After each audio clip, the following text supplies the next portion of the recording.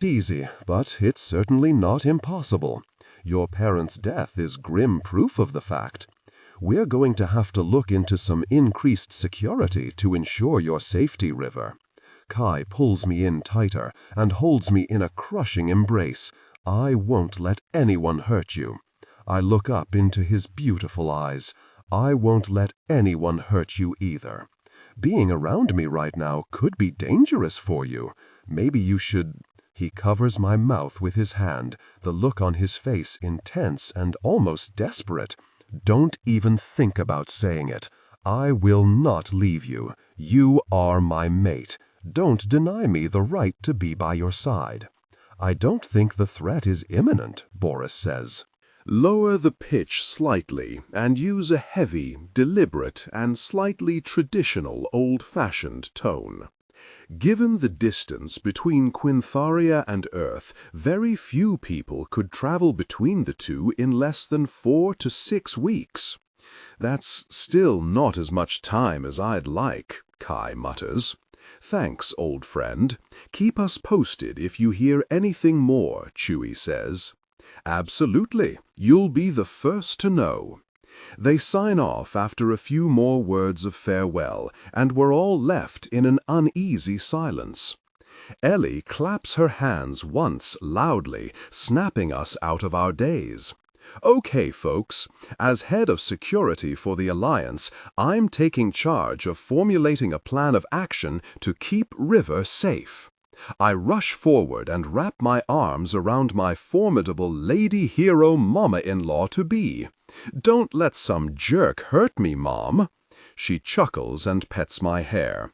Don't get too excited. You're probably not going to like all of what I'm going to propose. I step back, eyeing her warily. Uh-oh. She smirks. First of all, it means more training with Zamir, like I suggested before. I stagger back, feeling the cruel twist of the metaphoric knife she just stuck in my back. Dear gods, no! I hoped you might have forgotten about that. Any more exercise and I'll expire of natural causes before an assassin can try to put a cap in me. Maddox turns to Kai with an amused smile. Is he always this melodramatic? Yes, sometimes even more so, Kai agrees with a chuckle. I narrow my eyes at him. You better watch yourself, mister. Remember, I have photographic evidence of you in a onesie. Kai pales and his mouth drops open as he splutters. Roxy's eyes gleam with interest. Ooh, I want to see this. Gimme! Mal stares at his brother in disbelief. You wore a onesie? Do I even want to know what kind? Kai shakes himself out of his stupor and shakes his head. You do stupid things for love, brother. Just wait, it will be your turn soon. I grin. Kai's onesie was so cute. Kai shoots me a death glare. Don't even think about telling them, or I won't do that special favor you enjoy. I pooch my bottom lip out in a pout. No fair. I saw it, Chewie says, shaking his head. Let me tell you, the horror is too very true. I had no idea these guys were furries. Mal makes a series of choking noises. Kai throws his hands up in exasperation. I already told you we're not gods, very furries. We were simply wearing stupid animal-themed pajamas River insisted on when you walked in on us at an awkward moment. Ellie gives him a sympathetic look. Son, don't worry. Your dad and I don't kink shame. What 2 or more consenting adults decide to do together is their business. Roxy hoots with laughter. This is turning into the best day ever. I take Kai's hand and gaze lovingly into his eyes. Forget anyone who hates on adorable onesies. You agreeing to wear one just to make me happy, which I know is what happened, made it one of the best date nights ever. I stand on my tiptoes and give him a quick kiss. Kai's purple eyes soften with tenderness. He reaches out and brushes a curl from my forehead, his touch warm and whisper soft. I think I'd do just about anything for you, River Sullivan. Things are getting awfully schmoopy and cute in here right now, Ellie announces with a huge grin. When's the wedding? Kai and I break apart, flushing. I say. Mom, Kai whines. I still want to see a picture of this onesie, Roxy says. Mal high-fives her. Likewise. Kai crosses his arms. Over my dead body. Aw, don't be like that, bro, Mal says. If you show me the picture, I'm sure I can get Zamir to mete out some payback when he's training River. I hiss at him. Don't say a word to Zamir, or I will end you. I'm not sure I'd survive if his fitness regimen became any more difficult than it already is. Mal smirks. Oh, game on. I tap my lips thoughtfully.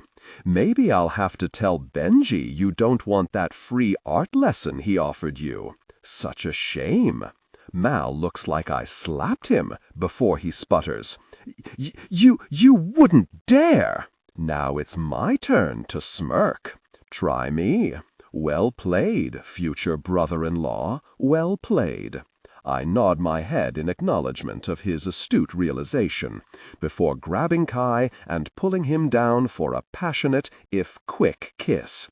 When I let go, he looks dazed and more than a little aroused. I grin, feeling satisfied with my ability to make him lose his cool. Better? I ask, batting my eyelashes. I will be when I get you alone later. Oh, goody, I shiver with pleasure. If we can ignore River and Kai's kinky furry habits and get back to the matter at hand, it would be appreciated, Ellie says. Kai's shoulders slump in defeat. Don't fight it, I whisper soothingly, petting his arm. Who cares if they think we're kinky as anything? Kai groans. Ahem. Ellie continues. River, the training you're going to need to do with Zamir is more about self-defense. As a Roknu warrior, he can train you in how to deal with someone who might try to overpower you. She turns to Kai. We should also plan to start training him to use our specialty tasers and ensure he has one he can keep on his person at all times. Smart thinking, Kai agrees. I consider this. Self-defense could be kind of fun, especially if I get to practice kicking Zamir in the groin. I turn to Kai with bright eyes. Plus, I get to have a weapon. How cool is that? I fist pump the air. Watch out, alien assassins. You picked the wrong guy to mess with. Right, Ellie says, not sounding entirely convinced. It does take time to become adept at these things, but you should have some basic resources to protect yourself if necessary. In addition, I'm thinking it would be best to arrange for a bodyguard to keep an eye on you, River. Kai bristles in obvious outrage. I can keep my mate safe, Mom. She gives him a steely look, her same amethyst eyes going hard. I don't doubt your capabilities, Kai, but you can't be with River every moment. This is an added precaution, nothing more. Your mom's right, Kai. Another bodyguard is a good idea, Chewie agrees.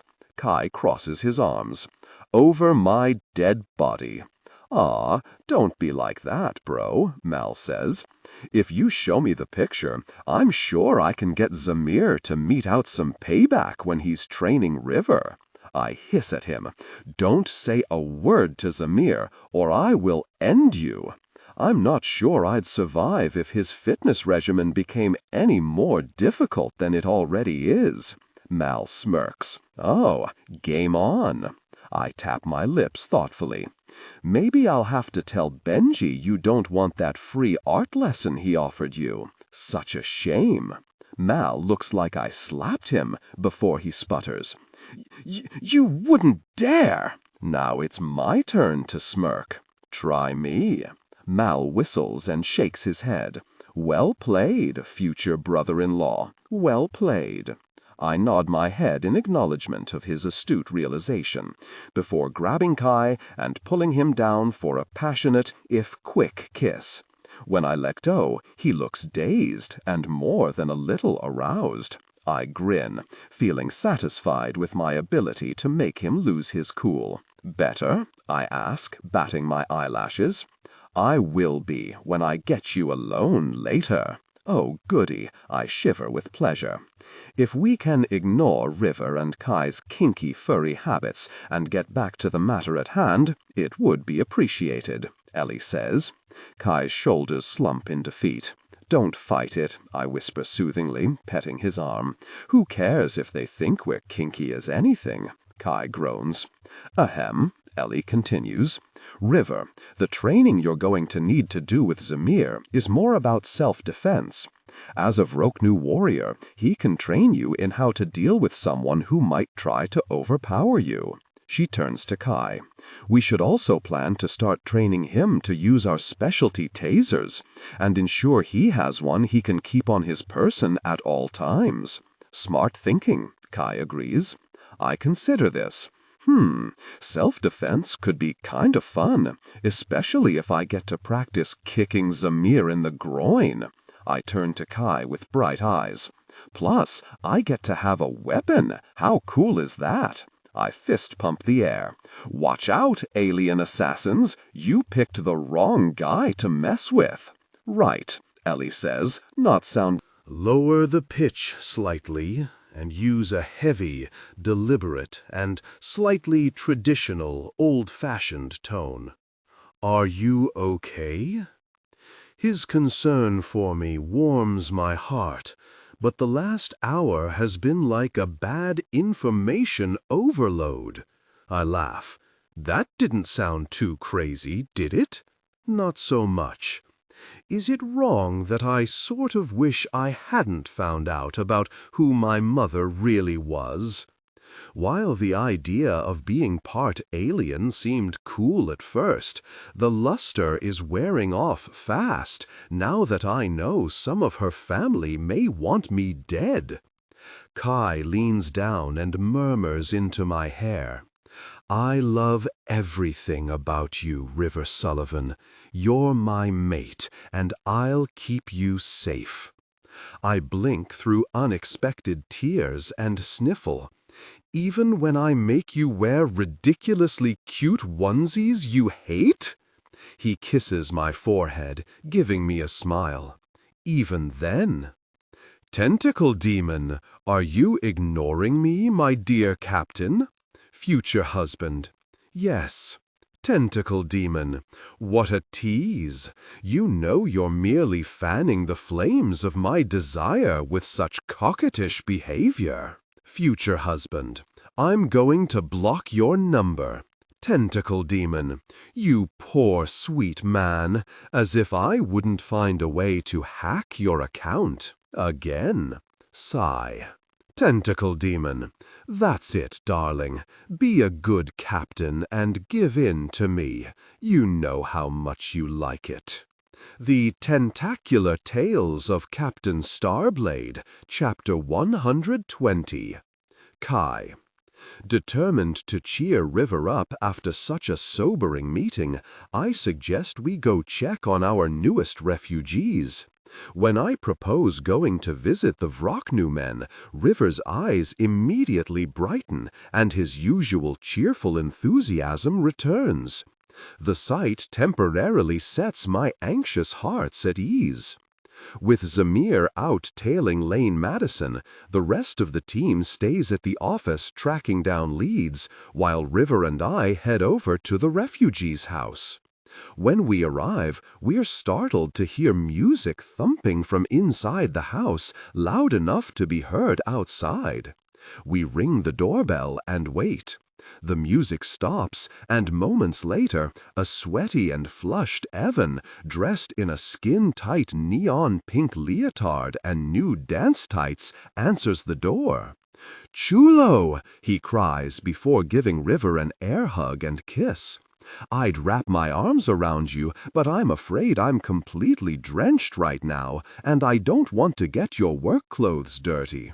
River gives a weak smile. No problem, but I will demand hugs from you later. Evan's expression immediately turns serious, his tone changing. What happened? What's wrong? River tries to brighten his smile, but it looks all wrong, making my heart's ache.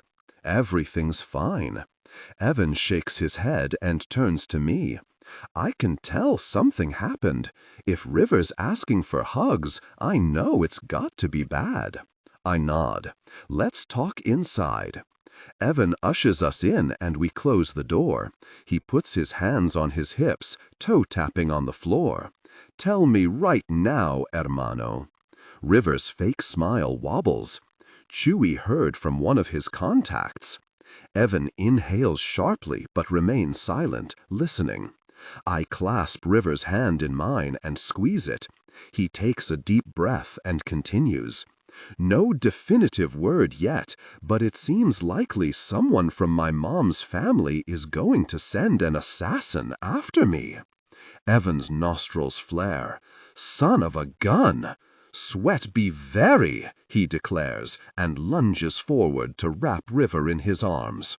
For a moment, River stands there stiff and awkward, but then he clutches Evan tightly, letting out a loud sob that rips my heart to shreds. I stand there feeling utterly inadequate and incapable of comforting my mate as he sobs. River is so strong and used to having to take care of himself. He's always the first person to give comfort and support to someone else. The fact he's leaning on Evan right now speaks volumes about how difficult today has been. At the same time, though, it makes me feel like I'm failing River somehow. I want to be one of the people he turns to when he needs someone to lean on. He doesn't have to take all this on alone. My hands curl into fists at my side, and my tentacles writhe in turmoil inside me. I have to do better. I'm his partner, his mate. No matter what I told myself at first, I've known since we completed the mating courtship ritual that I'm going to marry River Sullivan. It's time for me to step up and be the kind of partner he needs, even if it means wearing a unicorn onesie every time he needs perking up. For now, it means swallowing my pride and letting his best friend comfort him in the ways he needs. Evan, do we have guests? Zion asks, appearing in the hallway. River and Evan slowly detach from one another, both of them coming away with wet tears on their faces. Zion's expression immediately goes from curious to concern. What has happened? River sniffles and lets out a watery laugh. Sorry, I'm just being a little overly emotional. I got some bad news today, that's all. Evan wipes at his own eyes, smearing a faint hint of black eyeliner. He chuckles when he sees the smears on his hand. Difficult person, you made me ruin my makeup. River gives him a lopsided grin.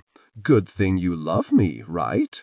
You're lucky I do. You know I can't help it. Any time you cry, I do too. It's always been this way since we were kids. Evan sniffles again. It's why you're not allowed to cry too often. If it makes you feel any better, you got your stinky sweat all over me when you hugged me.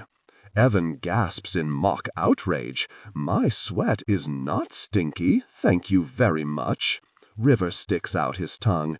It sure doesn't smell like roses. The churning in my gut settles, seeing my beloved's usually happy-go-lucky self starting to peek through again. Evan just shot up the list of important people in my life to safeguard. River needs him even more than I realized. Evan raises his chin in the air with regal sophistication. On that note, I'm going to go to the little girl's room and freshen myself up. Why don't you both go into the living room and make yourselves comfortable? Then we can talk. He gracefully glides off to the restroom, while River and I follow a still anxious-looking Zion into the living room. He and the other Vroknu men are all there wearing tight yoga pants and no tops. Their bare chests are gleaming with sweat from their recent exertions. River comes to such an abrupt halt, I nearly run into him. OMG! Were you guys practicing some of your dance routines? Zion flushes slightly, his cheeks going almost navy. Evan came over the other day with the first number already planned out. He gave us homework to study before he agreed to come and do a private training session with us today. He has been most helpful, Sajar adds. Evan tells us we are making good progress. River's mouth twitches. Uh-huh. Did he coordinate these outfits for you? The men look down at themselves. Yes, he suggested these would be most comfortable for us to practice our moves, Zion admits. I'll just bet he did, that sneaky jerk, River murmurs with equal amusement and appreciation. We sit down side by side on a beige love seat, and Wajan disappears into the kitchen before bringing back some water for us. I make sure River drinks some, and I'm relieved to see that his hand is no longer trembling. I reach out and squeeze his thigh reassuringly. Feeling better? He smiles at me, the expression faint, but far more genuine this time. Yeah, sometimes you just gotta let out some of the chaotic emotions whirling around inside. Evan's always been able to help me when I'm on negative feels overload. I swallow, trying not to feel inadequate. I'm glad you've had him to turn to. I mean that. Yet, selfishly, I also want to be the first person River comes to for help or when he needs to cry. It's a hard pill to swallow, but I realize I still have work to do to be a good mate to River. Maybe I haven't fully earned his trust as someone he can rely on. The thought is worrying. River snuggles into my side, unaware of my inner turmoil, and surveys the Vroknu men who have seated themselves in a row on the long couch across from us. So, tell me how you're all adjusting to your new home. Have you been watching any of the movies I sent you? I have a bad feeling about this. Movies? He gives me an innocent smile. Of course.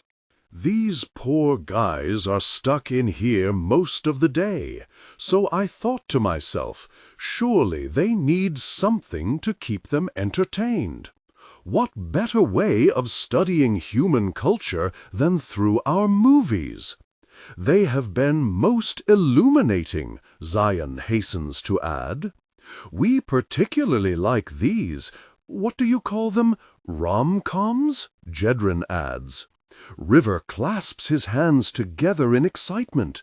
OMG! See, I knew you guys had seriously good taste. He jerks a thumb at me. This one I can barely get to watch a movie to save his life. I had a feeling you guys would be into them, though. We have not seen many love stories before, Zion whispers shyly, but they are most enjoyable.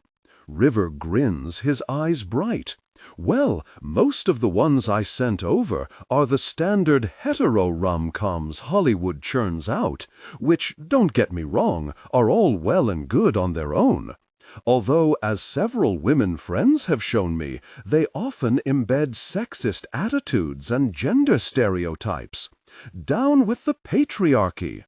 Just so you know, I have several indie gay rom-coms for you guys to enjoy next. I'll bring them over soon. The men look at each other in excitement. Love stories between men? Wojan asks, his expression hopeful. Hell yeah, River replies with a grin. I would very much like to see those, Zion says. For such a large man, he's rather soft-spoken. Perfect. I'll come over soon, and we'll totally have a movie party with popcorn, pizza, and plenty of vino while we watch gay rom-coms together. River's enthusiasm is contagious, and the Vroknu men begin talking excitedly. My heart swell with love and pride.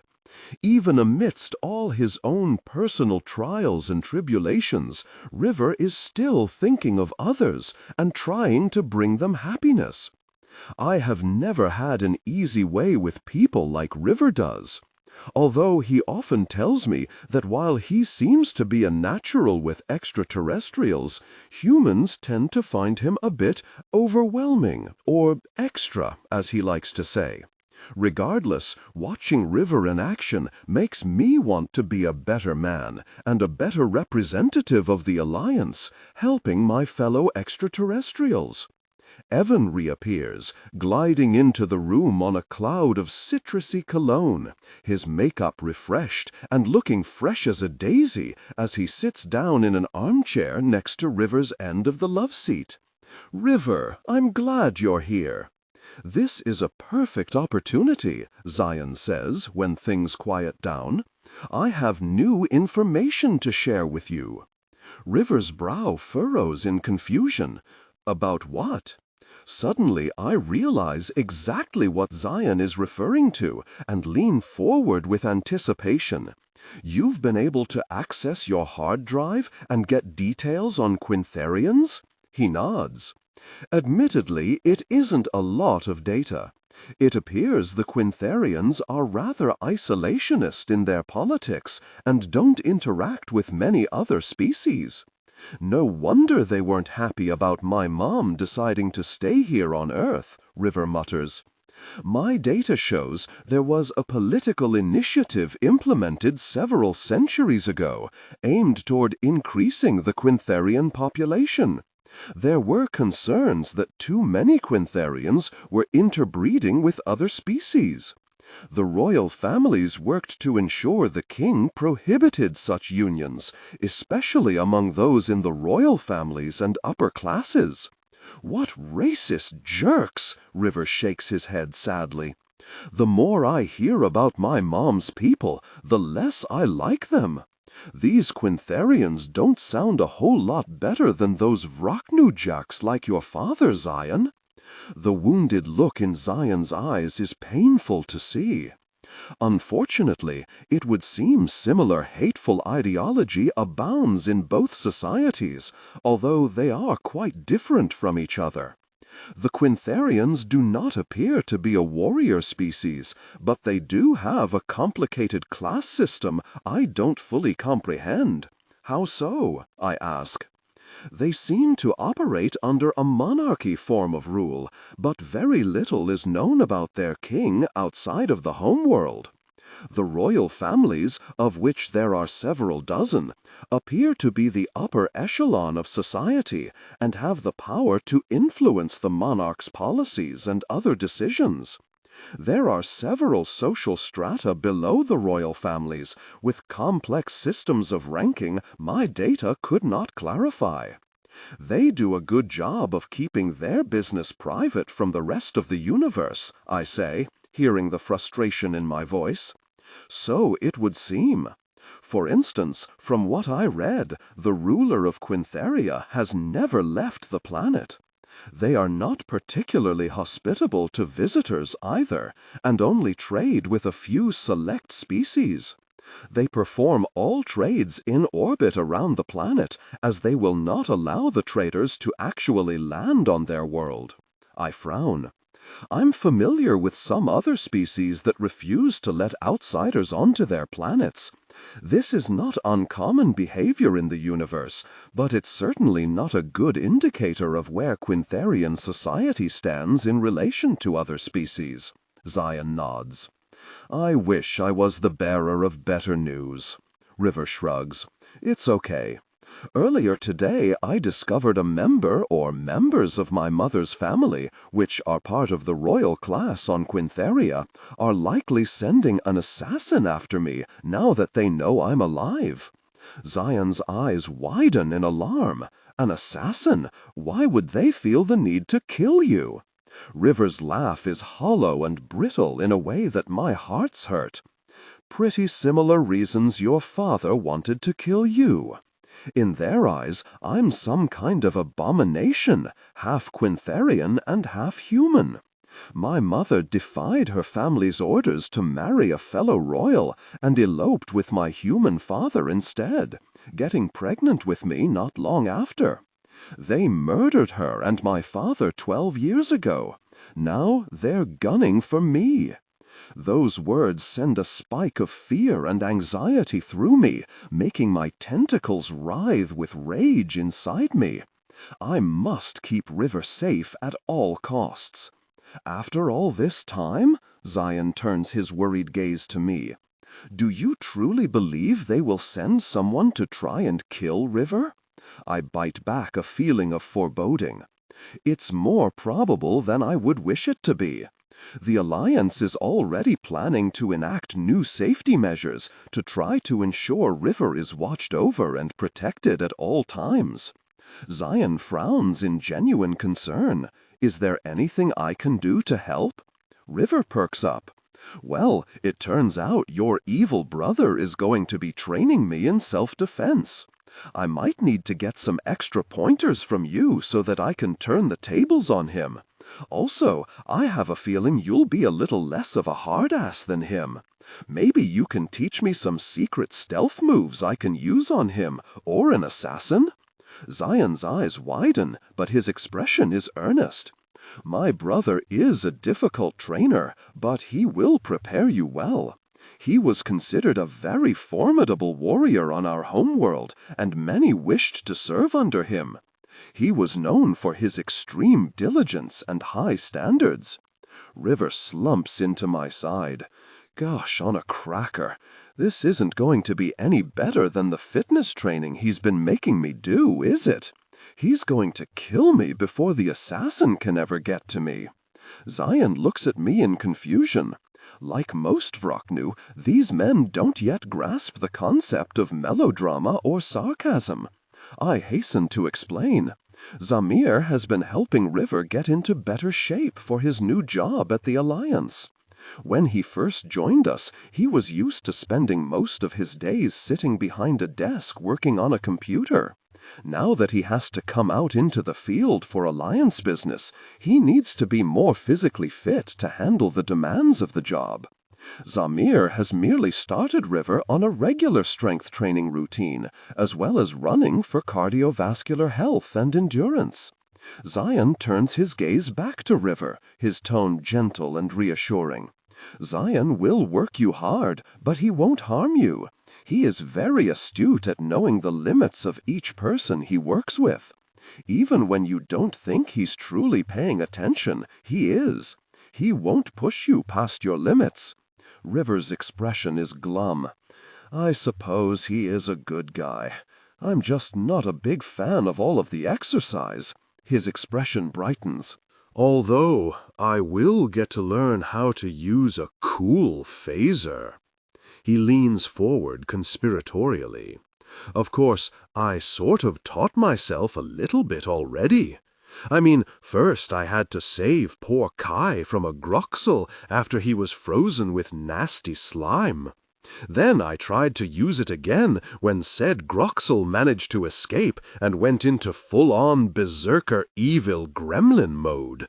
That was a bit of a nightmare, I can tell you. Zion gapes.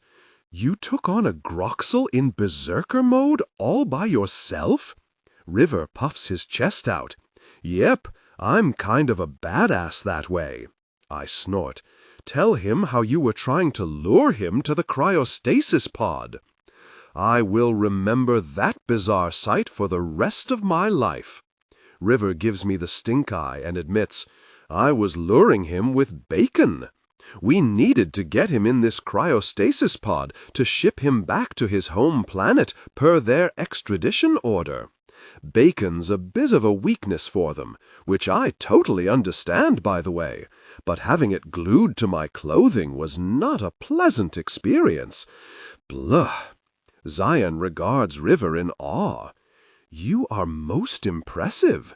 Despite your small stature, you clearly have a brave and strong heart.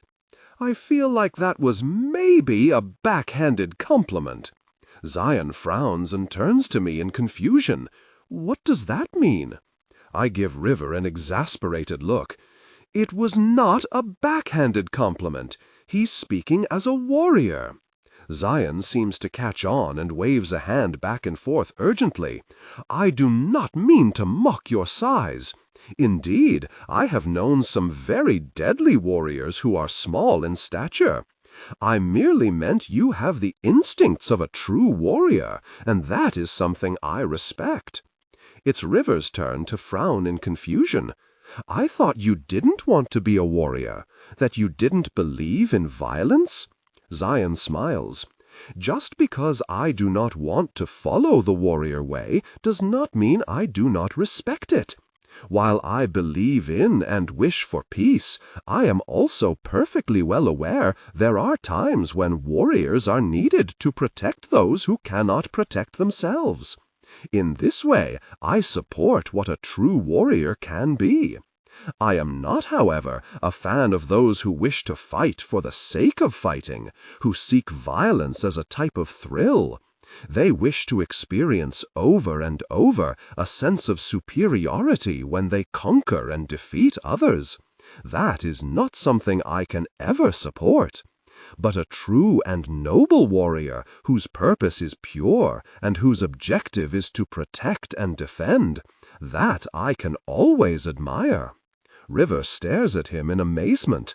Wow, I suppose you gave me a pretty epic compliment then. Thank you. I'm not a big fan of violence myself, but I will do what I have to if it's to protect my friends and loved ones. My heart swells with pride. My mate is bold and brave, but I worry he cares too little for his own safety. I clear my throat. You also need to learn to let others help protect you when you need it. River blinks at me quizzically. What do I mean? I take his hand in mine again and squeeze it. I know this news from Chewie's contact has you worried, and I know that for a moment you thought about leaving me and the Alliance to shield us from this danger. He begins to protest, but I raise a finger to his lips. Love, you've been far too used to having to look after yourself all these years. You have people who love and care about you, who feel the same way you do. You're not alone, and I hope you'll let us help you, because I plan to do everything in my power to keep you safe, whether you like it or not.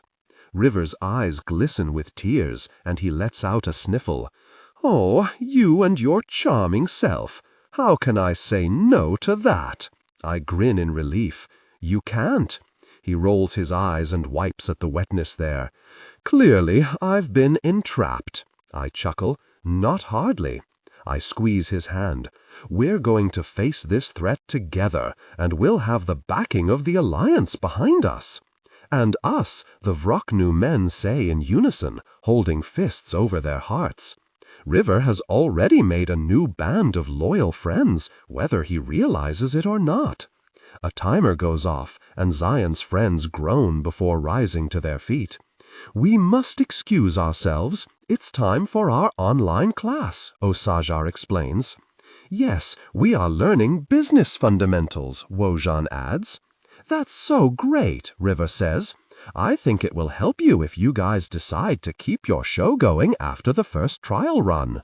We hope so, Tovak agrees. Never fear, River. We have your back, Jedran says, and they all nod in silent agreement. I'll join you all shortly, Zion says. The rest of the men take their leave and disappear to their rooms to start their online class. Let this assassin come.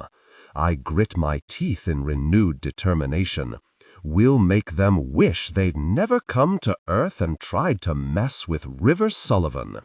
Ooh, River says breathily, snuggling into my side. That gave me shivers. His eyes become heavy-lidded as he regards me. Did I ever tell you how really sexy you are when you get all growly and protective like that? I lean closer. Tell me more? He licks his plump pink lips, and I want to bite them. I've never had any interest in the possessive type before, but with you it feels different, right somehow. Probably because I know you're not a jerk. I reach out and touch my amulet around his throat. It's because we're mates. You are mine and I am yours. Always. Making that declaration out loud settled something in my soul, and my being relaxed with satisfaction. River cups the side of my face, his green eyes searching mine. I thought we were taking things slow and waiting to make a decision on that. He swallows. You sound awfully certain. Time to step up. I can do this. I take a deep breath and take a leap of faith. I am. I don't need more time to think about it. I think I knew, somehow, the minute I met you. There was something about you that called to me, and no matter how hard I tried to resist, I couldn't. My voice is raspy with emotion when I say, I want to spend the rest of my life with you, and no one else. Evan lets out a high-pitched squeal. Oh my freaking God! Did you just propose to him? I turn back to River, who's watching my every move with an intensity that leaves me breathless. My people do not have the same customs as humans when it comes to marriage. But I know you, River. You deserve a grand proposal, one you will no doubt call epic. Let's just say, today, I'm making you a promise. It's coming, so you better be ready. His eyes glitter with joy and barely concealed excitement. You bet I will. Evan sniffles loudly. Ah, young love, you two are way too stinkin' adorable. He darts me a sharp look. You better let me know when this epic proposal is going to happen, or I will shank a difficult person. I gulp. Evan looks harmless on the surface, but I've been working for the Alliance long enough to know there's one dangerous and tough individual underneath that cute exterior. I give him a gentleman's nod of agreement, which he thankfully accepts. River echoes my thoughts. You think I'm small but mighty? Evan is fierce. Seriously, don't mess with him. Already got that message loud and clear. Zion regards Evan with interest. You are a noble warrior too? Evan eyes him up and down, making the much bigger man shift uneasily on the couch. I'll protect you too, guapo. If your difficult father shows up here, I will kick his crazy self to Neptune and back. Simmer down, bro, River says. Poor Zion's barely been on Earth 5 minutes. He's not ready to deal with a full-on seduction campaign from you. Zion sputters, his blue cheeks darkening. Seduction? Honey, I've been trying to work my mojo on you for days. Don't tell me I've lost my knack? He gapes at River in horror. Dios mío, I'm too old now, aren't I? 23 is practically ancient in gay years. He covers his face and wails, I've lost the bloom of youth. No one will want me ever again. Zion's eyes are wide with anxious confusion. I have offended him somehow. River rolls his eyes. No, my BFF is just a big old drama queen. Emphasis on the queen. Evan uncovers his face and gives River a glare and snaps his fingers in the air. Very right, I'm a queen. Lower the pitch slightly and use a heavy, deliberate, and slightly traditional old-fashioned tone. Zion looks even more confused. You are royalty too? Evan's expression softens. You're just too friggin' sweet for your own good, aren't you? Zion darts a glance between us, bewildered. I believe I have lost the thread of this conversation. Evan sighs and feigns a near faint in his armchair. Apparently, I've lost my sex appeal. My efforts to seduce you have failed. He trails off with a sob. Zion's all kinds of flustered now. I was not aware you were trying to seduce me. Gosh! Evan sits up straight, gaze intense and curious. Does seduction work differently on your world? Is this a human versus alien communication barrier? Am I supposed to use different moves on you? This interspecies thing is really complicated. River chimes in. Seriously, bro, I'm constantly having to remind myself about what I learned in my intro to anthropology class. We can't impose our cultural standards on them. We should learn how they do things. He turns to me. You'll teach me how your people get formally engaged too, right? It's not just about me, after all. I smile down at him, my heart's overflowing with love. Yes. Then I remember we still haven't talked about the formal sanctioning ceremony in any real detail yet.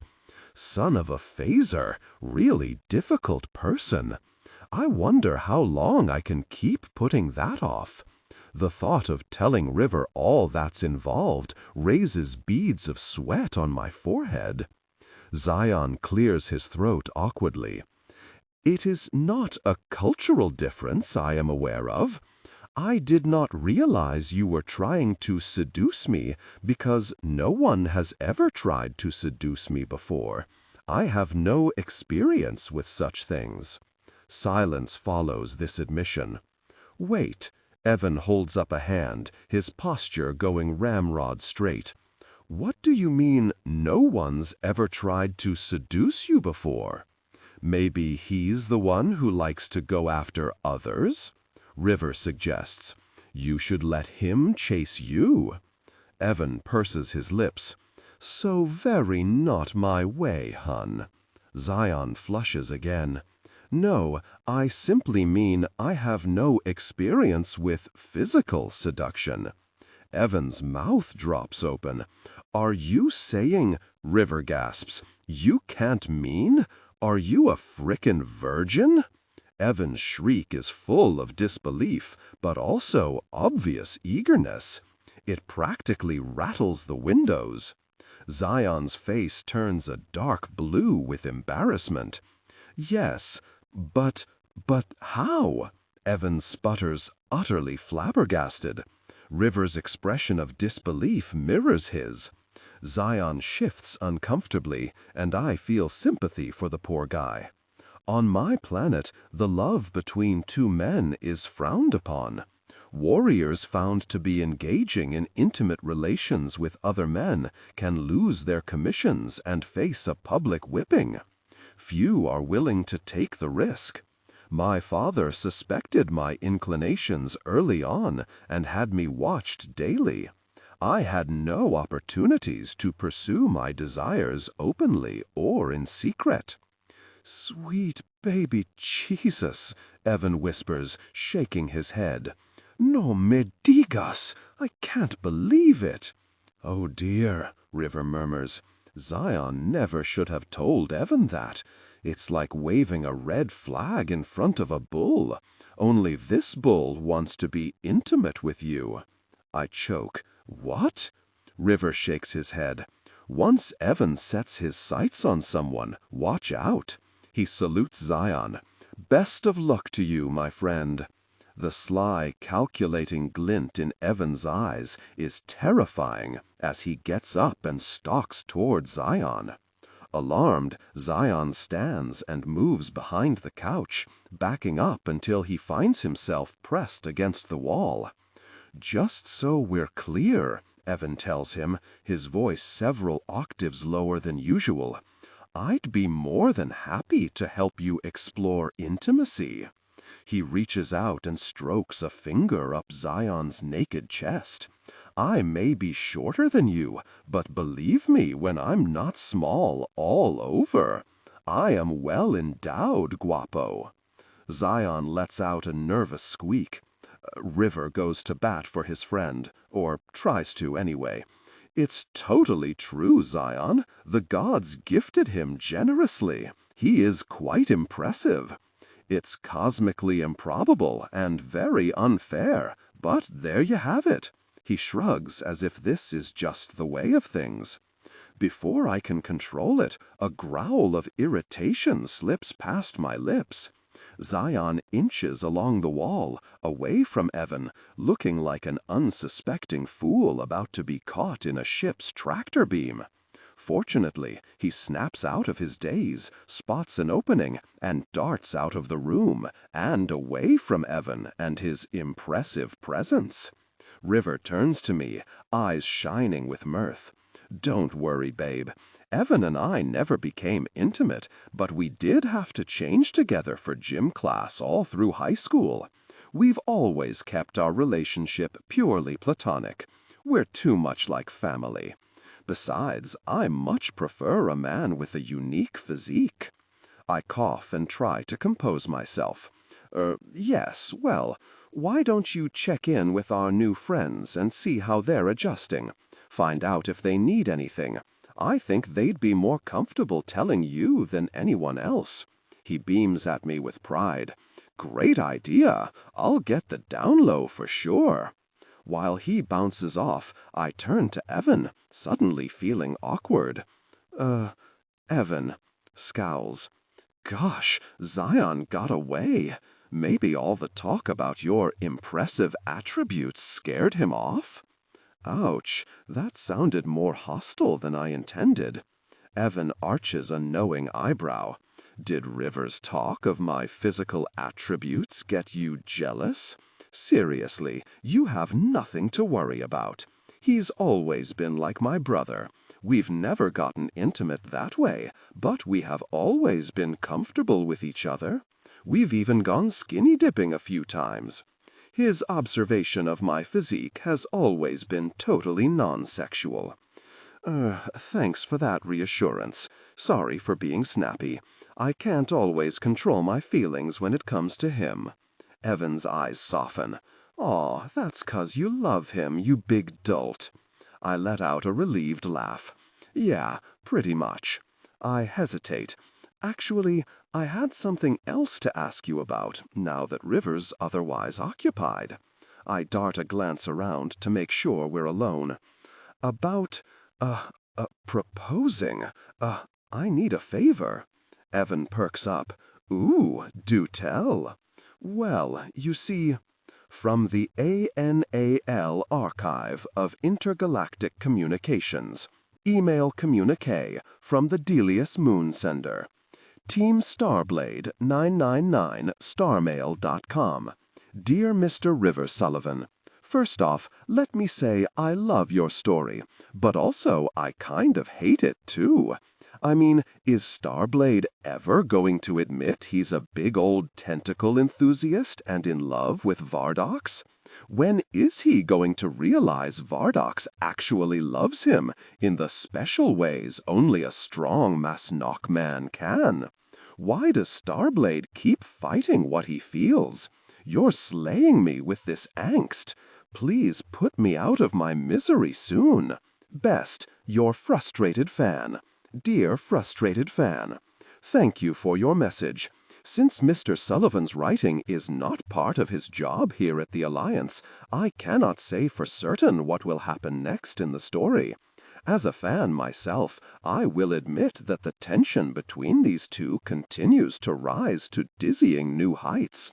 I don't know what he has planned, but I'm sure it won't disappoint.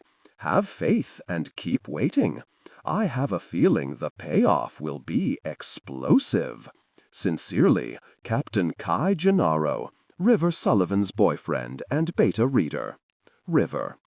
So, Ellie says, leaning back in her chair, to what do I owe this special lunchtime invitation? I fiddle with the straw in my iced tea for a moment, stalling, because for some reason I'm nervous. Well, you are wonderfully fabulous after all. I could have just wanted to take you out to lunch because of that. She throws her head back and gives a wonderfully throaty laugh. Oh, I have no doubt about that, River, but your face is very expressive. I can tell there's something on your mind. She leans forward and props her elbows on the table, resting her head on her hands. Why don't you tell me what this is really about? I should have known I couldn't. So, I know it hasn't been very long, but things are getting pretty serious between me and Kai. Arches an eyebrow, her mouth curved in a knowing smirk. That doesn't surprise me. My son's been smitten with you from practically day one. I scoff. I don't know about that. But, I grin, I did my very best to work my love master wiles on him. Love master, huh? Ellie snorts. I don't think you had to work all that hard, honey.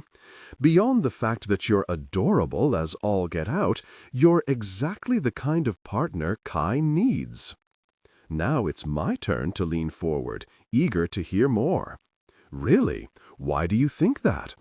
I'm pretty self-confident, but some parental reassurance wouldn't be amiss, especially since Fabian's been sniffing around my man lately. Just the thought gets my blood boiling. That difficult person better keep every one of his unwanted attention off my man. Kai's a lot like his father, Ellie murmurs thoughtfully. I don't mean that in a bad way. They just tend to be a bit more reserved and by the book, as it were. Both Maddox and Kai take on a lot of responsibility and treat it all very seriously, which means that they both have trouble loosening up and letting go, experiencing the fun side of life. You'll have to help Kai with that and inspire him to be spontaneous every now and again. I grin. No problemo. Ellie chokes back a quick laugh. At first, I wasn't sure what to make of you. To be honest, initially I thought you were the biggest dumbass of a human I'd ever encountered. I gape in shock. She's never told me this before. The hell? She waves a hand dismissively. Look, the first time I saw you, you were racing head-on into a confrontation with a loose groxel in our downtown headquarters. Anyone with any sense knows you don't take on a groxel without protective gear and appropriate armor, especially if they're not muzzled. I cross my arms, holding back a pout as best I can. Well, I'd never encountered a groxel before. How was I supposed to know? That's exactly it, though. You didn't know what the hell you were dealing with, yet you still rushed headlong into a dangerous situation without any thought. She shakes her head. Don't get me wrong.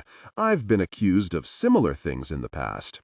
Let me tell you, not all of those incidents turned out well at all.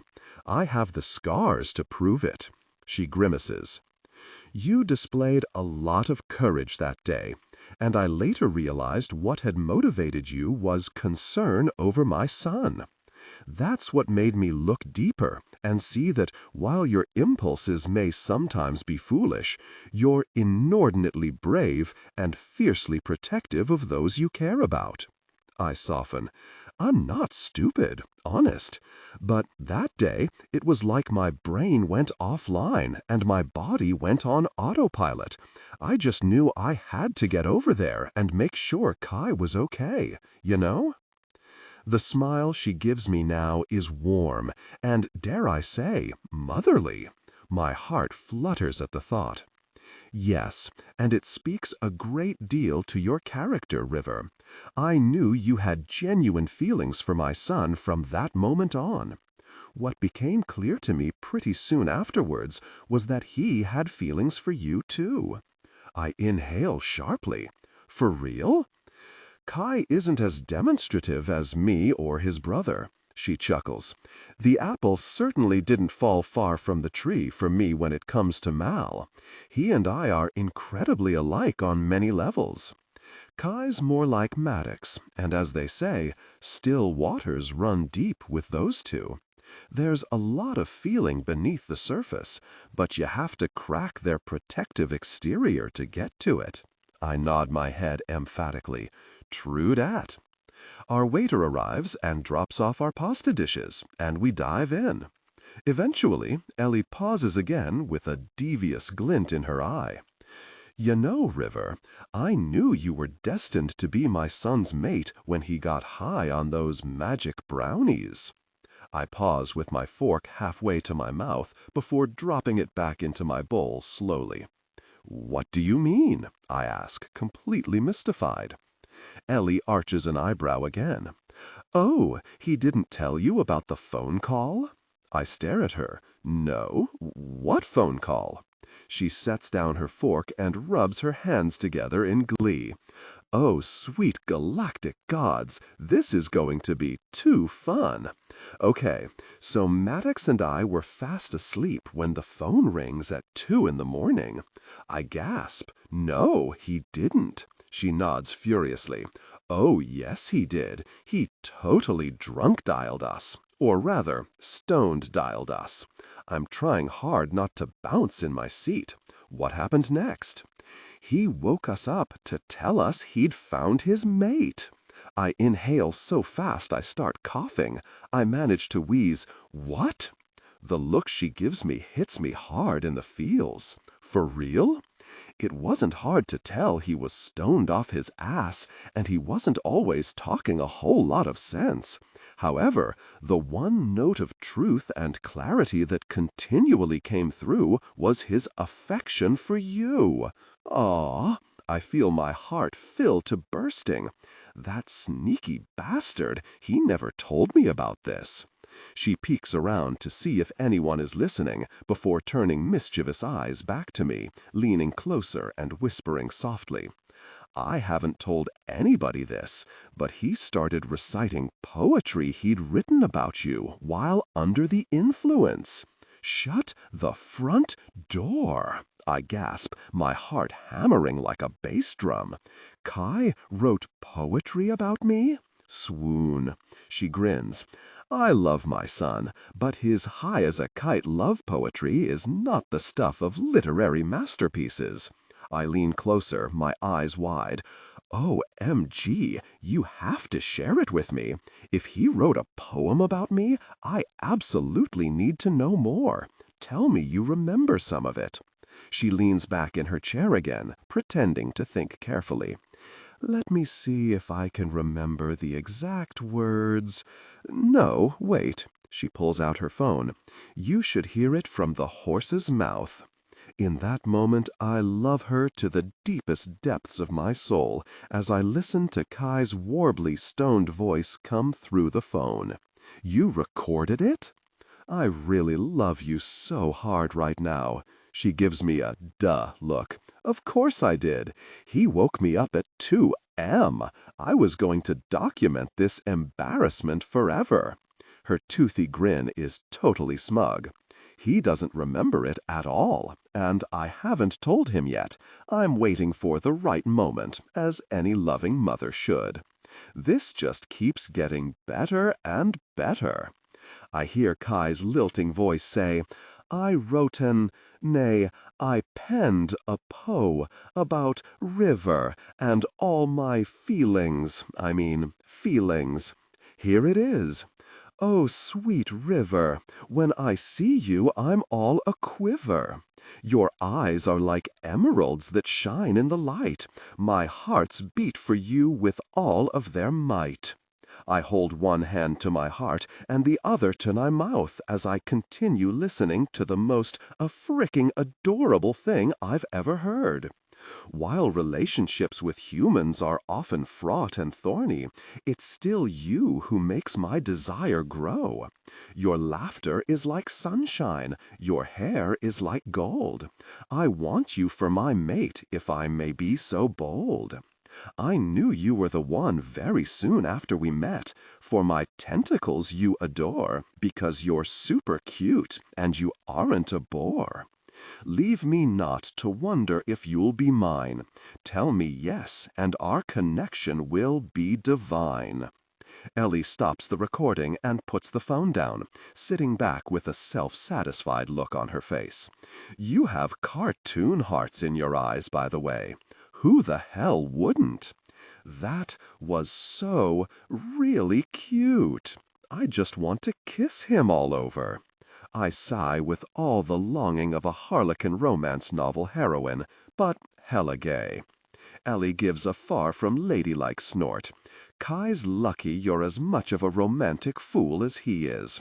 A poet he is not, but he tried. Her expression softens with fondness. He's very sensitive underneath it all. He just has that prickly exterior you need to get past to find the soft, squishy center underneath. She sighs in a tone of reminiscence and adds, "His father was the same when I first met him. Let me tell you, once I got to his soft, wonderful inside, I knew it had been well worth the challenge." I lean my elbows on the table and rest my chin on my hands. I totally want to hear that story one day. In the meantime, I absolutely need to get Kai's love poem printed and framed. Lower the pitch slightly and use a heavy, deliberate, and slightly old-fashioned tone. Ooh, maybe even blown up to an enormous size so we could put it on the living room wall? Ellie arches an eyebrow. Whose living room wall? I hesitate. Good question. It sort of assumed my house, but that would require moving Benji's psychedelic art, already covering just about every available surface in our living room. Ugh. The serious look Ellie's giving me now has me worried. Uh-oh. Gosh, things about to get real. You know you can't stay living with your uncle forever, right? I don't want to be the heavy in this situation, but I have both Kai and your best interests in mind. If your relationship is getting as serious as you suggest, it's time for you two to consider moving in together. I know it hasn't been long, but you already spend practically every night together, either at his house or yours. She's really right, of course. My shoulders slump in acknowledgement of this truth. I'm not even going to mention Kai basically told me he's going to propose soon. I know, I guess I was trying not to think about it. In fact, I have a feeling Kai's been working his way up to asking me to move in. Believe me, I do want to live with him. I just worry about my uncle. He may be older than me, but he's not particularly good at taking care of himself. I swirl my straw in my iced tea.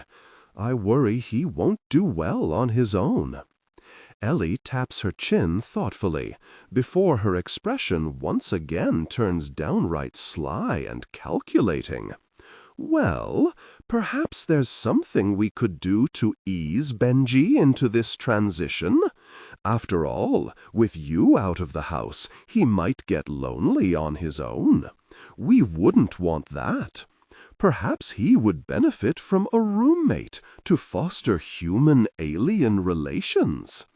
From the scheming glint in her eyes, I have a strong feeling I know exactly where this is going. You brilliant hussy, are you thinking what I think you're thinking? Her grin turns shark-like.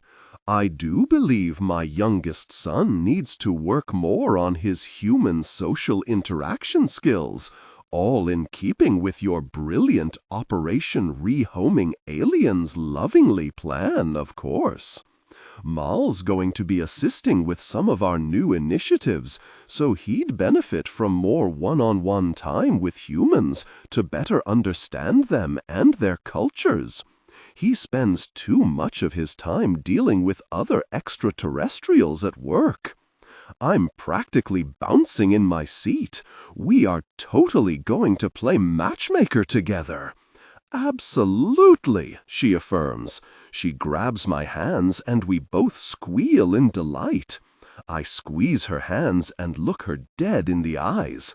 You're okay with Mal trying to woo my uncle, even though he's human and quite a bit older? Ellie's gaze meets mine and softens again. River, as I've always told my boys, we can't choose love. Love chooses us. I'll support whatever makes my sons happy.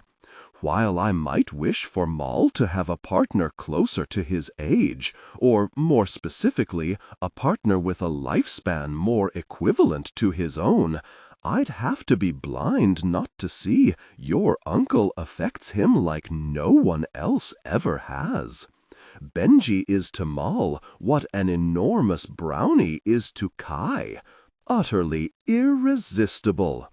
This epic woman is going to be my mother-in-law one day soon. How did I get so lucky? I brush a tear away and offer a watery chuckle. A very apt analogy. I feel a line of worry form in the middle of my forehead. I'm more concerned Benji might not be interested in Moll. I can't even tell if he's noticed Moll's all too obvious attraction. That's definitely the wild card here. Benji is complex. I'm probably the person closest to him in this world, and he still manages to mystify me at times. I hum in contemplation.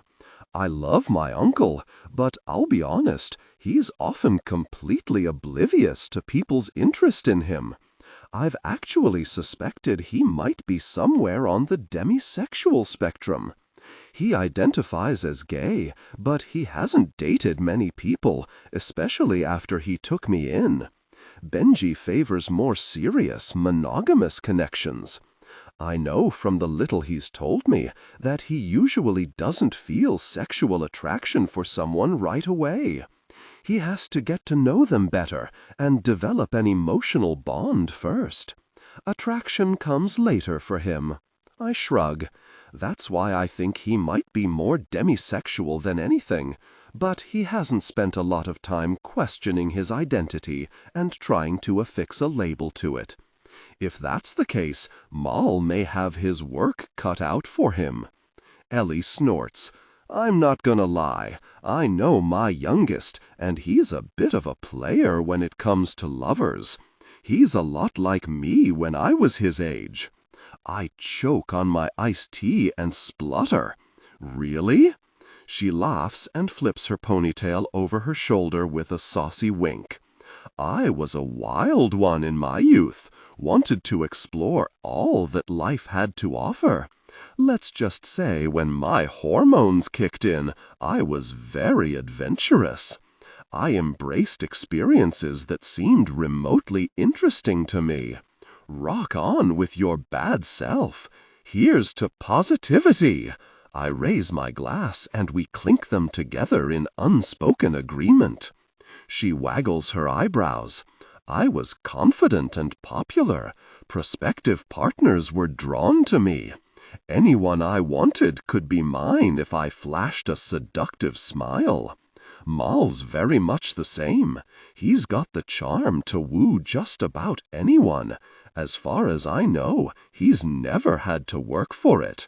Those killer dimples, I say, pointing my finger at her. Exactly. When it comes to his love life, he's usually the one being chased rather than the other way around. He's never had a real challenge before.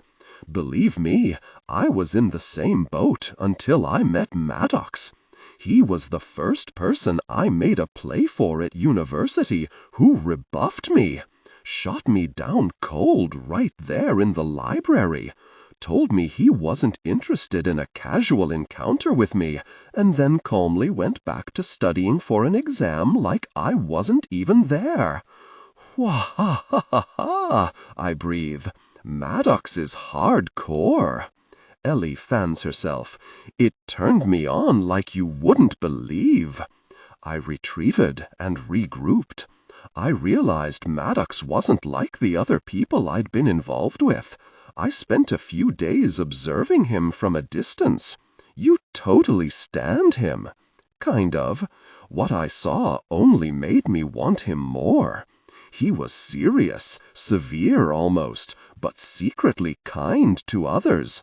I realized for the first time in my life I might want a serious relationship with one person. That left me gobsmacked for a while.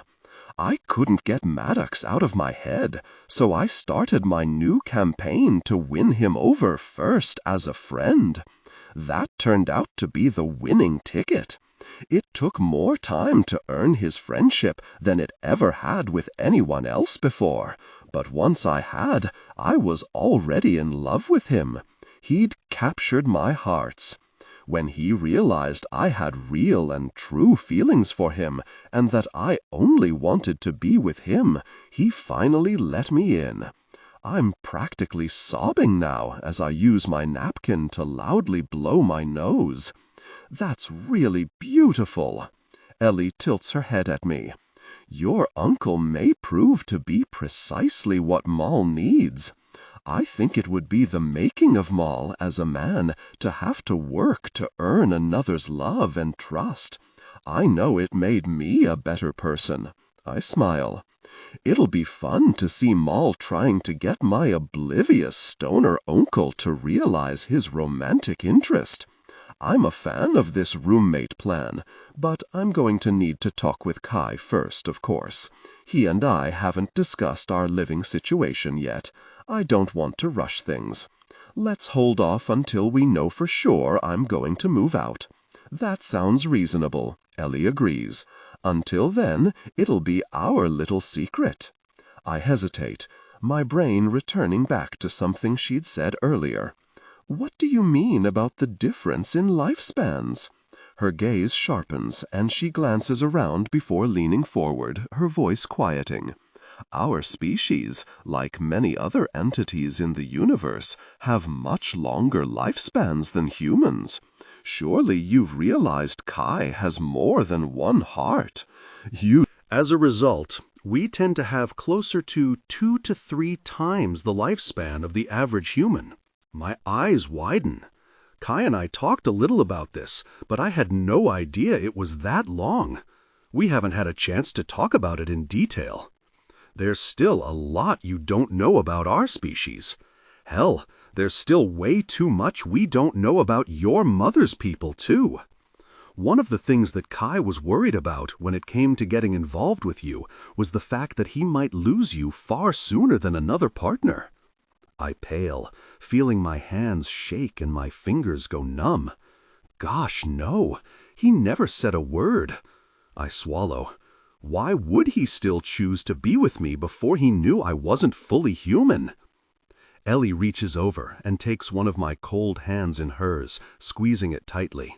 Because he was already in love with you, River. Had you been a normal human, you might have had only a third of Kai's lifespan together. Black spots start forming behind my eyes, and I try to blink them away. My breathing is shallow and raspy.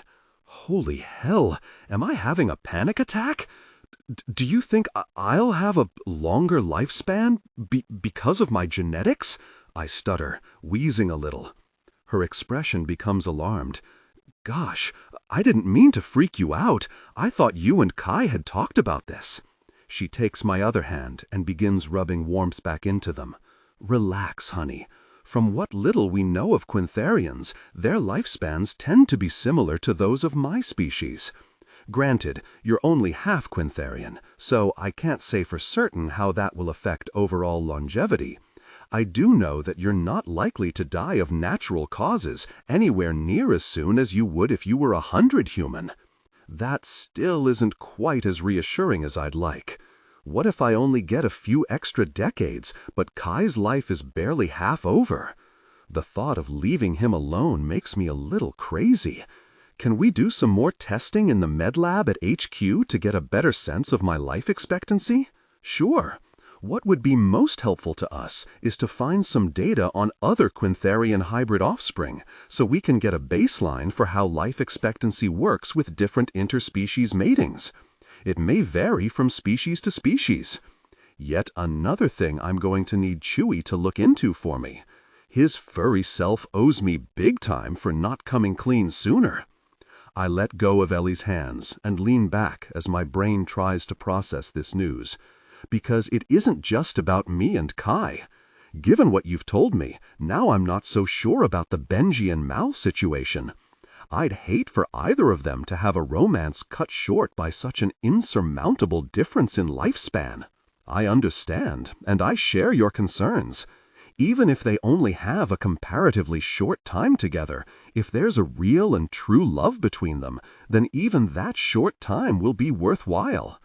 The pain of loss will be far less than the pain of regret if he never pursues his heart's desires. Even a short time together will allow him to make beautiful memories he'll always have. I take a shaky breath. Very. You're pretty freaking wise. Has anyone told you that before? The corners of her eyes crinkle in amusement. I just tell it like it is. It helps that I have quite a few years and life experience under my belt. I frown. Maybe we're getting ahead of ourselves. Who knows if Benji will even reciprocate Mal's interest? I know he finds Mal attractive, but he didn't think such a young guy could truly be into him. Time will tell. Putting them together in the same living space for a while will tell us a lot for sure. If Mal can't make something happen within 12 months, then perhaps it wasn't meant to be. My mind's racing. This whole lifespan issue is raising a lot of questions I need to explore. Knowing I might live longer than people I care about is terrifying. If there's a way to increase Benji and Evan's lifespans, you better bet I'm gonna find it. We finish our lunch while chatting about lighter alliance business. When we're done, I grab the check and pay for the meal. My treat, I tell her. All right, just so long as I get to return the favor next time. I give her a high five. You're on, future mama-in-law. As we step outside, I turn to her nervously. Actually, I know I mentioned this earlier, but there's one more place I'd like you to come with me. She arches an eyebrow. Oh, so mysterious. I flush. Well, you see, I reach up and fiddle with the necklace around my neck. You know how Kai gave me his amulet? She gives me a quizzical look. I swallow. Well, I promised him I'd get him something in return. For us humans, that usually means a ring. I had one commissioned, and I wanted you to come with me when I pick it up so I can get your thoughts on whether Kai will like it or not. Her eyes widen. An engagement ring? I shrug nervously. Sort of? I guess maybe more of a promise ring at this stage? Believe me, I'd ask Kai to marry me today, but based on something he told me recently, I have a feeling he's planning a proposal for me instead. I definitely don't want to ruin that, especially after hearing that amazing poem he wrote for me. I can't wait to see what romantic gesture he comes up with for the proposal. Ellie squeals and clutches her hands together. You two are so very cute. I grin, my cheeks reddening. Yeah, we really are. Anyway, I don't want to steal his romantic thunder, but I did promise him a ring in return for the amulet, so other people know he's taken too. This feels all the more urgent with El Jerk Fabian sniffing around my man. Ellie slaps me on the back, once again not knowing her true strength, and I go sprawling forward, nearly doing a header into the sidewalk. Thankfully, she grabs the back of my shirt and pulls me back in the nick of time. Sorry, she mutters sheepishly, still working on that. You don't say, I wheeze, trying to get air back into my lungs. She grins, flashing her teeth at me. I like this idea. You stake your claim on my son. That's what I'd do if I were in your shoes. She scowls suddenly. After all, we don't want that idiot Fabio trying to weasel his way back into Kai's life again. I stare at her, sputtering for a moment before bursting into gales of laughter. Fabio! I really love you. I'm so gonna secretly call him that in my head from now on. After the crazy scene he made at headquarters a few years ago, I wrote him off. I always knew he wasn't a good fit for Kai, but I thought their past casual arrangement was helping Kai out of his depression after things went south with Jonathan, so I didn't try to intervene. You knew about that? She gives me her difficult person please face. Never underestimate what a mother knows, especially when she's head of Alliance Security. I gulp. Yikes. I'll keep that in mind. She crosses her arms in irritation. I'm not happy that Fabio's back and trying to worm his way into Kai's life again. I scowl. Me neither. He's trying to go the let's be friends again route with your son. Kai's just too good a person to see it as a trap. He believes that jerk Fabio and wants to try and salvage the friendship. I'm supporting him, even though I don't like it. I don't want to be that jealous, douchey boyfriend who won't let him have any friends. That's not me. You're playing this right. Kai will get his back up if you try to tell him not to see that idiot. He'll want to make a real go of fixing the friendship, but never doubt that he loves you. There's no way he'd do anything to hurt you. It's not me I'm worried about, I admit. He's the one who's going to be hurt if the friendship fails again. She tightens the ponytail on her head and shakes her hair over her shoulder. Agreed. Just support him and love him. That's the best way to go forward. I swallow, fighting back tears at the obvious trust she's placing in me. I will. Good, she says, her face clearing. I have complete faith in you, River. Now, let's go see this ring. We lock arms and walk to the jewelry shop together. Kai. Hey, man. Thanks for inviting me to lunch, Benji says as he walks toward me. Lower the pitch slightly and use a heavy, deliberate, and slightly traditional, old-fashioned tone. River's uncle is his... Lower the pitch slightly and use a heavy, deliberate, and slightly traditional, old-fashioned tone. River's uncle is his usual, slightly unkempt self. His long, wavy hair, streaked with gray, is pulled up into a bun, but some strands have come loose to hang down past his shoulders. His beard, which is also starting to gray, looks in need of some maintenance. There appear to be flecks of several colors of paint in it. Then again, his arms, hands, t-shirt, and jeans are also liberally speckled in a rainbow color wheel of paint. I grasp his hand and shake it warmly. I appreciate you coming. He smiles at me, his expression mellow. It was perfect timing, actually. I didn't realize I was hungry until I started talking to you on the phone. Luckily, it worked out that I was at a good stopping point in my painting. Kismet, baby. He chuckles to himself. River will be impressed. I don't always take the best care of myself when the muse strikes. You know how it is, man. I get really focused on my art and sort of forget about things like eating lunch and taking breaks. He shrugs as if to say, "What can you do?" The idea's somewhat preposterous to me at first. Then I'm forced to acknowledge with an uncomfortable twinge that I have a similar tendency to get ultra-focused on my work, occasionally skipping meals as a result. I reflect back on the delicious dinner River cooked for me several nights ago and realize with a start that he's begun taking care of me in much the same way he takes care of his uncle. This unwanted discovery bothers me a lot. River's the one who needs to be taken care of for a change, and I want to be the one to do it. At this moment, I resolve to make more room in my schedule to do things for River. I clench my fists, determination coursing through me. I will do whatever it takes to bring River joy, even if it means more pajama party dates with ridiculous outfits. If they make him happy, I will wear as many onesies as he wants.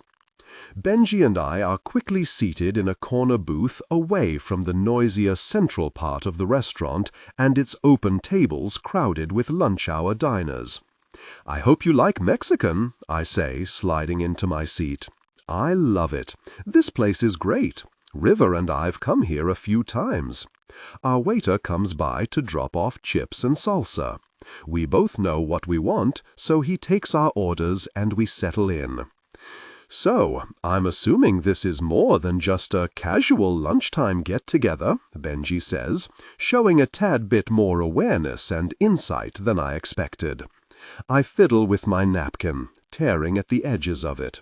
"You're right. I wanted to talk with you about your nephew." Benji arches an eyebrow and takes a sip of his water, but doesn't say anything. I swallow my nerves and continue. "I'm very serious about him. I know we haven't been together long, but in my people's courtship process, we are very nearly engaged." Benji leans back. "Wow, that's pretty cool, man. I had no idea. Obviously, I intend to honor River's culture as well, and plan to propose to him soon." I take a deep breath, psyching myself up for the hard part of this talk. If he says yes, I want him to move in with me. We're already spending most of our nights sleeping at one another's houses. I love him and want him to be with me always. I'm pretty sure he feels the same way. Once we're engaged, it just feels like the natural next step. I tug at my collar nervously. While I'm not asking for anything as old-fashioned as your blessing, I do hope we'll have your support as we move into this new phase of our lives and our relationship. Your love and support mean everything to River. Benji's expression sobers, and he strokes his beard. "Ah, I see now. This is wonderful news. I fully support you guys.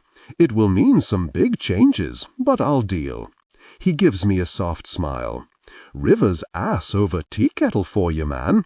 He's probably going to flip his gosh when you ask him to marry you and move in with him. It's going to be a double whammy of epic proportions." I tear at the mangled remains of my napkin. "Do you think it's too much at once? Should I slow down? Give him more time?"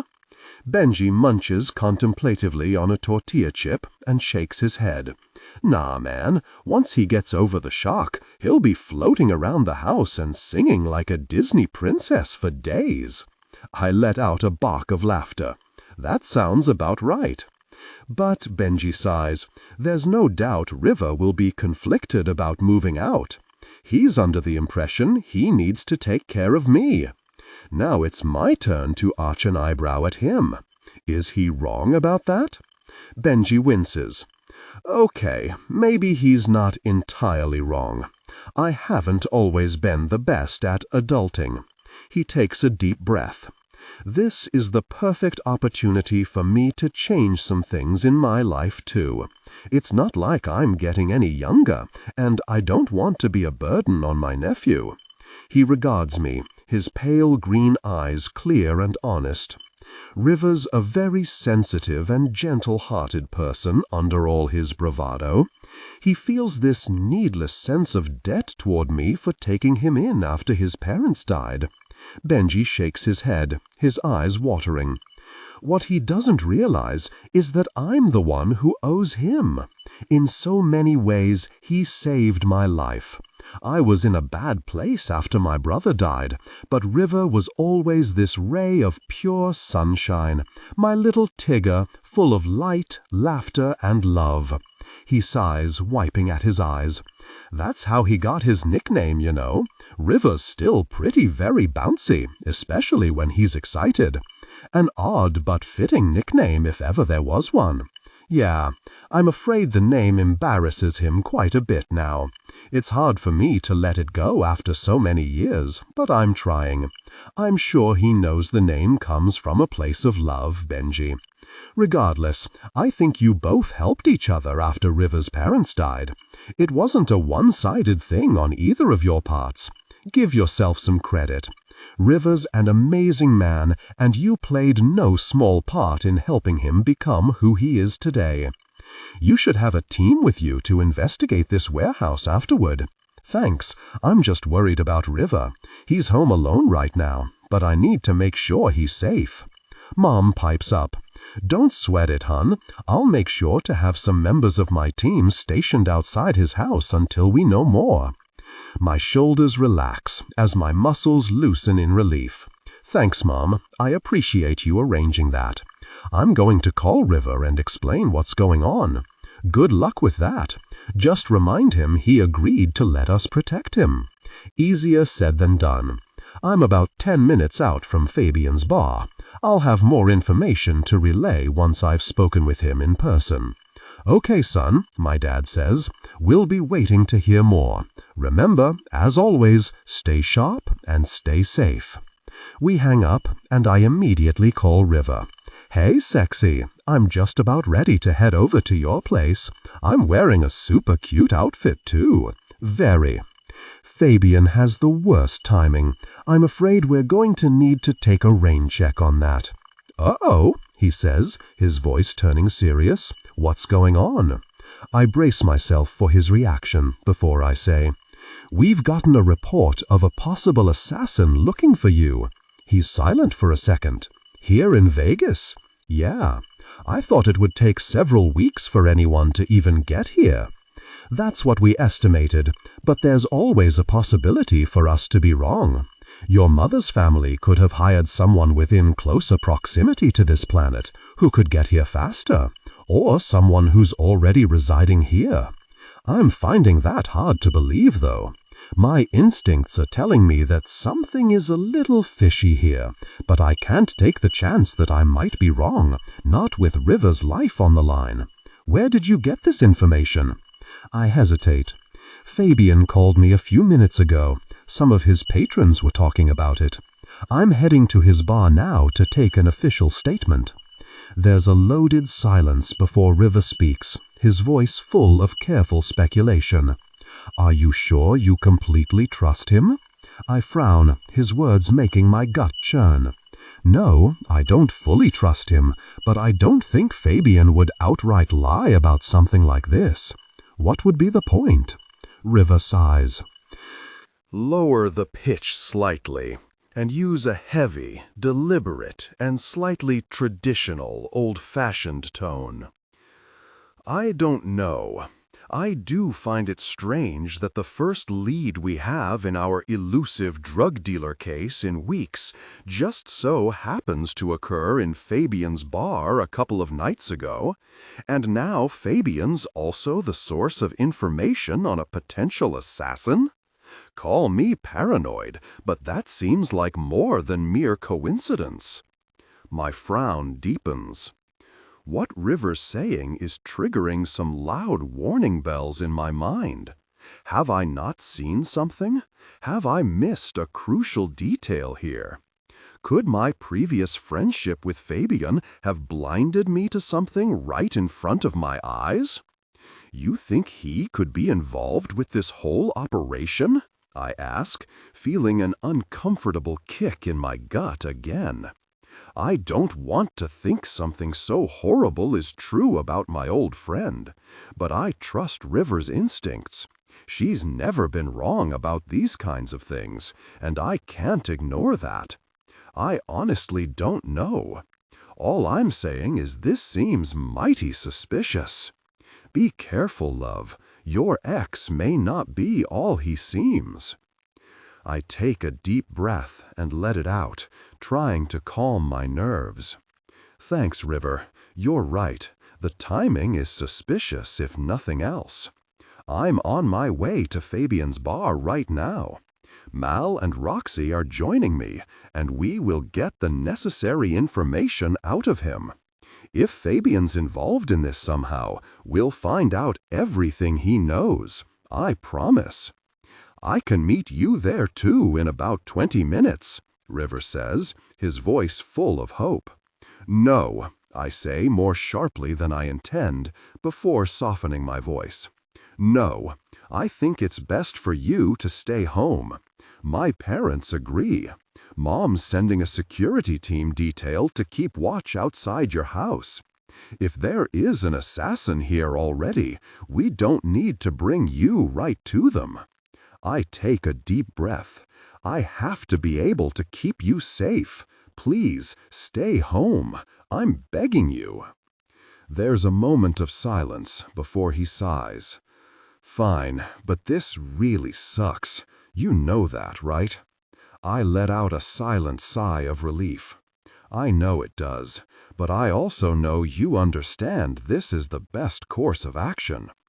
Maybe, River grumbles, but I don't have to like it. We need to take appropriate precautions to keep you safe, my love. I can't lose you. His voice is small when he says, I know, but I hate not being able to be there with you. I'm glad you'll have Mal and Roxy as backup. Promise me you'll stay safe. If there's an assassin out there gunning for me, it won't take them long to realize you're the only person other than Uncle Benji and Evan they can use to try to get to me. I don't want you to end up hurt either. My heart's pound in my chest. I promise. Good. I love you, I whisper. Please remember that. He sniffles. I know. I love you too. Make sure to call me again as soon as you can with an update. His tone turns bossy again. Don't you dare leave me hanging, Kai Gennaro. I grin. I can do that. Okay. I've got my phaser thingy to keep me safe. I'll lock the doors and hunker down with Chewie for now. Uncle Benji isn't here. He's out at an art event with some of his buyers. See if you can try to get a hold of him. It might be best for him to stay at the house with you as well. I should know more after I talk with Fabian. We hang up right as I'm pulling into the parking lot of Fabian's bar. The closed sign is up in the window, and the parking lot appears to be empty as I make my way to the front door. It's unlocked as Fabian promised, and I head inside the dimly lit interior. Fabian, it's me, I call out. In here. I follow his voice to the bar area and do a double take. He looks like... gosh, there are dark circles under his eyes, and he's more unkempt than I think I've ever seen him. It's a marked difference from when we had coffee a few days ago. I frown. Are you okay? His eyes are red, and his expression's bleary when he turns to me. Fine. I haven't been sleeping well lately. Work's been busy, and I've been a little stressed out. You know how it is. I reach out and put my hand on his shoulder, giving him a friendly squeeze. You know you can talk to me if you're having a hard time. That's what friends are for. He looks up into my eyes, his own tearing slightly. I've missed you so much. I missed you too. I'm sorry things ended the way that they did, but I'm glad we can be friends again. Fabian sniffs and grabs a glass of whiskey from the bar counter, and I realize that he's clearly been drinking. I frown. Are you drunk? He gives a faint laugh. Not yet. Just drowning my sorrows. It requires a lot of whiskey. What sorrows? He looks at me in disbelief. You can't possibly be this obtuse. I'm starting to get a bad feeling about this again. I don't follow. He gives a bitter laugh and takes another swig of whiskey. I suppose it was foolish of me to think that absence would make the heart grow fonder. He gives a disgruntled snort.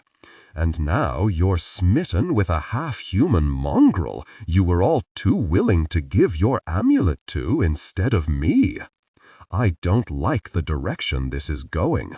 Cautiously, I take a step back. I thought we were past all this. You said you wanted to be friends and let bygones be bygones. Why are you rehashing the past? I don't appreciate you bashing my boyfriend with xenophobic slurs. It's beneath you. Besides, River has nothing to do with what happened between us. Fabian glares at me. That little fool ruined all of my plans. I thought we could reconnect and reestablish our friendship. Then you'd finally see we were meant to be together. We were just too young before, and you were still hurting from Jonathan's rejection. I thought enough time had passed, and it was the perfect moment to try again. He scowls. But that little trollop wormed his way into your heart in the blink of an eye and stole you away. River was right again. Son of a slug-headed octo-shark. I'm a really naive idiot. Fabian, I say, trying to keep my voice level. You're clearly upset. I'm sorry if you're still hurting over what happened between us. Neither of us handled that situation well. I've apologized many times over, but it never seems to be enough. It's clear to me now that rebuilding our friendship is not something that can happen. I shake my head sadly. I should have listened to River. He warned me you might still have feelings for me, but I took you at your word. I've been a fool and misread everything. Again." Fabian's eyes narrow and his lip curls in a sneer before he lurches forward and grabs the collar of my shirt, yanking me toward him. What does he have to offer that I don't? I'm one of your people. He's some disgusting half-human hybrid. Have you forgotten you'll never be able to share certain things with him that you could with me? His hazy eyes grow wild with desperation. I know I can make you see reason. You just have to give me a chance. You've never given me a chance. With surprising strength, he pulled me close, his actions desperate and angry. It felt all wrong. I didn't experience that thrilling spark I did when River touched me. Instead, Fabian's unwanted advance left me feeling cold and empty inside. Using all my strength, I push him away from me, and he stumbles back. I wipe my hand over my mouth. "Don't you dare force a kiss on me ever again." Mal steps out of the shadows and materializes at my side, his expression ominous. I'd been so engrossed in my conversation with Fabian that I hadn't heard him arrive. "You heard my brother?" he says, his voice a warning growl. "Touch him again and I'll kick your ass." Roxy steps up on my other side. "Yeah, douchewad, you really messed up your one and only chance to have Kai's friendship again. I always knew you were an idiot," Roxy says, arms crossed and expression fierce. Fabian's eyes turn hard and glitter with open hatred. "Of course you called your cursed cronies. How had I not seen through the facade before?" I swallow back bile at my stupidity. Maybe my guilt made me want to see something in Fabian that hadn't ever been there to begin with. My tentacles twist in anger. That may be true. Maybe I can't have Kai. He smiles, his expression half-crazed. It's my turn to growl, the sound reverberating in my chest. My tentacles seethe inside me, wanting to be released so they can strangle this sorry excuse for a man. Before I can even think about what I'm doing, I grab Fabian around the throat and slam him up against the wall. "What the hell are you talking about?" Fabian just grins at me, looking far too self-satisfied.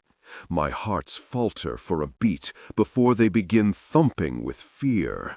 A horrible thought is forming in my mind. River was right. Fabian's first contact with me was no coincidence. You lured us here. The rumor of the assassin was just a ruse, wasn't it? Fabian smiles. "I have no idea what you're talking about." I growl. "How did you even know about a potential assassin targeting River?" "I wonder," Fabian says mockingly. "Seems like there's a rat in the alliance, but you all are too really stupid to realize it." With a roar, I slam him against the wall again, and Fabian lets out a grunt of pain. "Tell me what you know, or so help me." Mal steps up to me, his hand coming to rest on my arm. "Calm down, bro. Let's bring him in for questioning. We don't have time. River's in danger." My hearts are hammering, and my tentacles are roiling with fear. "Danger?" Roxy asks, immediately concerned. I grab Fabian by the throat, and he struggles but fails to release my hold. River was right. I called him before I came here. He was suspicious that Fabian's call couldn't be pure coincidence. Our first tip on this case, after weeks of silence, came from Fabian. And tonight, a supposed tip about an assassin as well. It was all a little too perfect. Roxy inhales sharply, eyes glaring daggers at Fabian. You're part of it, aren't you, you slimy, difficult person? I tighten my grip on Fabian's throat until I hear him gag. What's your angle? Why are you working with Wilder and Lane Madison? Mal stills, dropping his hand. Holy gosh! Roxy growls and loses control of her human form for a moment, reverting back to her Osieran self before calming enough to resume her usual appearance. Fabian wheezes around my chokehold, but gives me a sneer before spitting out, "You always were such a trusting fool, Kai. I told them you'd never even suspect me of being their accomplice." I loosen my grip slightly. "So it was their plan to have you reconnect with me?" Fabian glares. "No, you pea-brained space worm. That part was my idea. I wanted to finally make you see you loved me. Then I planned to bring you into the operation. But your little problematical person ruined everything." Roxy scoffs and tosses her hair in irritation. "Just goes to show that you never really knew Kai if you thought he'd ever join your illegal operation. You're a really tool, Fabian." I narrow my eyes. "Who are you and Wilder working for? Is it Lane Madison?" Fabian smirks. "This is all far bigger than you could even imagine. If I were you, I'd spend less time worrying about who we work for, and instead make sure your little lovebird is safe and sound." An ice-cold feeling of dread blooms to life in my gut. "Mal, call River right now." My brother doesn't ask any questions, just pulls out his phone and dials. The number rings and rings before going to voicemail. "Oops," Fabian says, "looks like you're too late." "Call Mom," I order. He puts the phone on speakerphone when she picks up right away. "Status update. What did that difficult person Fabio tell you?" she demands. Fabian sputters. "Fabio?" I grit my teeth. It seems he's in league with Wilder and Lane Madison. He confirmed we have a traitor in our midst as well. She curses. "I already have someone operating undercover within the Alliance to ferret out the rat. I'll get them." "I'm sorry," I say, my voice catching. "I should have realized Fabian was up to no good. I feel like such a fool. River tried to warn me, but I brushed off his concerns because I didn't want to believe that someone I used to care about could be evil. If River ends up hurt because of my stupid choices, I'll never forgive myself. It's not your fault, Kai. Fabian made his own choices, and he's the only one responsible for that. Oh, I never liked that scheming little difficult person." I smile. "My mom's like River. She doesn't mince her words. Just thinking of River makes my worry return in full force. Mom, River isn't picking up. Gosh. Hold the line. Let me check in with my security detail." The wait feels interminable until she finally returns, her voice full of quiet rage. I'm not getting an answer on that end either. We're suiting up to go to his house now. ETA 15 minutes. "We'll meet you there," I say. Mal hangs up, and I drop Fabian on the floor. He hits with a hard thump, and the urge to kick him a few times is strong, but I resist. I turn to Roxy. "Restrain him. He's going to be coming with us. I can only hope River's safe. After all, I just found him. I can't lose him now." River! Really? After I hang up with Kai, I'm filled with restless agitation and end up pacing the living room. Nervous energy is practically rolling off me. I have to focus on my breathing to calm down. I should have known that shady, difficult person would try to start some gosh. Now I'm even more worried there's something more nefarious going on. If Fabian is mixed up with Wilder and Lane Madison like I suspect, Kai could be seriously hurt. Chewie strolls into the living room with a can of beer, popping the tab and taking a long gulp before observing me with an arched furry eyebrow. "What are you still doing here?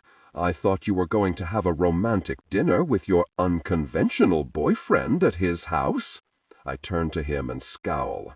Apparently, he got a tip from Fabian that an assassin is already here on Earth and looking for me. Chewie immediately sets down the beer. Gosh, he races out of the room, and I follow him. In the past, Chewie used to spend most of his time in my room or Benji's when he was still pretending to be a dog. Now that we know his real identity, we thought it was only fair to give him his own room. He doesn't have a lot of stuff, but I'm surprised as I watch him drag a trunk from his closet and begin pulling out some kind of armored vest, a kilt-like skirt with a belt attached, containing a long knife in a scabbard, and something in a holster that looks very similar to the phaser devices we have at work. What are you doing? You look like you're going to DragonCon, or trying to be an extra on Outlander meets Firefly. Chewie gives me a disbelieving expression. If there's an assassin here on Earth, I've got to be ready for them. You're my charge, River. I promised your mother I'd keep you safe. He grunts as he puts on the armor. Very. I may have put on a few pounds. This belt is really tight. He finally manages to cinch it, but he's breathing heavily and looks uncomfortable. I cross my arms, annoyance mounting in me for some reason. You want to keep me safe, but you didn't feel like it was important to tell me the truth about my identity so I could also protect myself? Great job. You decide to get into this now, when an assassin could be on your trail and ready to show up at any moment? Chewie checks his weapons and then turns to me with a resigned sigh. Are we really going to hash this out now? Yup, seems like as good a time as any. You do realize an assassin could be on their way here to kill you? Maybe, but I think it's doubtful. I suspect this is some gosh on Fabian's part. He's been messing with us from the start. Besides, Ellie's got a security detail stationed outside our house keeping an eye on us right now. At least one person involved in this has a lick of sense, Chewie mutters. Hey, I wanted to go with Kai and the rest of the team to confront difficult-faced Fabio, but I agreed to stay here on the off chance that there is a real threat against me. I call that intelligent and rational. Chewie stares at me. I'm impressed that Kai was able to talk sense into you. I huff. I made the choice all by myself. Thank you very much. Just thinking of Kai amps up my agitation. I'm actually more worried about him right now. Chewie's furry muzzle curls down in a frown. Why? I don't trust Fabian. What do you mean? I sit down on the edge of his twin bed. Call me paranoid, but it seems like more than mere coincidence that everything seems to be happening around this guy. After years of no contact, poof, he magically reappears in Kai's life all of a sudden and gives us our first lead after our trail on the drug dealer had gone cold? It's all majorly sus the more I think about it. Chewie rubs his chin thoughtfully and joins me on the bed. Tell me more. I'm strangely relieved he's taken me seriously, so I lay it out for him. First of all, we don't hear anything about our elusive narcotics mastermind for weeks until Fabian suddenly shows back up like a bad penny in Kai's life. Might I add, he's also obviously still in love with Kai and scheming who the really knows what. Now tonight, he's calling with supposed information on an assassin after me? I shake my head. How does he even know that there's an assassin out looking for me in the first place? Chewie frowns. That's a good point. How'd he get that info? He gives me a questioning look. You don't think Kai told him, do you? I shake my head vehemently. No, no way. Kai wouldn't have told him this kind of sensitive information. Chewie scratches his head with a claw-tipped finger. That means he's got to have connections with the mole in the Alliance. My eyes widen at the implication. Oh my God, you're right. He frowns. Let's not get ahead of ourselves. If Fabian has off-planet connections, which is likely, he could have gotten this information from someone completely unrelated to the Alliance. The info is all over the dark web, after all. My shoulders slump. You're right. I rub my eyes. This whole situation is so messed up. Agreed, Chewie says, and then adds, I think you're right about Fabian, though. His phone call sounds sketchy based on what you're telling me. I get up and begin pacing again. I know. I should have gone with Kai. Fabian's got to be involved in this whole thing somehow. Wilder and that guy Lane Madison being at the bar was no coincidence. He had to know them. Maybe he even invited them there. I'm starting to think they're all in it together. Chewie's brows furrow in thought. You think one of them's the mastermind behind the narcotics operation? I hesitate, truly considering this for the first time. It's a possibility, I acknowledge, but I think it's highly doubtful Fabian's the brains behind everything. Maybe I'm biased, but he doesn't seem smart enough to have orchestrated all of this. If anything, he's someone's underling. No, Lane Madison seemed far more cunning and dangerous when we interviewed him. My money's on him. Chewie hums in thought. Perhaps. Just don't forget, Fabian clearly must have orchestrated getting back into Kai's good graces, and Kai fell for it. I wince. A direct hit. Yeah, my boo is way too trustin'.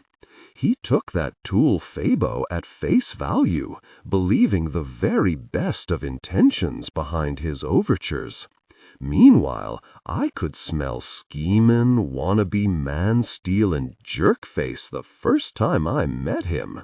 I've watched enough episodes of Las Lágrimas del Viento to know a connivin' he-bitch when I see one. I reach up and clasp the necklace around my neck. He totally coveted the amulet Kai gave me. If Kai hadn't been there, I think he would have tried to claw it off me.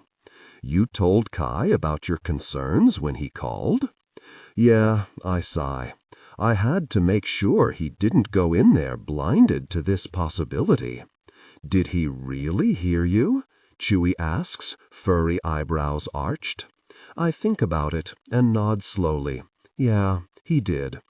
Kai wants to believe the best in people, especially his old friend, but he even admitted I had a point.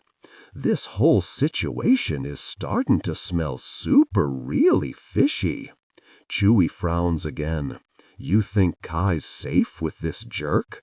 I have complete confidence he could kick Fabian's ass if he needed to. My boo's a badass. Plus, Roxy and Mal are going to meet him there, so he'll have backup. So he grounded you here at the house, then? I pout. Yes. Chewie chuckles.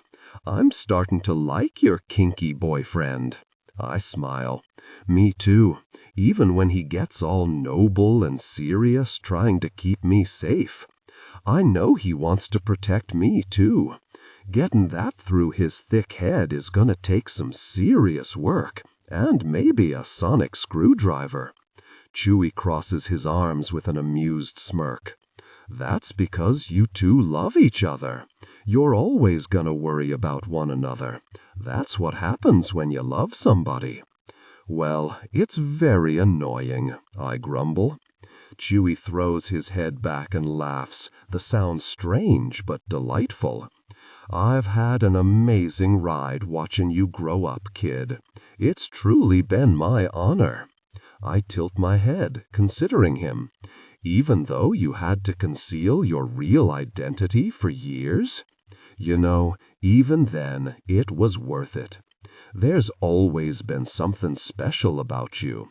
I loved your mother like she was my younger sister. We'd been together since the day she was born, and she was one of the very best people I ever had the fortune of knowing in this universe. Believe me, I've been around for quite a while. I blink at him. You were guarding my mom when she was a baby? He nods. How old are you? I dare to ask. He chuckles and gives me a look. Far older than I'm ever gonna admit, kid. Oh my God, I breathe. You're like really Yoda or something? He gives another cross between a bark and a laugh. Not hardly. Let's just say my species tends to be very long-lived. Good genes and all that. It's one of the reasons we're recruited to serve as bodyguards for royal families. We not only have considerable longevity, but the ability to blend into the background as well. Many of us have posed as pets for royalty to remain inconspicuous. We may be smaller than some creatures, but we can be incredibly deadly. He pulls out the long knife from its scabbard and performs a number of lightning-fast moves with it before smoothly sheathing it again.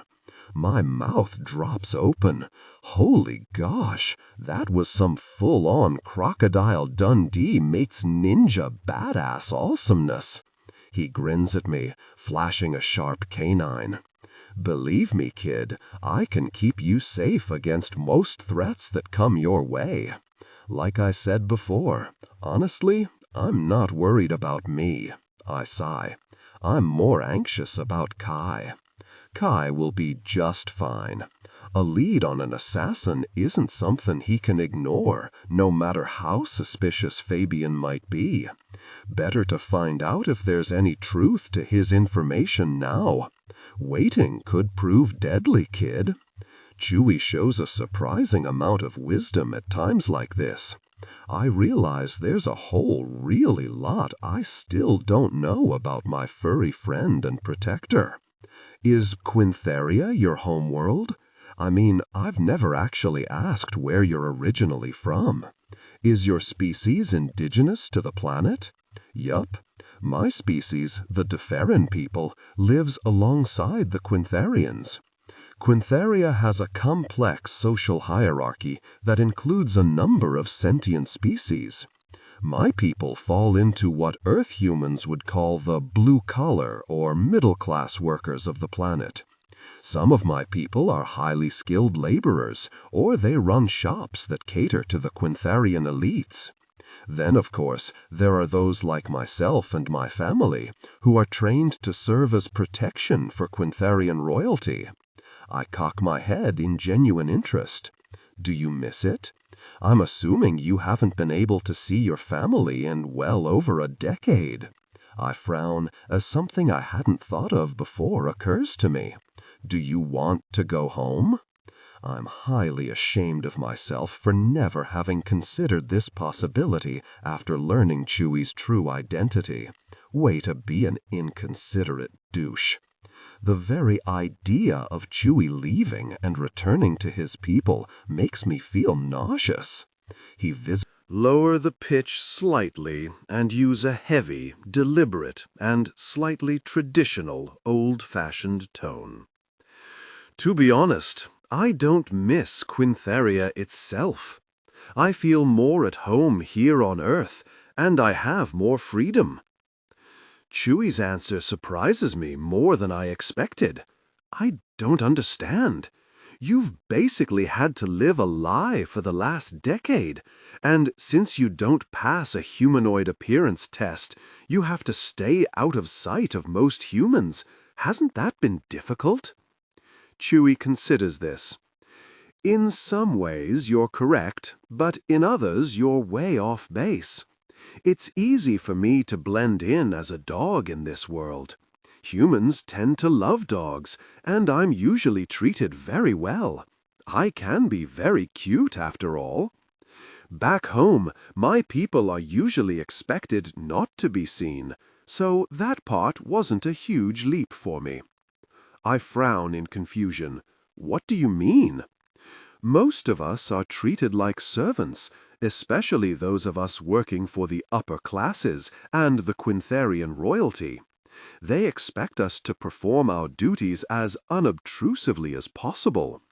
Those of us who serve as bodyguards are often left ignored and unappreciated on the sidelines, but still expected to give our lives for our charges.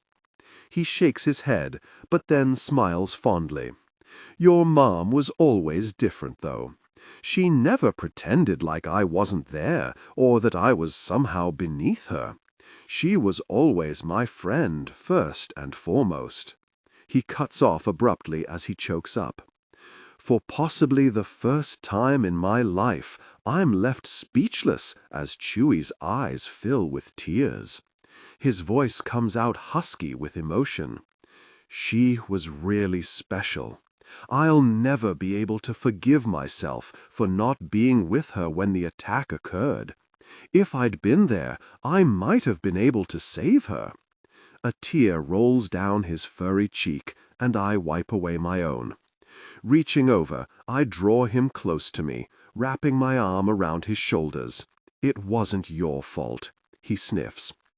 Maybe not, but I should have been with her. Why weren't you? I ask quietly. He lets out a long sigh and looks at me with sad brown eyes. We didn't have an inkling of danger. Not really.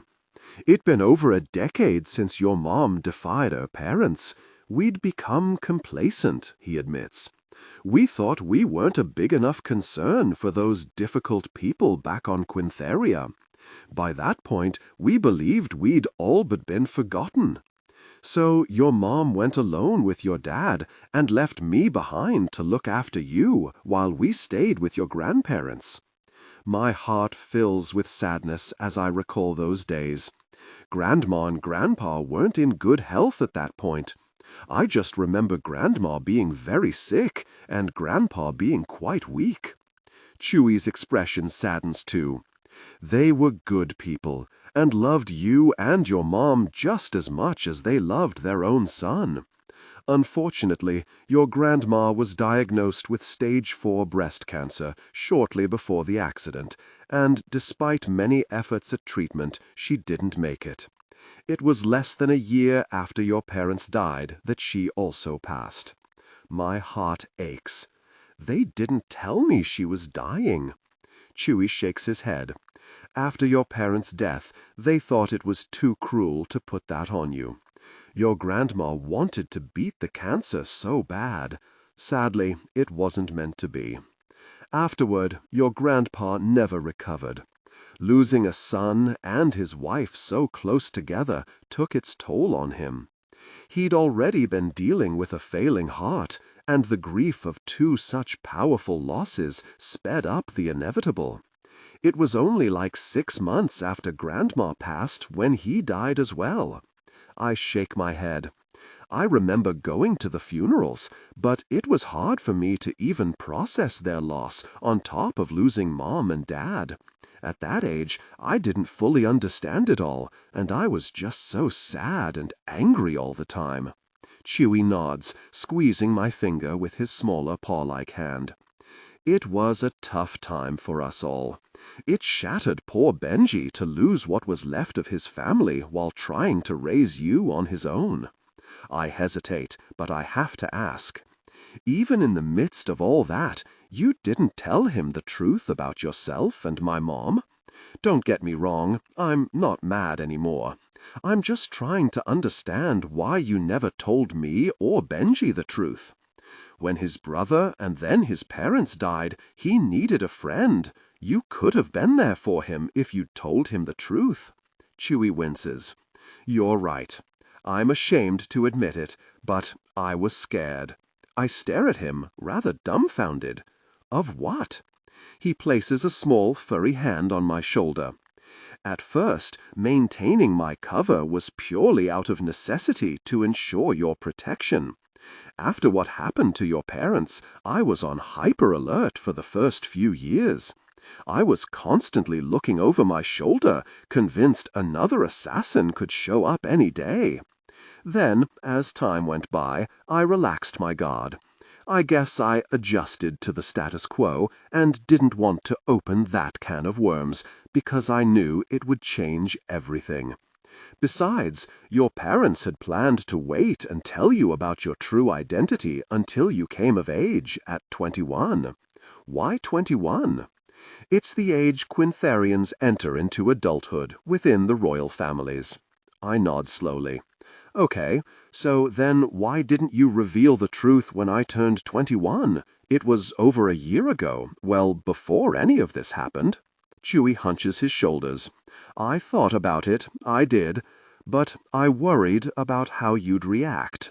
I furrow my eyebrows in confusion. What do you mean? He rolls his eyes. People have been doing that to me a lot lately. River, come on.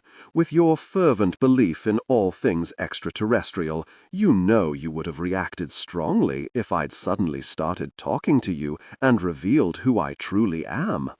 Add on the fact you also had a secret identity as the long-lost son of alien royalty. It would have been madness. I snort. It would have tickled my inner Star Wars fan, that's for sure. Chewie taps his knee nervously. I didn't know how you'd react to a real extraterrestrial in your midst. Sure, you remembered your mother's stories, but being told they're real is quite another matter. Without Melody or Chris here to support me, I kind of chickened out. He looks up at me, eyes haunted. In the worst-case scenario, I worried you and Benji might kick me out, and I'd be stuck here with no one and nothing to support me. I stare at him in horror. I had no idea he'd held such awful fears. That he ever felt so unsure of Benji's and my feelings for him slays me. I pull him into a fierce hug, hastily spitting out a mouthful of fur in the process. I'm so sorry you ever felt like we might reject you. I know Benji would agree with me, but we never would have turned you out of your home no matter what. Chewie, you're family. Always have been, always will be. Sure, I might have been pissed you lied to me and fooled me for so many years, but eventually I would have come around. I'd have realized you did it to keep me safe, to honor your promise to my mom.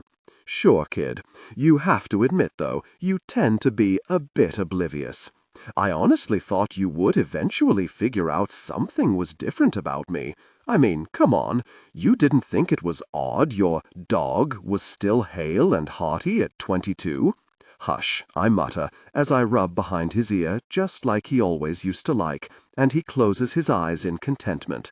And if one of his hind legs starts tapping in ecstasy, I pretend not to notice. Besides, Benji and I love you, and there's no escape from that. Once we Sullivans have our claws in you, you're stuck with us for life. There's no way you're ever getting rid of us. He opens his eyes and chuckles, sniffling through tears of his own. I'm glad to hear it. It warms the cockles of my old cynical heart. He shakes his head. I can't believe I'm being such a blubbering idiot tonight. I carried this around for so long, and it was stupid, because I knew you were just like your sweet, crazy mother. His eyelids start to droop, and he blinks slowly. Hey, I'm feeling strangely tired all of a sudden. I yawn. Me too. We must be having some serious emotional catharsis tonight. I guess it's making us both tired. He lists to the side, struggling to keep his eyes open. No, he says, words slightly slurred. It's strange, not normal, tired.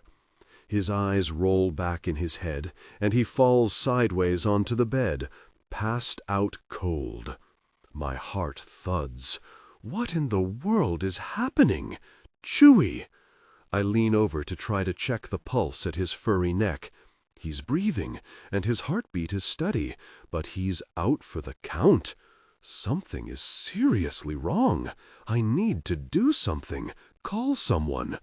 I get up, but a sudden wave of dizziness washes over me. I take a step forward, and the floor feels like it's moving under my feet. With a gasp, I stumble and fall to my knees, barely able to move and feeling like I'm stuck in mud. Everything is going kind of hazy, and I'm so very tired. With the last of my strength, I fumble for my phone, trying to call Kai, but it slips from my numb fingertips. I feel myself falling forward before everything goes black. Kai. The 20-minute drive to River's house feels like a torturous eternity. Mal insists on driving because I'm in no condition to focus on the road. I keep dialing River's number, but it just rings before going to voicemail over and over again. Call his uncle, Roxy suggests. I want to smack myself in the face. Why hadn't I thought of that? I've never panicked before in my life, but I think I'm panicking now. It's not a feeling I enjoy at all. I pull up Benji's contact number with trembling fingers and dial. It rings 4 times, and I nearly hang up when I hear his familiar voice pick up. "Hey, my man, what's up?" Stay calm, don't freak him out. "Are you with River?" "No, I'm at my friend's art show." "Why?" Confound it all. Is he home alone? Chewie should be there. His tone becomes more alert, even worried. What's going on? I hesitate. I don't know. He's not answering his phone. We had an incident earlier this evening, and my mother stationed a security detail outside the house to keep an eye on him. But I swallow. Now they're not answering either. You think River's in danger? The alarm in Benji's voice is palpable. I don't know. I'm on my way there now to check. Okay, I'm leaving now. I'll be there to meet you in 30 minutes. Faster if traffic isn't bad. See you soon. As I hang up, Fabian smugly pipes up. "You're too late. You'll never see your little half-breed lover again." It's a good thing he's in the back seat with Roxy, or I might lose the last shreds of my control. As it is, Roxy smacks him upside the head for me, hard. "Oi, shut your mouth, or I'll make you wish you'd never opened it." Even Fabian's wise enough not to mess with Roxy. He glares at her, but does in fact shut his mouth. I berate myself once again for being an utter idiot and believing Fabian. No, when you get River back, you are so going to make this up to him, you fool. You're going to wear that unicorn onesie any time he wants you to, and with a big, very big smile the whole time. When we pull up to River's house, I find my parents and part of Mom's team outside. They're clustered around the security detail's parked car. I practically jump out of the passenger seat door before we even come to a rolling stop. "What's happened?" I demand, striding over. I know I'm being rude, but I'm having a hard time holding back my feelings. River's in danger. All my instincts are telling me I need to get to him. My mother's expression is foreboding, which isn't good. We're still assessing, but the security detail I stationed here are both out cold.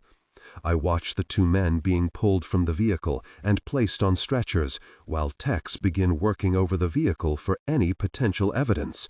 Are they okay? Too soon to tell, but our medical team says their vitals are good. They think it might have been some kind of gas that knocked them out. What about inside? Haven't gone in yet.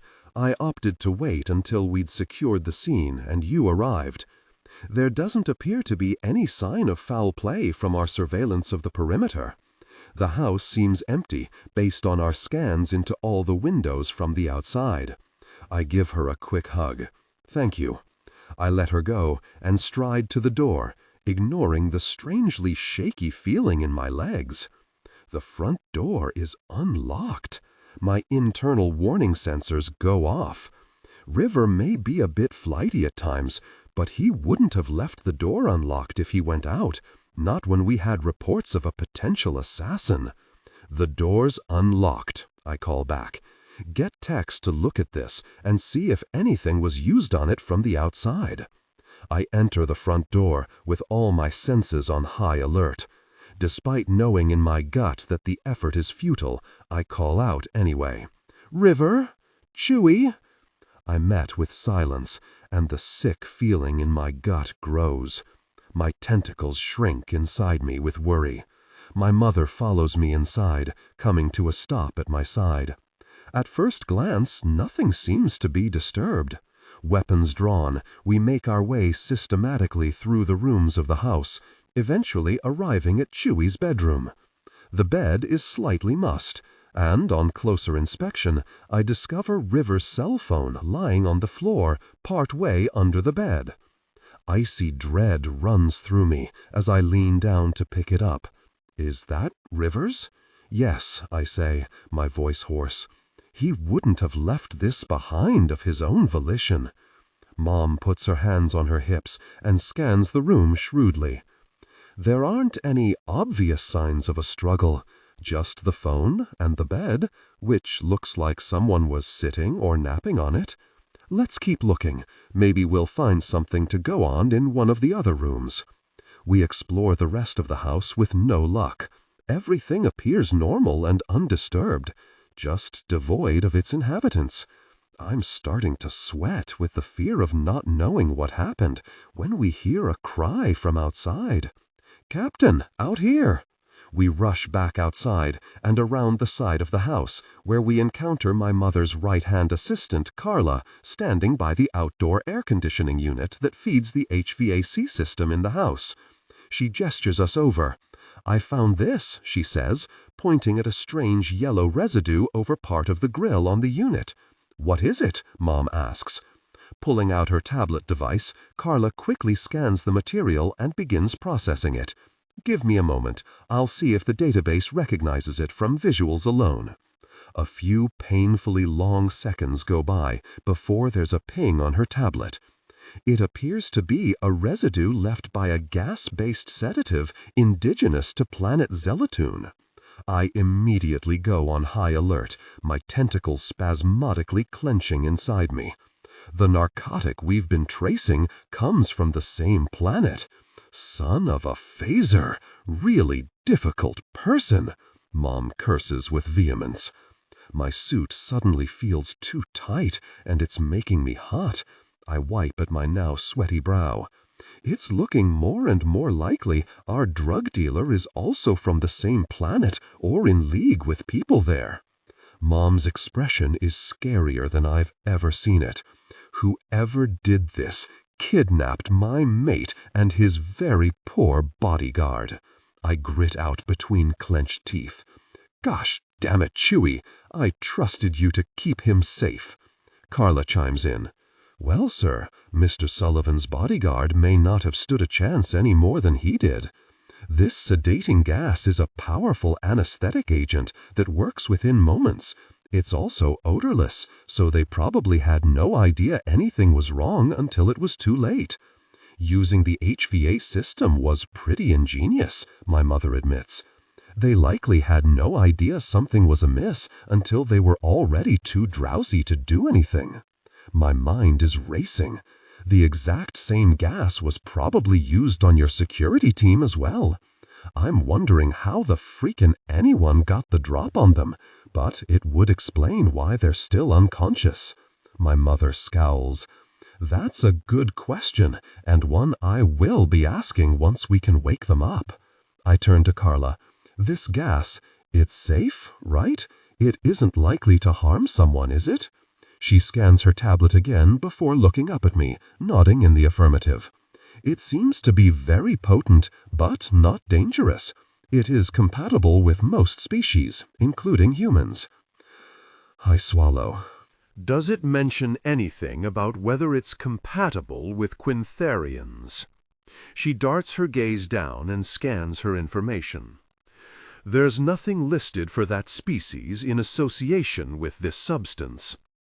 Given how isolationist the Quintharians are, that doesn't really mean anything, but I'm going to cling to the hope that there's enough of River's human biology to keep him safe regardless.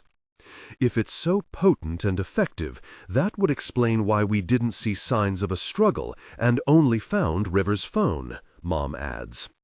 I begin pacing back and forth. He must have either dropped it before he passed out, or it could have fallen out of his pocket when he was taken. Please, please, by all the galactic gods, let him be okay.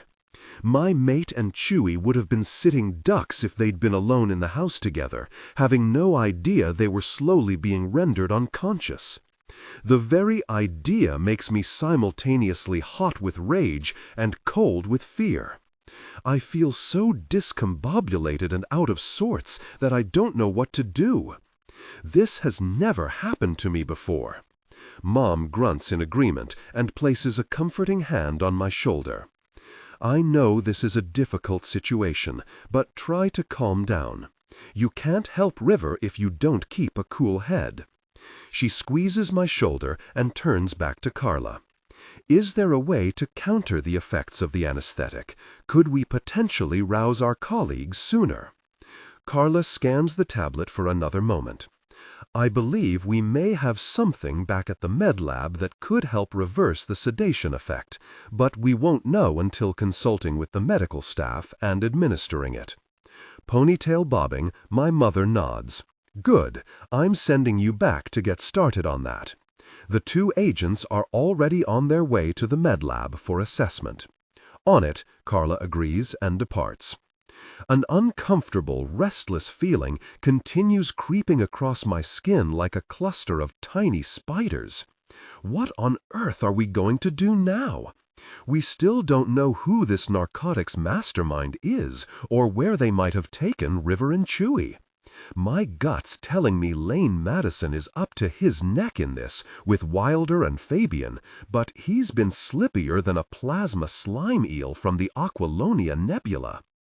Has there been a ransom demand? I ask my mom. She shakes her head, her mouth a thin line of worry. No, nothing. That's not good. If River and Chewie have been taken and there is no ransom demand, then no. I can't let myself start thinking about what I know is the likely alternative. I begin pacing in front of the house, agitation building and threatening to take me over. My mate's in trouble, and all of my senses are telling me I need to find him, now. Yet I have no way of doing so with what little we've got to go on. Mel, who was helping Mom's tech team, approaches me with caution. Bro, are you okay? You don't look so hot. River's been kidnapped, and we have no idea by whom or where they would have taken him. Of course I'm not okay. I realize I'm shouting now, but I can't seem to control myself. I feel odd and more than a little out of control. I don't like it, but I can't seem to shake it off. He holds up his hands. Whoa, sorry. I mean, physically you look off. You're sweating a lot. Maybe you should sit down. His voice is soothing, which just makes me more irritated. My cheeks feel hot, and inside my tentacles writhe with a combination of fear and rage. We can't just stand here doing nothing. We have to find River, I say, my voice strangely guttural. My mom's eyes widen, and she steps closer, looking me over with concern. Kai, I know how worried you are, but we need to keep level heads here. We won't be any help to River and Chewie if we let the fear take hold of us. Deep down, I know what she's telling me is true, but all of my instincts are going haywire, screaming at me to do something, anything, but sit here with my mate in danger. I'm sweating heavily now, panting for breath as yet another strange wave of heat washes over me. My skin feels hypersensitive, and everything around me appears hazy like a dream. The look on Mom's face shifts from concern to outright alarm. "Mal's right, Kai. You don't look well. What's wrong?" A new prickling sensation all over my body makes me clench my teeth. Galactic gods, what the frickin' is happening to me? My tentacles are thrashing around inside me in equal discomfort, and I hunch over in pain. Something draws my attention, and I look up to see Fabian's smirking face watching us from the back seat of the SUV. Before I even know what I'm doing, I charge straight at him. A haze of red fury descends. He's the one responsible for my agony. I will make him pay for what he's done. I yank the door open so hard, I rip it off its hinges, the sharp squeal of the metal bending to my will. The smug look on Fabian's face quickly fades and turns to one of terrified alarm. Good. His fear makes me unusually pleased. With a guttural growl, I reach for him and yank him out of the vehicle, ripping the seatbelt in the process, determined to get the information I need to save my mate. Faintly, I hear buttons pop and fabric ripping before I realize that one of my tentacles has forcefully emerged to wrap itself in a vice-like grip around Fabian's throat. Handcuffed as he is, he can't resist and begins to choke, his face turning a deep red. "Tell me where my mate is, you vile piece of space garbage," I demand in the most terrifying voice, one I've never heard come out of me before. I feel oddly detached from what's going on, almost disembodied, as if I'm watching things happen from a distance. All I can think about is River, the need to be with him, to have him safe with me. I won't let anyone or anything keep him from me. A tight grip wraps around my arms as I vaguely feel someone try to remove my hold on Fabian. Another one of my tentacles shoots out and whips itself at whoever is trying to stop me, knocking them to the ground. "We're not releasing him until we get answers," my mother's yelling something in my ear, but it sounds too far away and muffled. I can't decipher the words. I turn all my attention back to Fabian, determined to get the answers I need, even if I have to rip them out of him with my very tentacles. Tell me what I want to know, or by the galactic gods, I will rip every limb from your still-breathing body, I roar. Out of nowhere, an electric jolt zaps me. My body goes rigid before my shocked tentacle releases Fabian, and I collapse to the ground, my whole body twitching. I lie stunned as I continue to spasm and shake from the powerful jolt of electricity still coursing through me. On the plus side, it clears my mind, and my tentacles retract inside me again. As my convulsing abates, I realize with sudden clarity that somebody stunned me with their phaser. My mother kneels down at my side, an anxious and apologetic look on her face. "Kai, can you hear me?" I blink slowly at her and groan as she helps me into a sitting position. "What happened?" I still feel oddly tingly and disoriented. "You lost control of yourself and attacked that turd muncher Fabio." Her look of disgust when she says his name makes me snort with unexpected laughter. Her expression softens when she looks at me. "I'm sorry, son. I had to use my phaser on you. I was worried you were going to kill him. I might have if she hadn't intervened." Shaking my head, I clear the lingering fog from my mind. "Sorry about that. I remembered feeling odd, almost possessed even. I was worried and anxious, obviously, but then when I saw Fabian's expression, I shake my head. I must have snapped and attacked him. It was like something took over my body." I look at my mother, feeling more than a little freaked out, as River would say. This has never happened to me before. Do you have any idea what that was? I wipe my forehead, still damp with perspiration, my cheeks unusually warm. I still feel feverish, but I don't think I'm sick. My mind is clearer now, at least. The phaser helped with that, but my skin is overheated, and I'm not at all my usual collected self. My mother's expression turns contemplative. "We're going to get you checked out by the medics, but I don't think it's anything to be too worried about." In fact, she trails off and seems to hesitate. That look isn't very reassuring. "What? Tell me." She helps me to my feet and gazes into my eyes as if searching for something. I'm still shaky from being tased, but otherwise I'm mostly okay. It's almost as if I've had a sudden bout of the flu and might have another fever on the way. All my muscles ache with exhaustion. Mom sighs. "I think it has something to do with your mating hormones." I freeze. What? What are you talking about? For some reason, she averts her eyes. If it's what I think it might be, it's not something men of our species commonly experience. Or at least they haven't for hundreds of years. Now I'm even more confused and a little terrified. What do you think is going on with me? She looks uncharacteristically nervous. I've never seen her so anxious before, and my worry skyrockets. It's too soon to speculate. We need to get you tested first to rule out other possibilities. If it's what I'm thinking, then it's not something to be worried about exactly, especially right now. Let's just say your more primitive instincts toward your mate came out in a moment of heightened stress and fear. That may have been what triggered it. I still don't understand what she's talking about, but from the stubborn look on her face, I can tell I'm not going to get any more information from her right now. So I let her shepherd me over to our medics, who examine me and take a blood sample.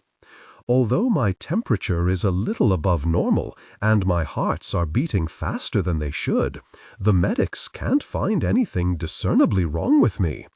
They agree to take the blood sample with them and have it tested back at headquarters. They'll know more after they've had a chance to examine it more closely.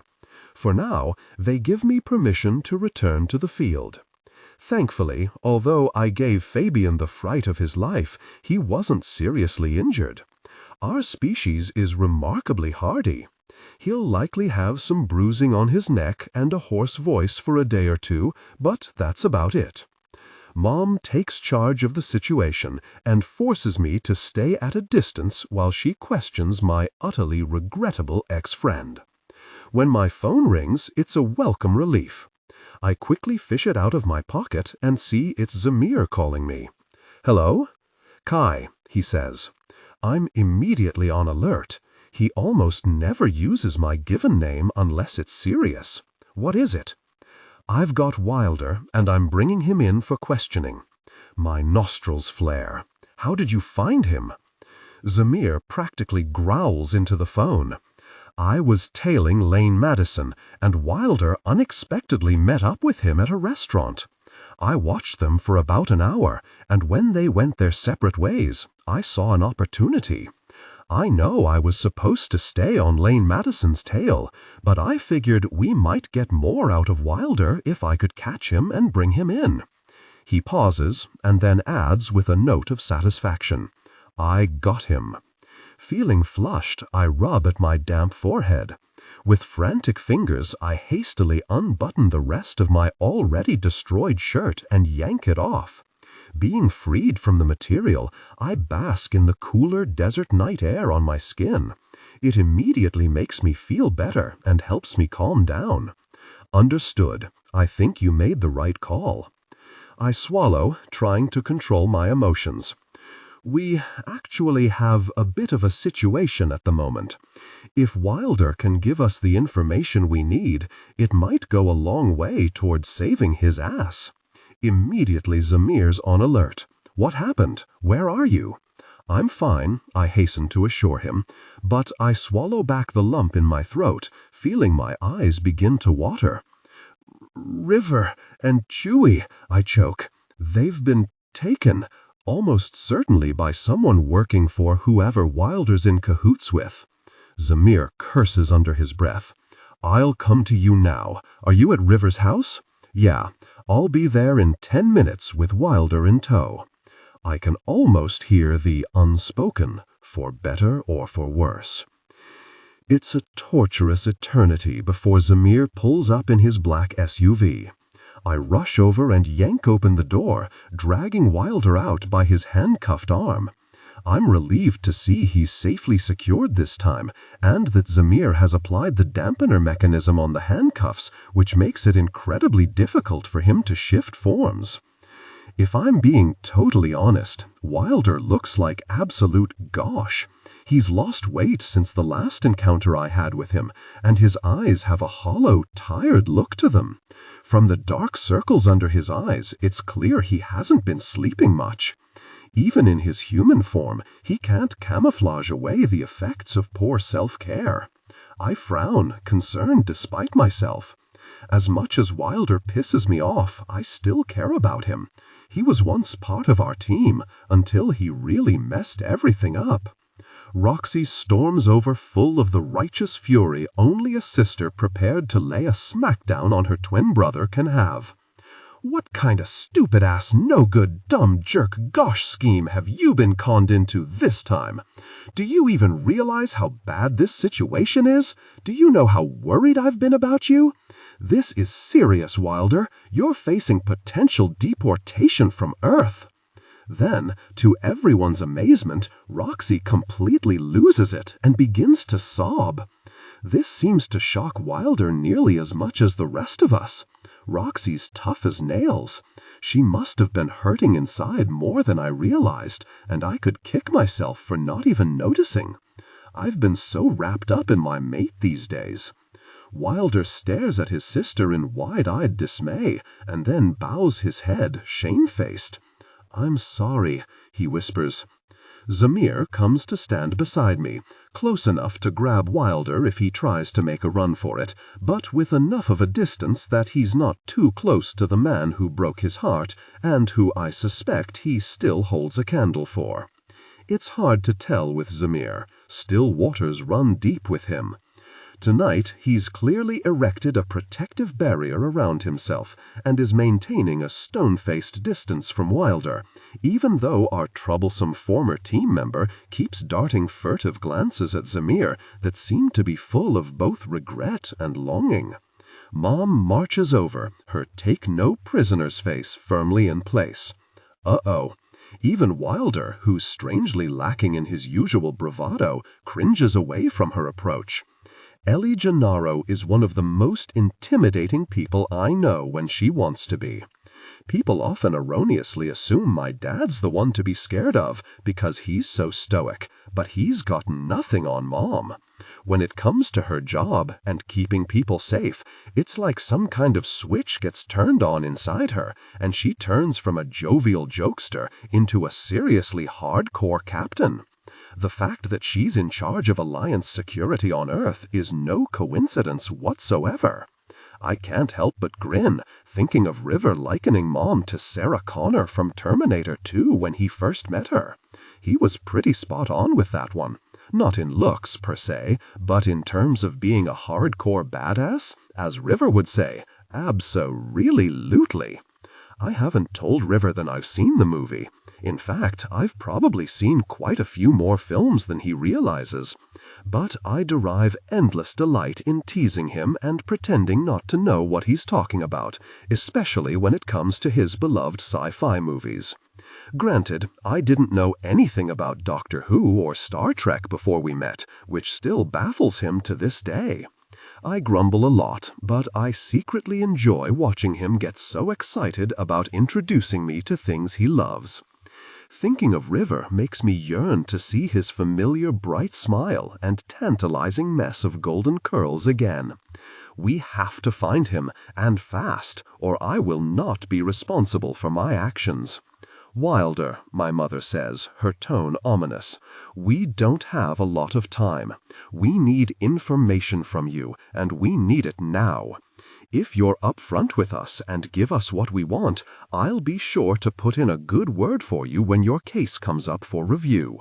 Lower the pitch slightly and use a heavy, deliberate, and slightly traditional old-fashioned tone. Wilder looks at her and swallows nervously. What's going on exactly? She arches an eyebrow. Don't you know? His eyes flit over to my parked SUV and go wide when he sees Fabian handcuffed and looking downright pissy. He glances back at us but says nothing. My mother's gaze is still firmly settled on Wilder in a way that makes even me want to squirm. Let me put this in simple terms. You're now aiding and abetting the kidnapping of our new Alliance team member, River, and his bodyguard, Chewie. Add to that the fact that River is Kai's mate, and you're in violation of the Mating Protections Act. Wilder's eyes practically bug out. What? Kai's mate? He stares at me in shock. I thought they were just together. He's half human after all. I thought Kai swore off humans after Jonathan. How do you know River's half human? My mother asks, her tone silky but terrifying. Wilder realizes a moment too late that he's given himself away and really stepped in it this time. He starts to sweat, his eyes doing a panicked search for a way out of his current predicament. Whoever you've been working with appears to be behind the kidnapping.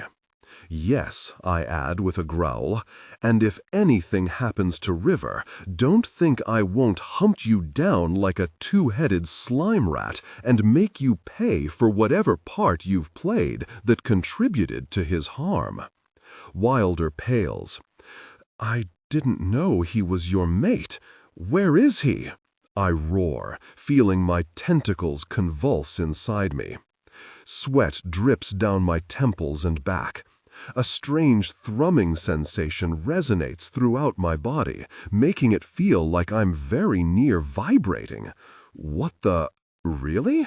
I manage to hold myself back this time, but it's not easy. Roxy steps forward and places her hand on her brother's shoulder. Wilder, this is your last opportunity to come clean while you can still help. You need to tell us what the hell is going on and where we can find River. This situation has gotten completely out of control.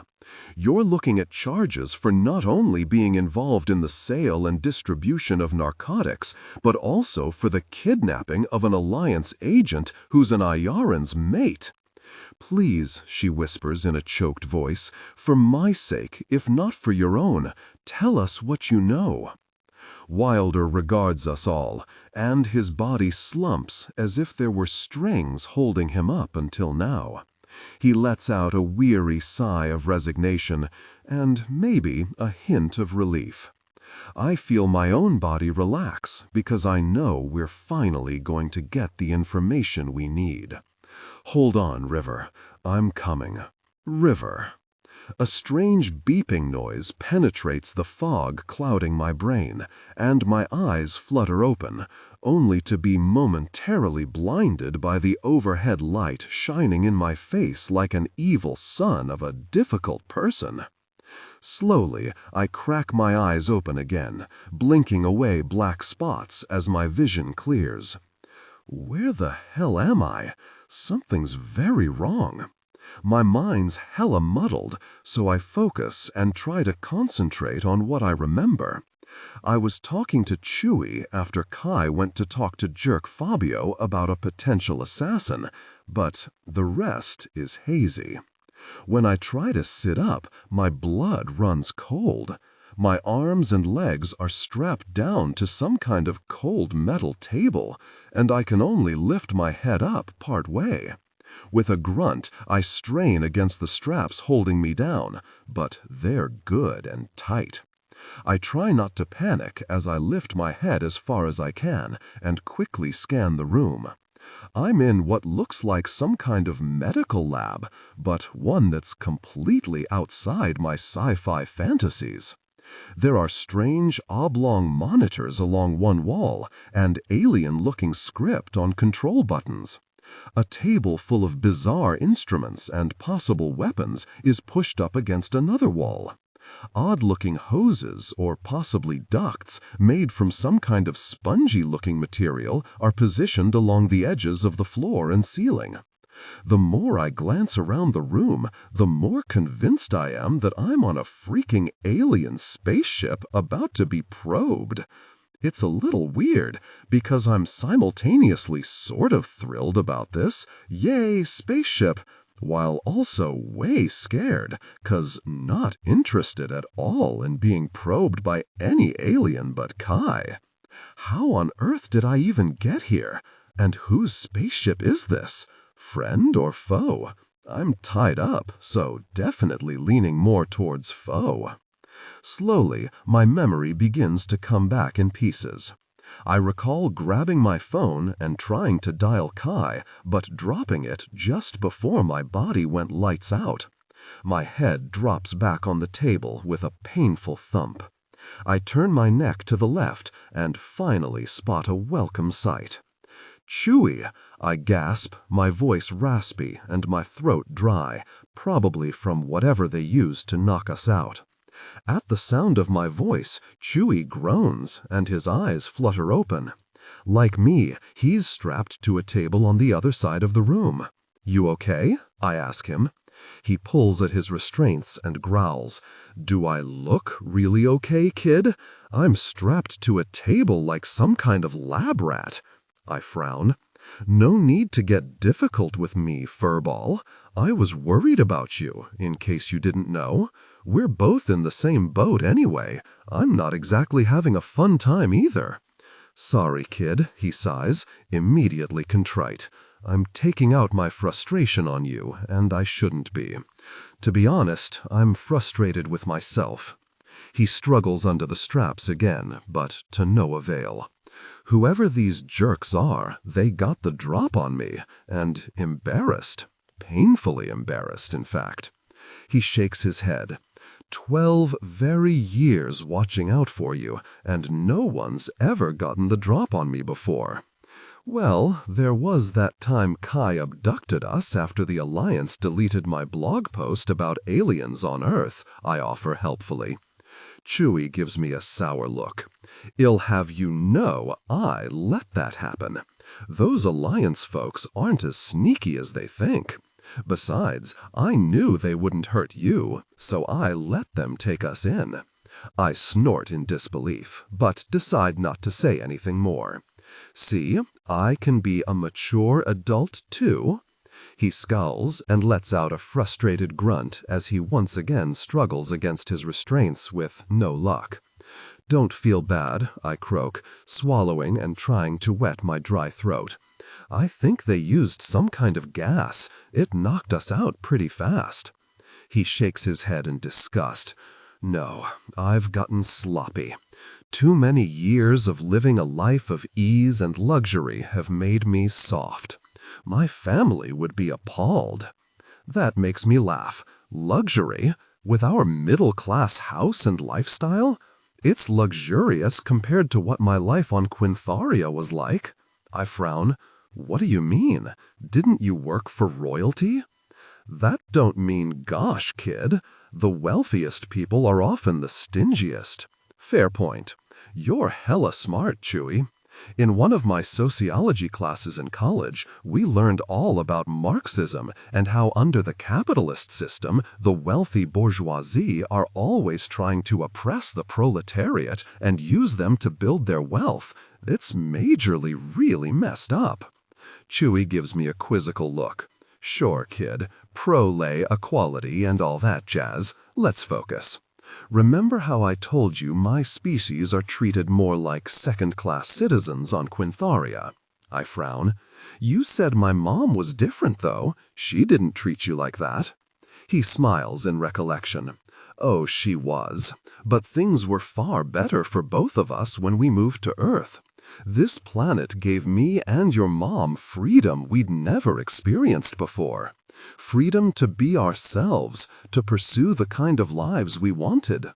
He lets out another long sigh. It's made me soft, though. I hate to admit it, but I've gotten a little lax in my training, haven't kept up with some of my skills. Honestly, for the last few years, I haven't even thought about a potential threat on your life. It was more about maintaining my cover than anything, and even that had become a little too natural to me. I still don't think you should blame yourself, Chewie. You're only one guy, and it's clear we're dealing with someone who's masterminded a majorly nefarious plan here on Earth with the help of quite a few henchmen. Henchpersons? Henchfolks? Always important to be gender inclusive, even during a kidnapping. Lower the pitch slightly and use a heavy, deliberate, and slightly traditional old-fashioned tone. I'm a bit torn because I both do and don't want to find out who the magician behind the curtain pulling the puppet strings actually is. Regardless, I've had about enough of this mess. I don't have time to consider the matter further because the door to the room we're in makes a pressurized hiss as it slides to the side, like something on the freaking Enterprise, girl.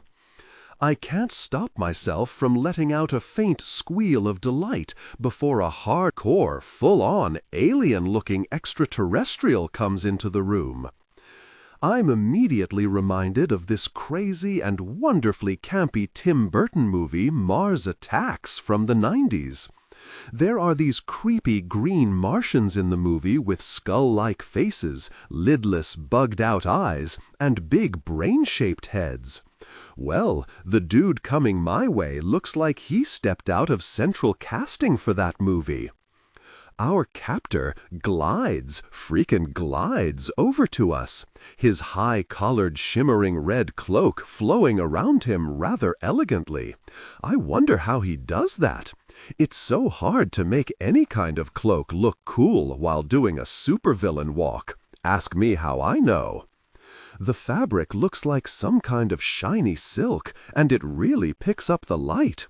I sort of love it, to be honest. Is it wrong that I kinda want to ask him where he bought it? I can't tell much about his body underneath, but his arms appear to be rather small. I'd also estimate he's not much taller than CJ, maybe a little over 4 feet, 4.5 feet at the most. His overall appearance is rendered even more bizarre by the juxtaposition of his enormous head that dwarfs his more petite body. I blink. Could this be our mastermind criminal drug dealer who's been causing us so much trouble? He seems a bit campy for a supervillain. Don't get me wrong, I love camp as much as the next gay guy. Just not so much when the person or extraterrestrial in question happens to have kidnapped you. I look him over again and reflect back on the Burton-esque Martians he uncannily resembles. Those aliens were most definitely not nice ones. We're going to need to tread carefully here. He comes to a halt in front of the metal table where I'm strapped down like some kind of research experiment, and he looks at me with a satisfied gleam in his big, lidless eyes. Yikes, please tell me this dude doesn't have any invasive plans. Oh, good, you're finally awake. I underestimated how long the Furiax gas would keep you unconscious. His tone is casual and oddly chipper, so I decide to aim for friendly in return. Hiya, I say, putting on my best bright and cheerful smile. I'm River. I awkwardly gesture my head as best I can toward Chewie, and that's my friend Chewie. Who are you? He puffs out his tiny chest. I am the mighty Amarax of Nearblob. The what now? He waggles what might be an eyebrow at me, but it doesn't have any hair, so I'm not sure. When he gets no reaction from me, he sighs and waves a small glove-covered hand dismissively.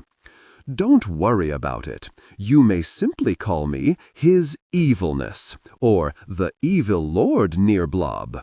It has a better ring to it, don't you think?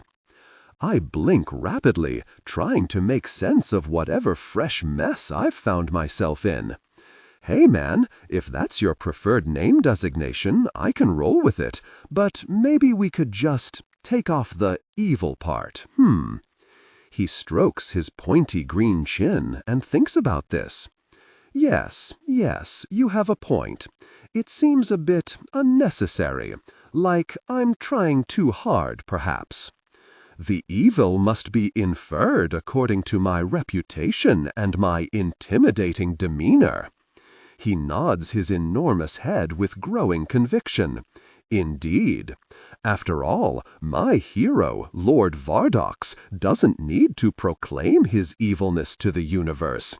He displays it at every turn, especially when he torments his precious Captain Starblade. I let out a loud squeak before coughing.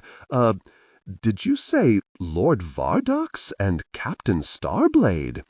He leans closer, his freaky eyes practically glowing with excitement. Of course, River Sullivan, more famously known across the galaxy as Kirk Loves Spock Forever. I'm your most devoted fan. Take a number, buddy. I've heard that a few times lately. He continues in tones of rapture. I've read all of your tentacular tales and eagerly await each new installment. I even wrote you a fan letter expressing my love for your series.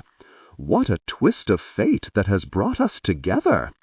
I couldn't believe my good fortune when I was hired for a job on Earth. I knew the most beloved author of my favorite series lived here, but I never had any hope of ever meeting you. Imagine my surprise when I'd been here but a few weeks and your true identity was revealed across the intergalactic web, and that you resided in the very city where my work had taken me.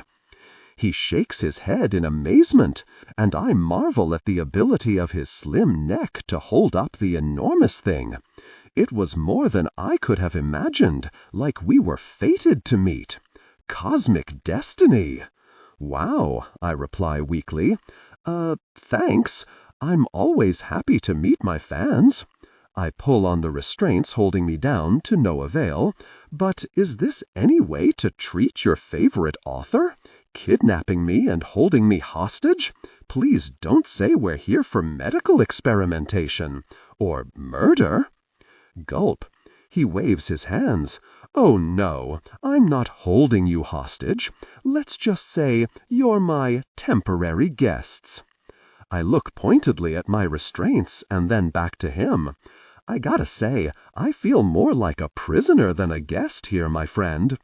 His expression becomes instantly apologetic. The restraints are perhaps a bit extreme, but they're merely a safety precaution. Mr. Nearblob, I protest. Lord Nearblob, he corrects me. The title is more fitting for me, and inspired by my favorite character in your story. Consider it a sign of respect for your work.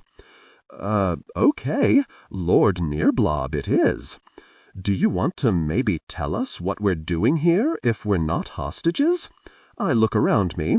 And where is here exactly?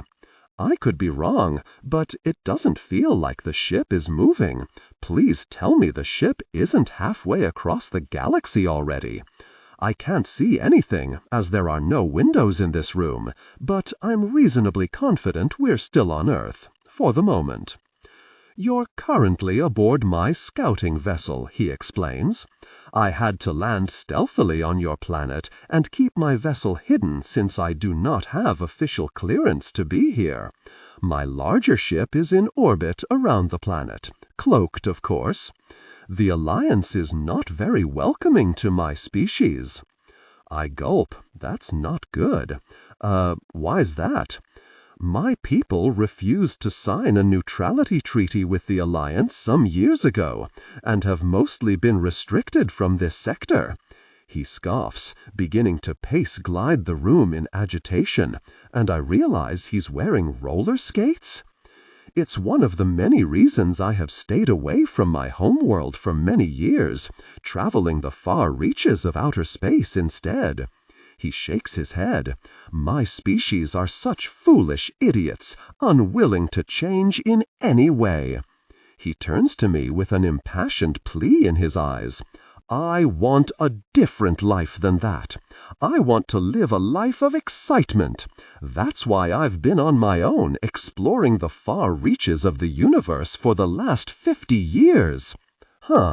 This guy may have kidnapped us, but I get the feeling he's not as evil as he proclaims to be. He seems more misunderstood than anything. I nod my head sympathetically. It's hard when you don't fit in and your own people don't understand you. I get that, believe me. Don't you get lonely being so far away from your homeworld? He pauses mid-glide, rolling to a stop as he considers this, then shrugs. Sometimes, perhaps. I never had many close friends back home. As you say, I didn't fit in. Unfortunately, my parents died shortly after I came of age. I'm an only child and have no remaining family. I'm all alone. His shoulders droop at this last admission. Against my will, my eyes start tearing up. I can't help but feel for the guy. I must be getting sentimental now that I've found love. Who am I kidding? I'm a big old softy, and I always have been. I sniff back tears. I'm so sorry to hear that. It really sucks to lose your family. Lower the pitch slightly and use a heavy, deliberate, and slightly traditional or old-fashioned tone. I completely understand where you're coming from. I'm an only child and an orphan, too. My parents were murdered when I was only 10 years old. Man, it feels weird to say it now that I know the truth. I'd thought it was an accident for many years. It's just me and my uncle left. I nod my head as best I can toward Chewie. And Chewie, of course. Although we're not blood-related, he's still family to me. Nirblob squints at Chewie, his expression contemplative. Ah, yes, Deferens are a most interesting species. They're incredibly loyal and more deadly than their small bodies might suggest. Hey, who you callin' small? Chewie demands with a huff of outrage. I cast him a look that says, "Shut the gosh up, jerk," and he quickly subsides. Our captor lets out a nasally laugh. They're certainly a cantankerous breed, but devoted to be sure. He regards me and tilts his head, his lidless, huge eyes intense. It's been many years since I've seen a Quintharian, though. Now it's my turn to gape at him. What? How did you know? I trail off. I'm only half Quintharian. My father was human. How the heck did you know about my heritage? He waves a hand distractedly. I have many sources of information. Once I learned your true identity as the author of my most beloved Starblade series, I simply had to know everything about you. Ha ha, I say with a nervous laugh. Has this guy been stalking me? I'm not that interesting, honestly. Our captor regards me, a faint look of disappointment on his green face. I admit I had high hopes you might somehow resemble your eponymous character, Starblade. He shivers in delight. He's such a wonderfully delicious himbo of a captain. I can't help but grin at that assessment. True dat, girl. Sadly, Starblade is an entirely fictional creation. He's far more adventurous than me, and a heck of a lot more butch. Chewie snorts loudly. Ain't that but truth?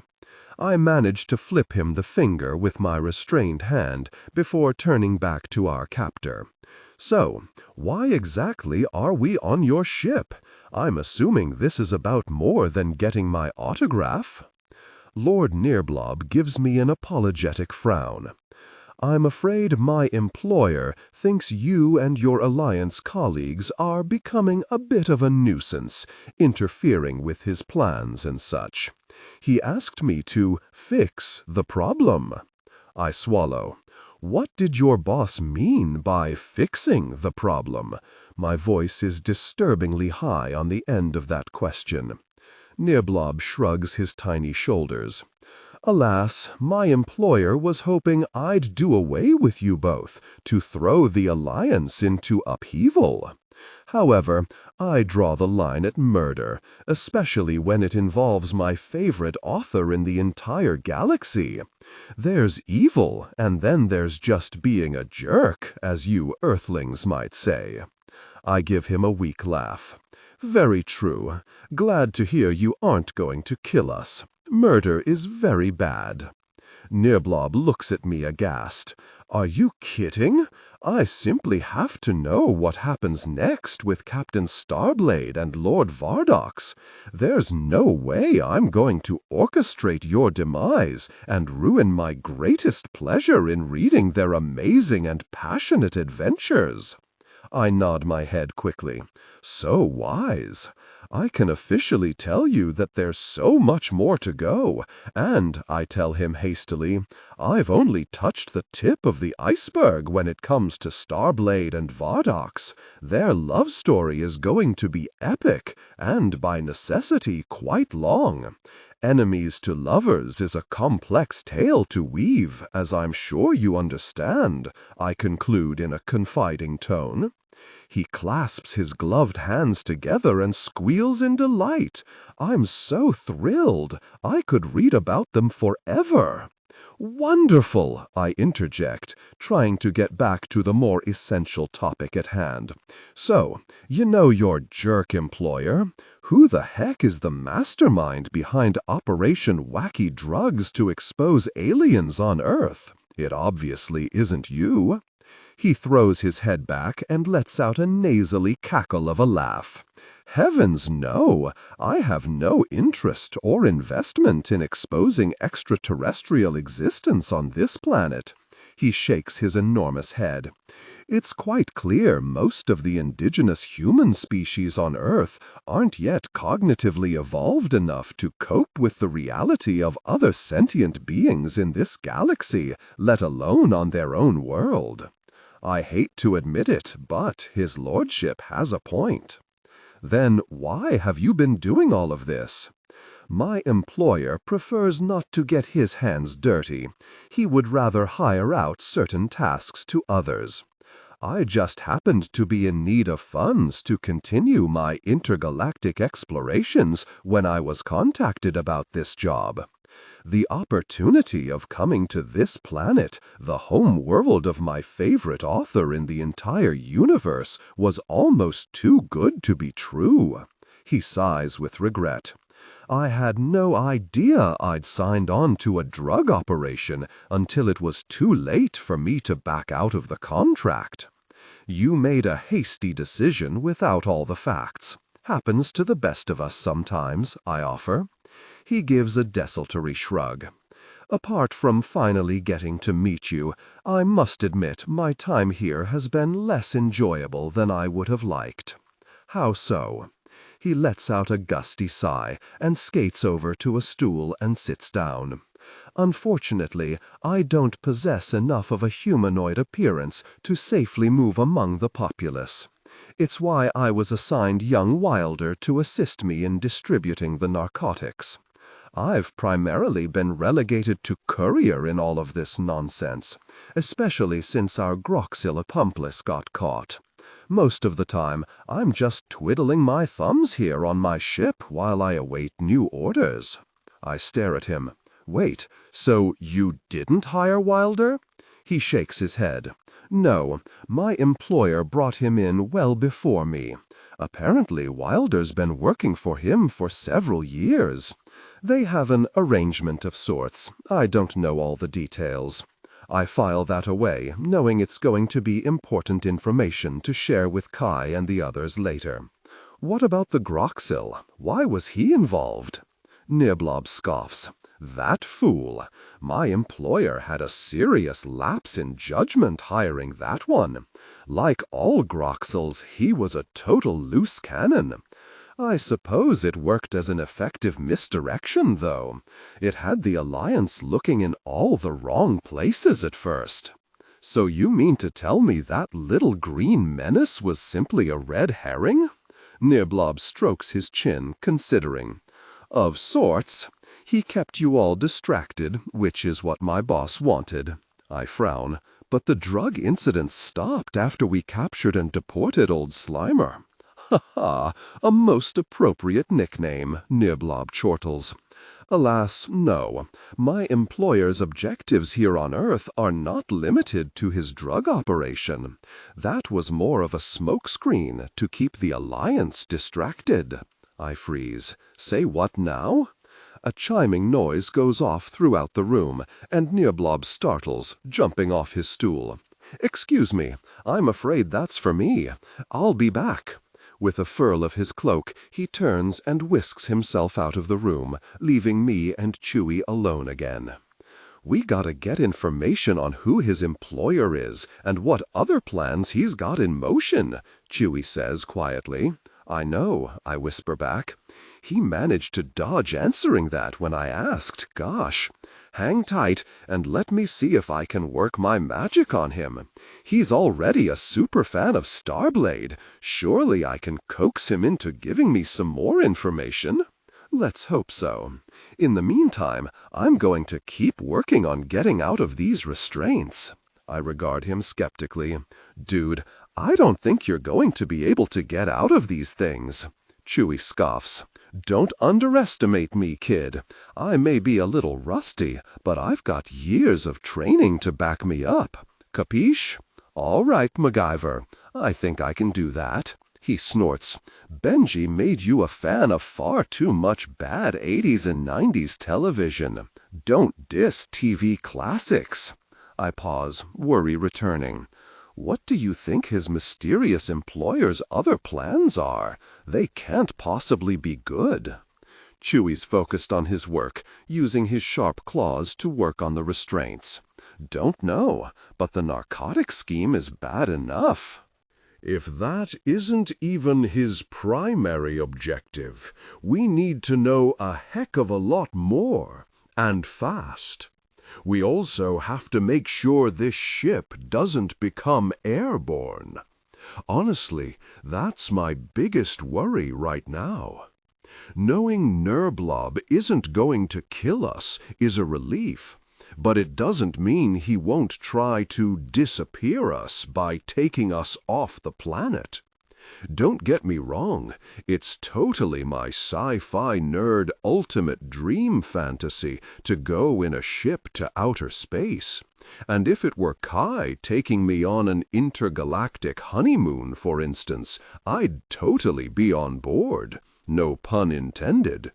But I don't want to be whisked off into outer space by Nirblob and taken who knows how many light years away from my beloved Boo. After all, we're practically engaged. Chewie snorts. As good as, at least by Iran standards. He arches a furry eyebrow in inquiry. Kai hasn't popped the question yet? What's he waiting for? I purse my lips together and tip my chin a tad defiantly. Not yet, but he's totally going to. He told me he wanted to honor Earth customs as well as those of his own species when it comes to engagement. Chewie cackles. You do realize once you are both officially engaged, you're also going to have to get married in the Iran way? How different from Earth's wedding ceremonies could theirs possibly be? Gosh, Chewie, now I'm starting to get worried. Chewie chortles with entirely too much mirth. I take it Kai hasn't told you anything about the sanctioning ceremony yet? The what now? That name sounds familiar, and I vaguely recall Kai mentioning we needed to talk more about it. Gosh, now that I think back on it, he'd seemed a little anxious about it, too. Chewie cackles again. Oh, this is gonna be so much fun.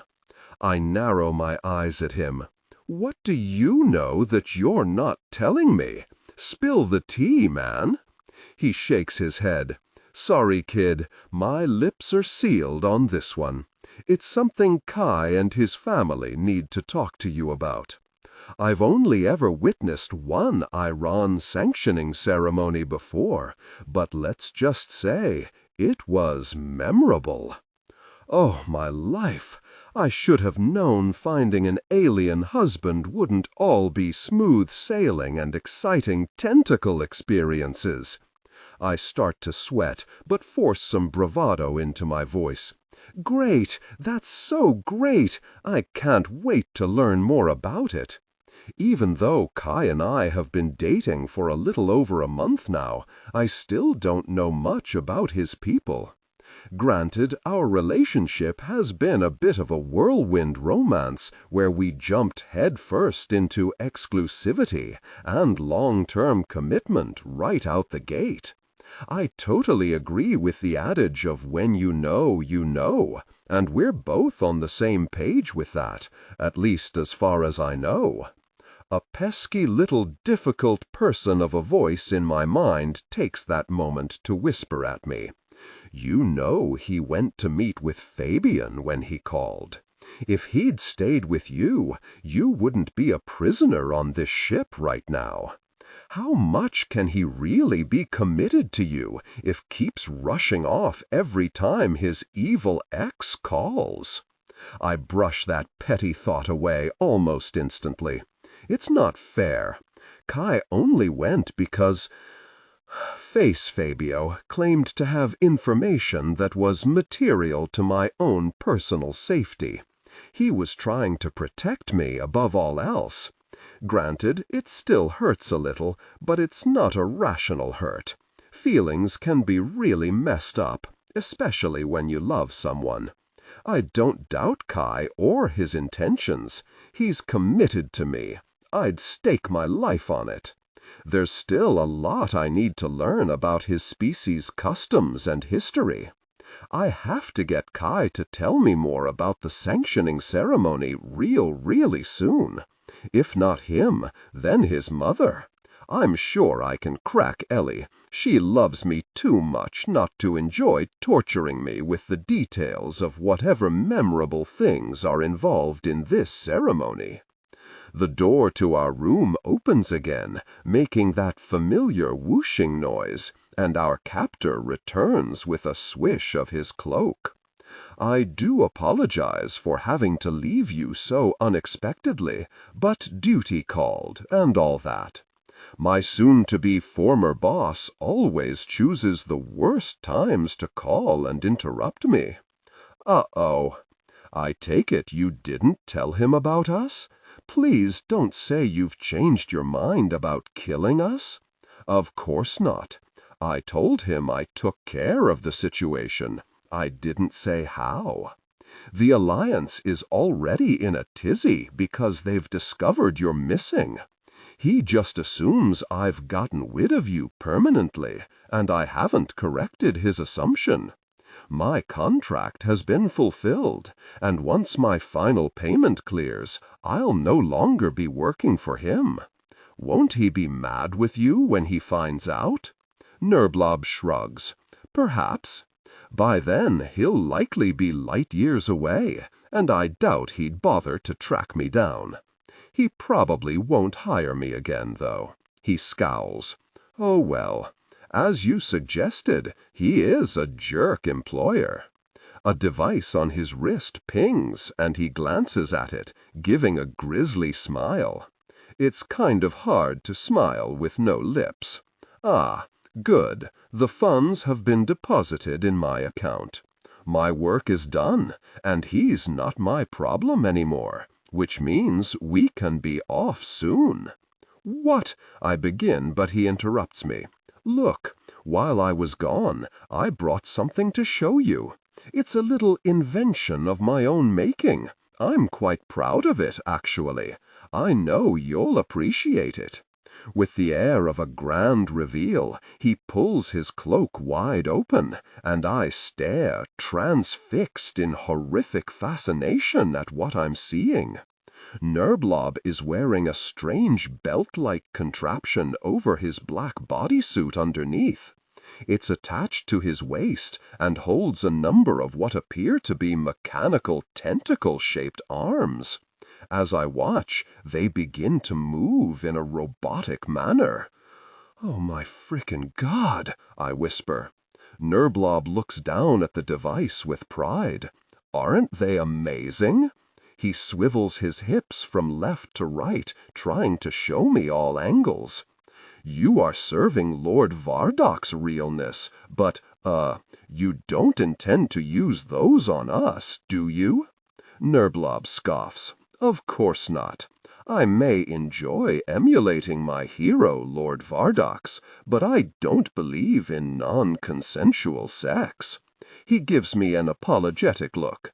"No offense, but neither of you is really my type anyway." Hallelujah and praise Queen Bee. I heave a silent sigh of relief. Nerblob presses a control, and the mechanized tentacle arms begin to extend and widen their range of movement.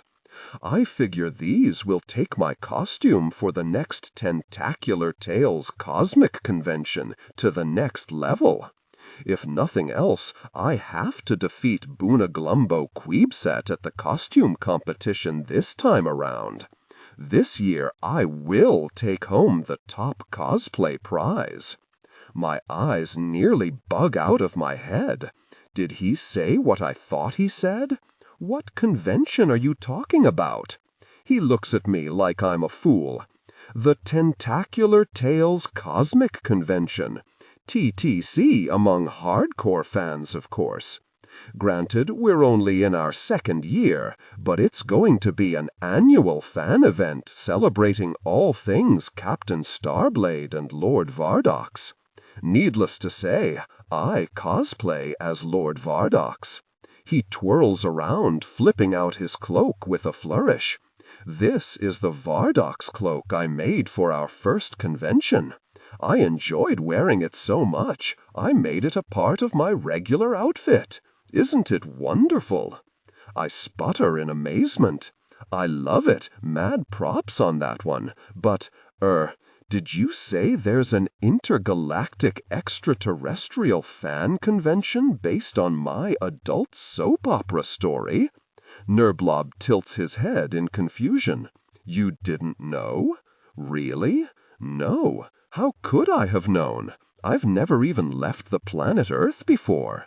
Most humans have never visited outer space, only astronauts and shady AF billionaires. Nerblob taps his pointy green chin in contemplation. Very true. You also don't have access to the intergalactic web, do you? I shake my head. Nope. Well, I suppose I might. Lower the pitch slightly and use a heavy, deliberate, and slightly traditional old-fashioned tone. I dart a glance at Chewie, who gives me a look that screams, "Keep him talking." Oh, really? What do you like about Earth? His disturbing eyes, I'm still trying to get used to them, and the fact they have no eyelids, sparkle. I adore your films and television shows, such entertaining stories. Even your video games are quite interesting, if a bit archaic. I especially love the food and alcohol on this planet. You have so many diverse cultures and cuisines to enjoy. Tell me more, I encourage him.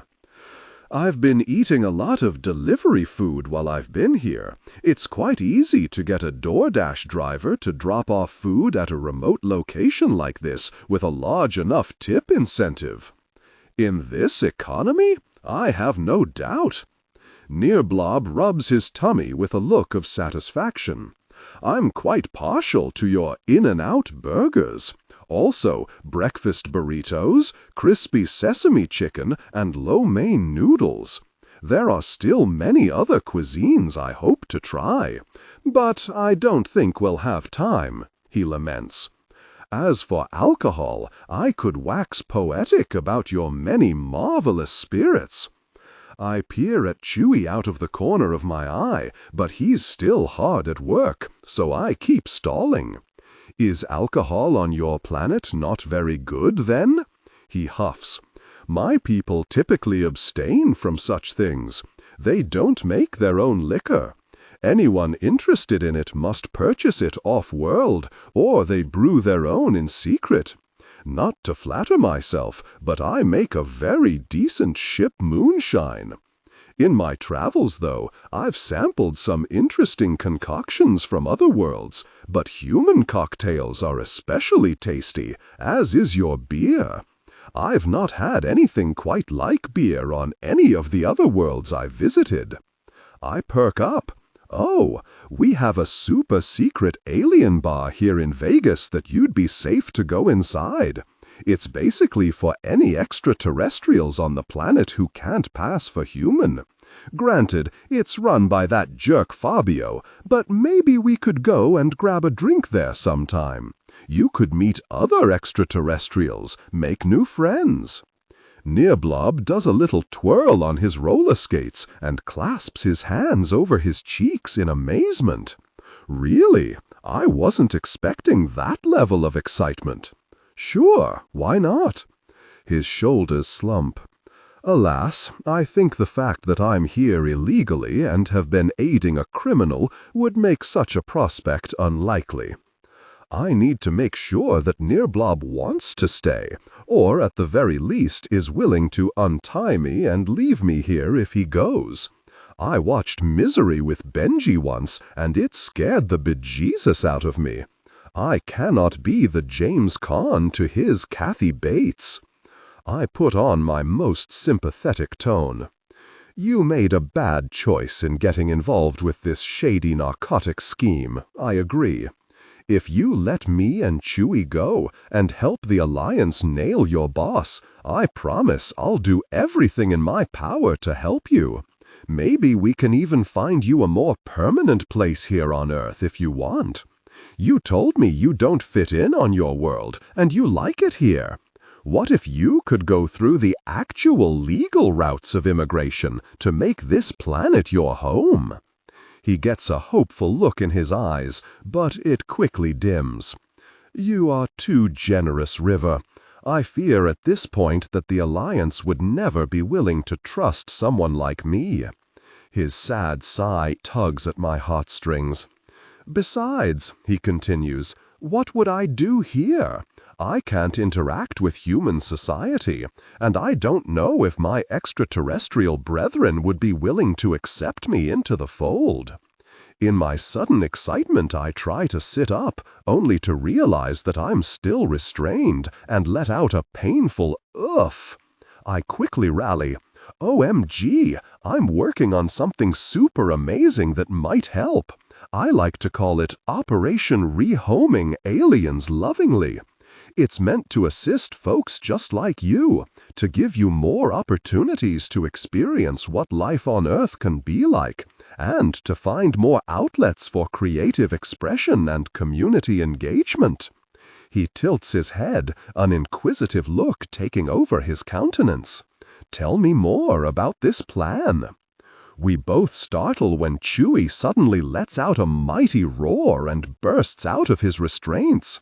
I stare at Chewie in slack-jawed wonder as he busts out some hardcore Kung Fu Panda meets Bruce Lee moves. Even our captor is shocked and seemingly unprepared for Chewie when he lays the smackdown on him. A few quick jabs and a wicked kick to the head from Chewie, and Nearblob crumples to the floor in an unconscious heap. I sort of feel bad for the guy. Chewie stands over him, furry chest heaving, and a look of disappointment on his face. So much for his evilness.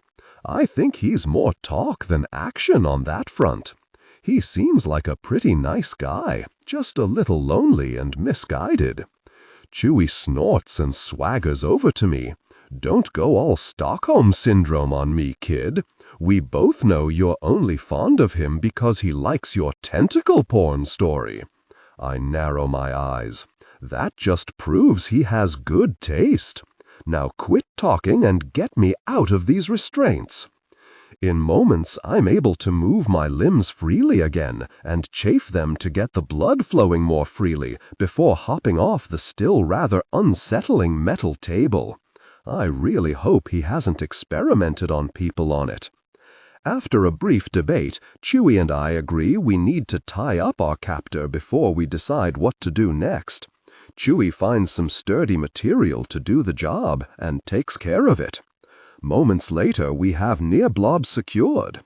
I can't tell if he's awake or not. His eyeballs just keep staring at us, I whispered to Chewie. Good point. He pokes Nearblob in the ribs and jolts him awake, his unsettling eyes focusing on us. "Oh dear," he murmurs, "this was not part of the plan." Chewie gives him a smug smirk. "Never underestimate a royal bodyguard, pal." "Quit bragging," I tell him, rolling my eyes. I turn back to Nearblob. "Don't take this personally. I mean, you did kidnap us after all. It's only natural we'd try to escape. Turnabout seems fair play at the moment." Nearblob shrinks in on himself. "It was only for a few hours, to give my employer time to safely leave this world." "What? He's doing a runner?" I screech. "Oh my gosh, I need to get a hold of Kai and the rest of the team somehow." Nearblob scowls. "Yes, the swine. That man has more wealth than backbone, if you ask me. Apparently things are getting too dangerous for him here on Earth. The Alliance is getting very close to uncovering his operations.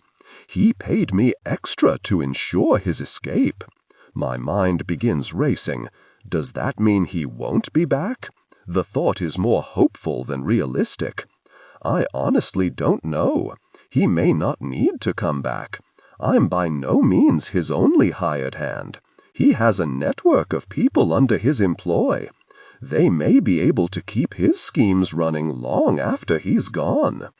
Chewie throws his paws up in the air. Fantastic! Just what we need right now. Gosh, how are we gonna deal with this and an assassin coming after you? Chewie asks me. Nearblob gasps, sitting up. An assassin? Someone is trying to kill you? I mean, other than my unpleasant employer, that is. It's not terribly ego-boosting to know multiple people want you dead. I rub my temples. It has to do with some nonsense xenophobia among the Quintharian royalty. We're getting off track here, Chewie interrupts. He narrows his eyes at Nearblob and crosses his arms, tapping his claws impatiently. It's time for you to spill the beans on your boss, who was going to have you do his dirty work and then leave you high and dry, by the way. I don't think any kind of loyalty to him is warranted at this point. Nearblob contemplates me for a long moment. You truly promise you'll try to help me with the Alliance so I can immigrate here if I give you all the information I have? Bingo! Absolutely! So long as you also promise to live life on the straight and narrow from here on out. No more shady dealings with sketchy dudes dealing drugs or kidnapping your favorite authors. Nearblob reaches out his tiny gloved hand, and I shake it. You've got a deal. Now, let me start at the beginning, future husband. Are you okay, or have you found a new person to torment with your attentions? Tentacle Demon, am delighted that you're concerned about me, darling. Sigh, I suppose I am, but only a little. Tentacle Demon, you warm the cockles of my heart, and my tentacles, of course. You're okay, then? Tentacle Demon, I've been dealing with a little problem. A former business partner turned enemy. You know how it is. Should I be worried? No, but be cautious. It seems that my ardent admiration for you has become more widely known than I'd like. Low-life cretins might try to hurt me through you. As they say, stay frosty. Got it, and make sure you stay frosty too. I didn't know you cared, darling. I'm blushing. The Tentacular Tales of Captain Starblade, Chapter 133, Kai. The waiting and not knowing is driving me mad. Several hours go by that might as well be days. I feel utterly helpless. The Alliance is using all of its resources to try to find River, but to no avail. After interrogating Wilder at great length, we learned he and a Zealotine courier were working for Lane Madison. The Zealotine delivered the drugs planet-side, and Wilder, since he can pass as human, was then responsible for selling or administering them to the targets Madison identified for him. Wilder's staying stubbornly silent about why exactly he's been working for Lane Madison at all. There's something fishy there, but I'm not sure what. I have a feeling Roxy or Zamir will be able to work the information out of Wilder eventually, especially now that we have him in our custody. Sadly, he'll need to remain in a secure holding cell at headquarters until further notice. Once we'd gotten what we could out of Wilder, and he'd been escorted by our security staff back to headquarters, we decided to split into two groups. Zamir and Roxy leave to hunt down the trail of Lane Madison. Meanwhile, Mal and my mom stay with me to search for the Zealotine ship. Unfortunately, even Wilder claims not to know where the courier's scouting ship is hidden right now, only that it's somewhere out in the desert, and that he moves it regularly to avoid possible detection. My mother sends two of her agents in a separate car with Fabian back to Alliance headquarters for further questioning. As the agents depart, I can't even look at my ex-friend and lover's face without wanting to hit him with every one of my tentacles. This thought makes me smile inside. I'm sure River would applaud the sentiment. Galactic gods, I love that man. Just thinking of my mate sets a powerful ache inside me. My tentacles respond to the feeling.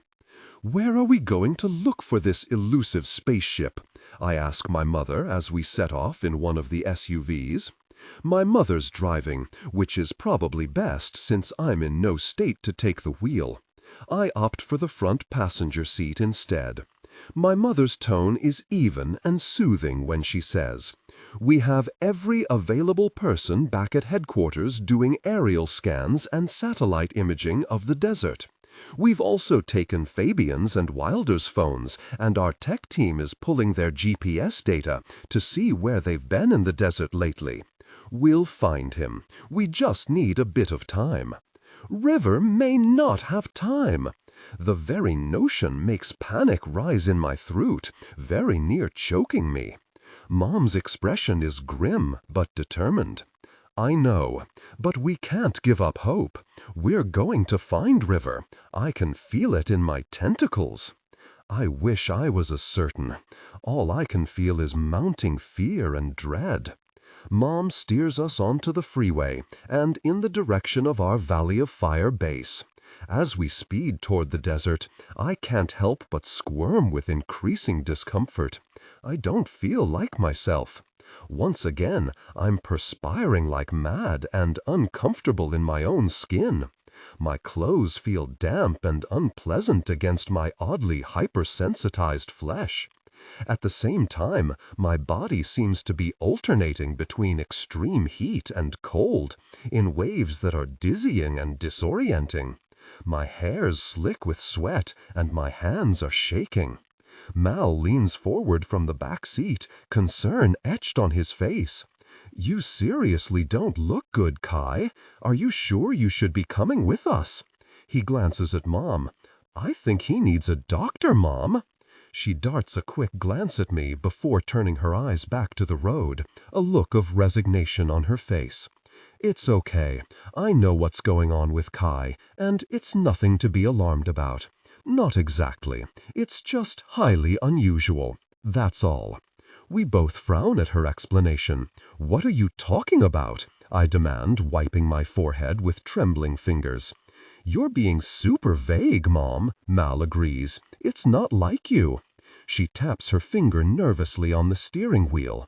What in the world? I have never seen her nervous before. This can't be good. Sorry, I'm not trying to be deliberately evasive. This is just a little awkward to talk about. From what I can tell, I think Kai is in the early stages of a... She trails off. What? I demand. She takes a deep breath and exhales loudly. An episode of tentaculum calefaction. I freeze in utter disbelief. My head starts spinning, and I feel dizzy like I've just come out of zero gravity. Are you for real? Mal asks, looking no less dismayed than I do. I thought only Iraran women went through that. I stare at my mother. That can't possibly be what's going on. Her mouth is set in a tight line. I could be wrong, but you're showing all the telltale symptoms. It was likely brought on by strong feelings of anxiety and need for your mate when River was kidnapped. Traumatic events can sometimes trigger an unplanned episode if your hormones are thrown out of balance by the stress. I'm very confused now. When you talked about it, you always said this was something the women from our species experience. I don't understand. How does that even work for me? What I told you is usually the case, but it's not unknown for it to happen to men in our species as well. It's rare these days, but it used to be common among males in our species who bond with a male mate. Mal's mouth is hanging open. Galactic gods, Mom! Does this mean what I think it means? Mom gives me an uneasy look before saying, "It's biologically possible. You learned this in your early puberty lessons." We were always taught about male tentaculum calefaction as if it were a phenomena of the past that had died out over time, Mal says. I raise a shaky hand to my forehead, wincing. Every part of my body feels hypersensitive right now. How could you not have told us about this? Yeah, Mal echoes, especially since you know Kai and I tend to prefer certain types of relationships. There was definitely a higher likelihood it could happen to us. Mom flips her ponytail over her shoulder and huffs defensively. I honestly never thought about it. Neither of you were involved in any serious relationships, and it doesn't happen until we find mates. I figured a conversation about a very remote possibility was largely unnecessary. Kai getting involved with River and going through the mating courtship ritual so quickly threw us all for a loop. She turns to me, her expression apologetic. Honestly, son, I never even thought about this as anything you ever needed to worry about. I close my eyes, feeling perspiration coming out of nearly every pore. I'm panting now, and my hearts are racing like they're revving up for warp drive. Oh my gosh, I'm going to have to explain this to River, aren't I? My mother tries but fails to hold back a startled laugh. That's gonna be wild. Can I watch? She asks, flashing me a cheeky grin. I scowl at her. Not if I have anything to say about it. Oh, come on, Kai. She gives me puppy dog eyes. What if he has questions you can't answer? I'll be able to help you out. I know all about this since I went through it myself. Twice. Mal snorts. She sort of has a point, bro. I cast him an evil glare. You stay out of this. Don't you dare tell anyone else. Lower the pitch slightly and use a heavy, deliberate, and slightly traditional or old-fashioned tone. Mal gets an unholy, gleeful gleam of excitement in his eyes. I turn to him and I say all that needs to be said. Justin Timberlake. Mal gasps like I've slapped him. You wouldn't dare. I arch an eyebrow. Try me. He huffs and crosses his arms, settling back in the seat. Fine, I won't say anything. Do I even want to know? Mom asks. Nothing you need to know about unless Mal breaks his promise. Stupid older brothers, Mal mutters in the back. I jolt as Mom's phone begins ringing from its mounted position on the dash. She activates the hands-free Bluetooth, and my dad's voice comes through the speakers, all business. We have a location. Thank the cosmic heavens. With that news, I feel like I can breathe properly again. Chewie was able to activate a distress beacon signal from their captor's ship. He's subdued the Zealotine, and he and River are waiting for us to come pick them up. My hearts are hammering away as I lean forward in relief. They're okay? River's not hurt? I demand. Yes, they're both fine. My capable mate has rescued himself. Again. I'm so very proud of him. Excellent, Mom says. Send me the coordinates and we'll head there right now. I'm already en route as well. My team and I'll meet you on site. He disconnects and the phone chimes with the coordinates. I immediately reach over and input them into the GPS. I'm relieved when I see that we're only 25 minutes away from our destination. Mom puts the pedal to the metal and works to get us there as quickly as possible. Even then, it feels like an interminable wait because my need for my mate is becoming downright painful. My tentacles ache inside me with my need to touch River, to hold him in my arms again. It's so intense I feel like I might pass out. Is it always like this? I ask my mother through clenched teeth. She cringes. It's still early stages yet. We should be able to stave it off for a bit if we can get a medic to meet us soon and give you one of our hormone blockers. I'll call it in, Mal offers behind me. My hand grabs the grip handle above my door, holding on tight. It'll have to wait. I have to get to my mate first and foremost. Mom reaches over and pats my knee. I know, we're almost there. Hold on. Barely lifting her foot off the gas, she makes a sudden left-hand turn onto a bumpy dirt trail, heading out into the middle of what looks like nowhere desert. Fortunately, night has cloaked the world in darkness, so we're less likely to have any human looky-loos spotting a spaceship in our midst. Thankfully, Chewie has found a way to deactivate the cloaking mechanism, and we spot the ship up ahead. The moment my mother puts the SUV in park, I'm flying out the door and racing up the lowered plank and into the ship. Kai, what in the world do you think you're doing? My mother yells behind me. The security team always goes first. You know that, you idiot. For what might be the first time in my life, I completely ignore her. I need my mate, gosh. The first thing I hear as I board the vessel is giggling. Turning the corner, I screech to a halt in the open doorway of what appears to be the control room. Chewie, River, and their presumed captor are sitting on the floor with a bottle of suspicious liquor between them. I'm telling you Captain Starblade is totally adaptable, River slurs. The Zealotine is slumped on the floor with his roller skate-covered feet cuffed, but one of his gloved hands is free and holding the bottle of liquor. He takes a hearty swig. I think not. He may be a macho himbo on the outside, with all those rippling muscles. He licks his teeth because he has no lips. I shudder. But underneath, he's a needy, greedy, submissive type. He just doesn't want to admit it. Chewie snorts and grabs the bottle, downing a healthy gulp and belching. Starblade has very specific preferences for intimate connections. River splutters in shock. Starblade is not easily intimate. He only shows vulnerability, Chewie offers helpfully. Yes, that. River nods. He only shows that to Vardox.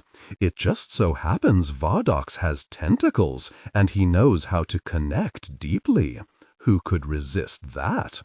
The zealotine gets a hazy look in his bugged-out, lidless eyes.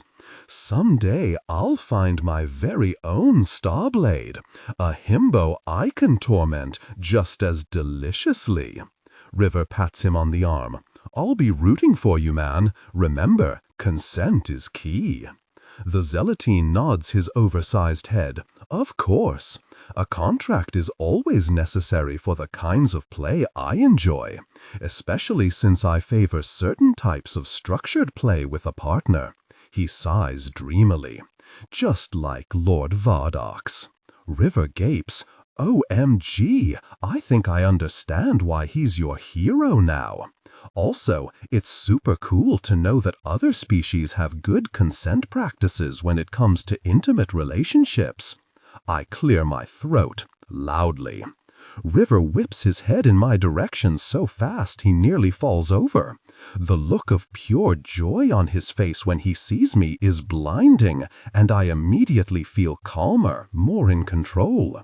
Kai! He holds out his arms in a childlike gesture, as if he wants to be picked up. You came, my knight in shining purple armor, or maybe my knight in shining purple tentacles. He giggles and then burps, staring at me in wide-eyed shock. Sorry, that was kind of gross. I'm a little bitty bit inebriated. Chewie once again offers, and salutes me with the bottle half full of liquor before taking another hearty swig. I told the kid he couldn't hold his liquor, especially not extraterrestrial moonshine made on a ship. But he just had to, and I quote, prove my furry self wrong. Their captor gives a head tip to Chewie. It's my own special ship brew. The flavor still needs work, but the potency is on point. Chewie raises the bottle again in salutation.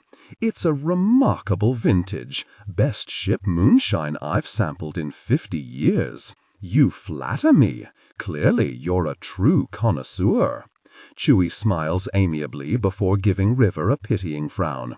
We need to work on the kid. Building up his tolerance is key.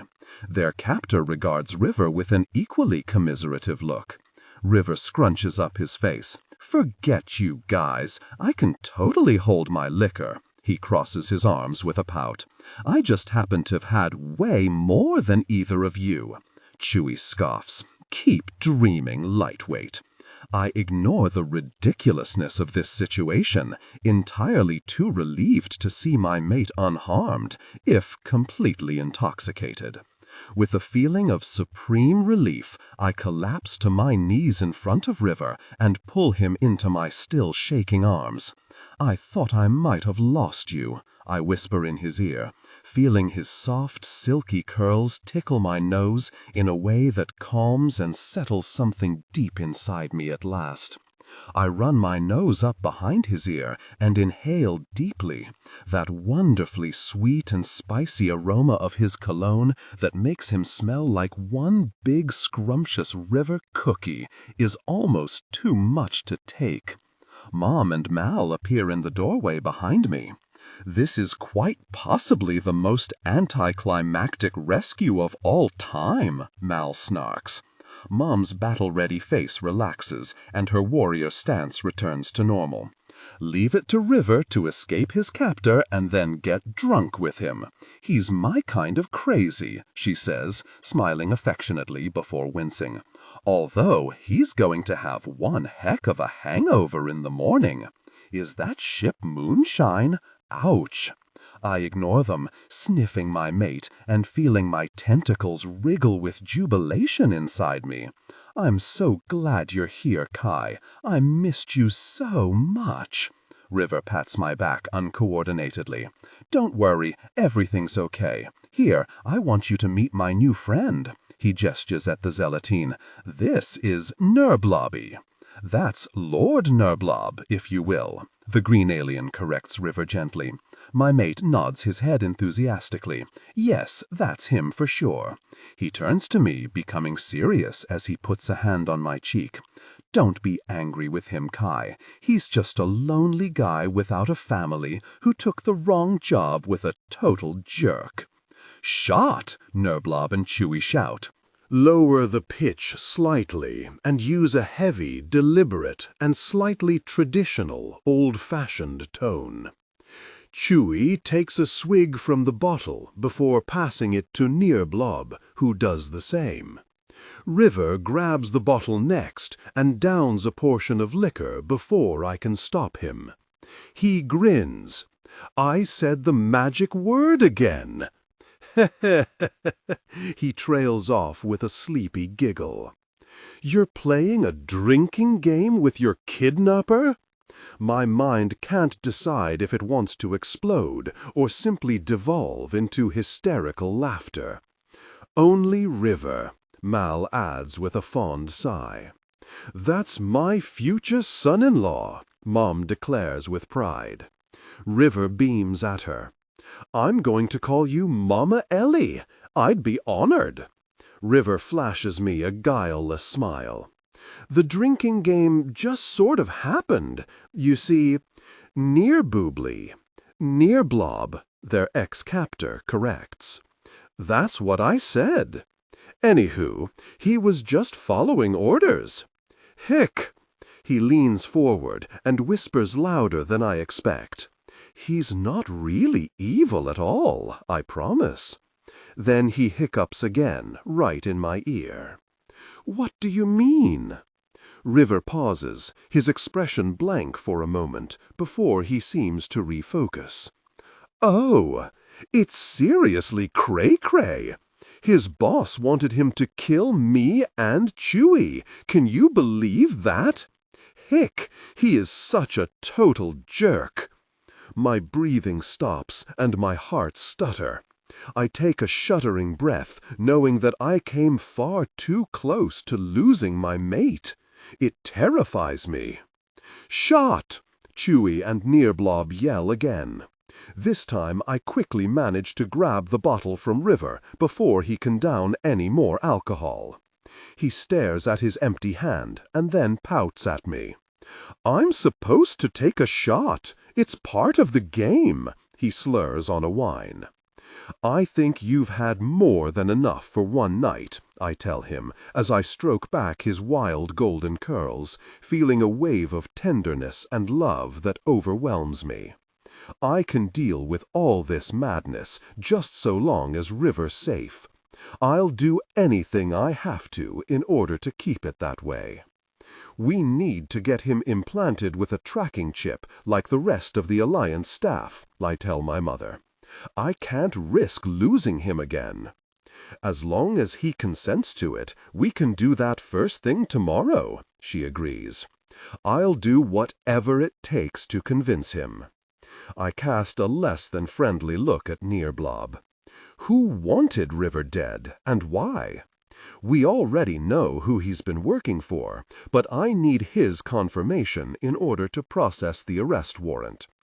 The Zealotine regards me nervously. I'm not sure what his real name is, but on Earth he goes by Lane Madison. Gotcha! Lane freaking Madison! I knew we'd been on the right trail when we'd brought him in for an interview.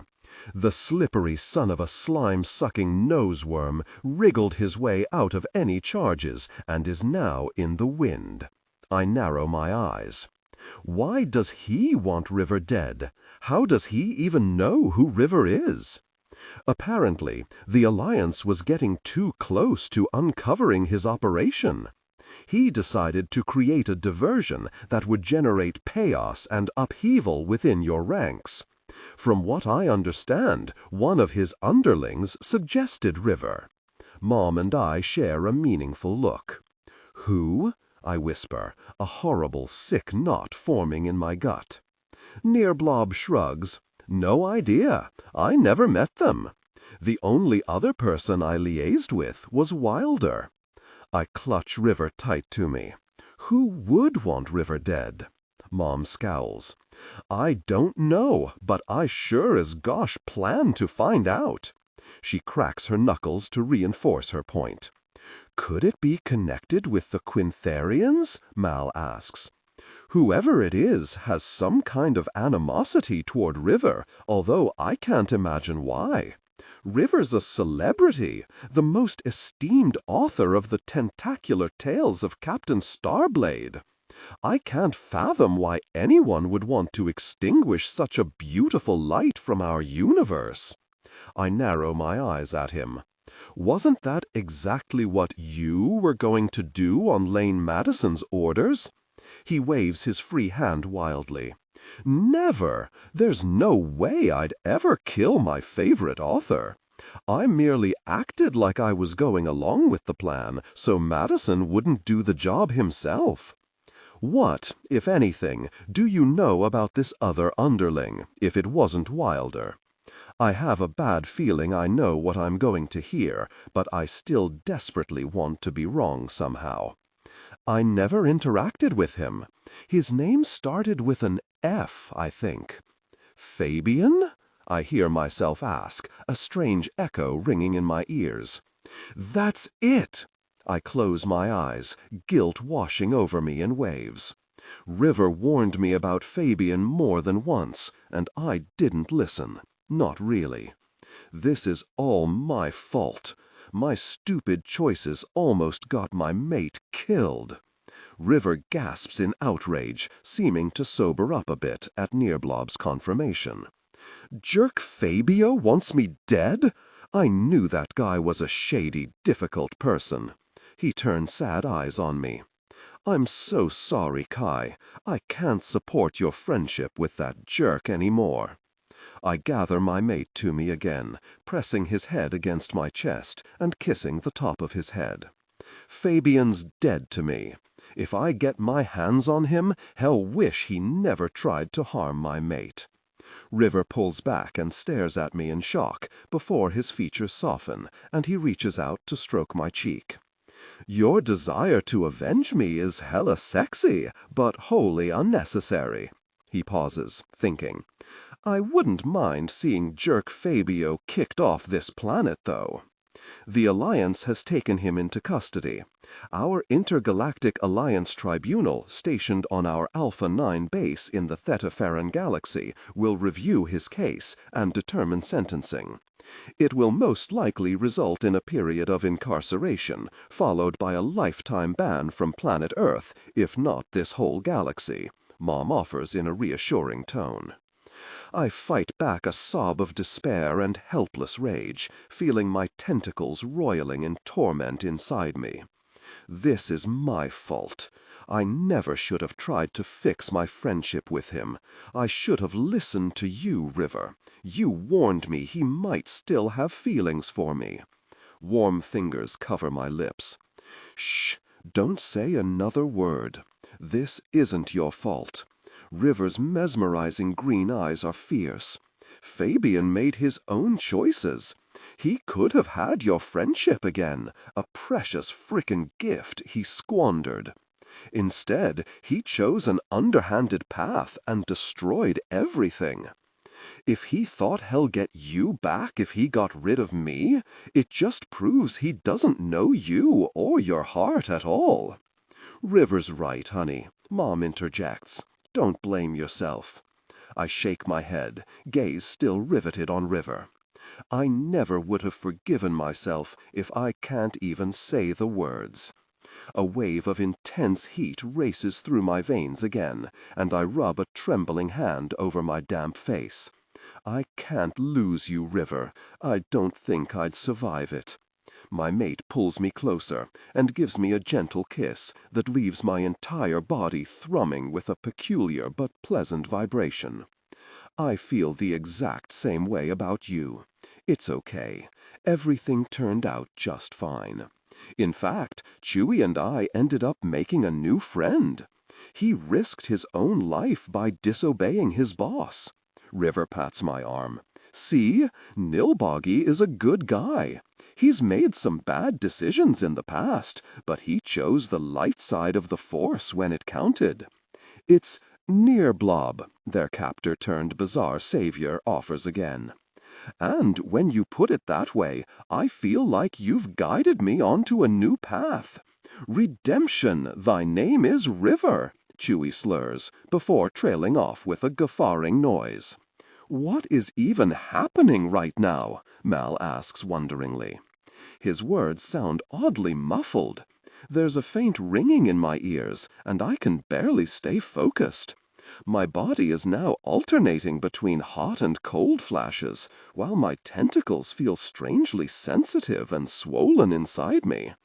I haven't truly had time to process my mom's diagnosis of tentaculum calefaction.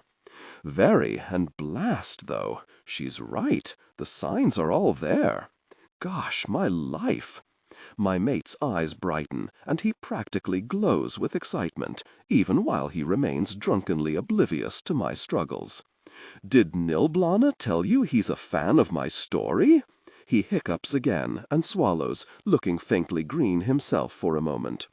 He even cosplays as Lord Vardox. I mean, look at that cloak. It's so freaking awesome.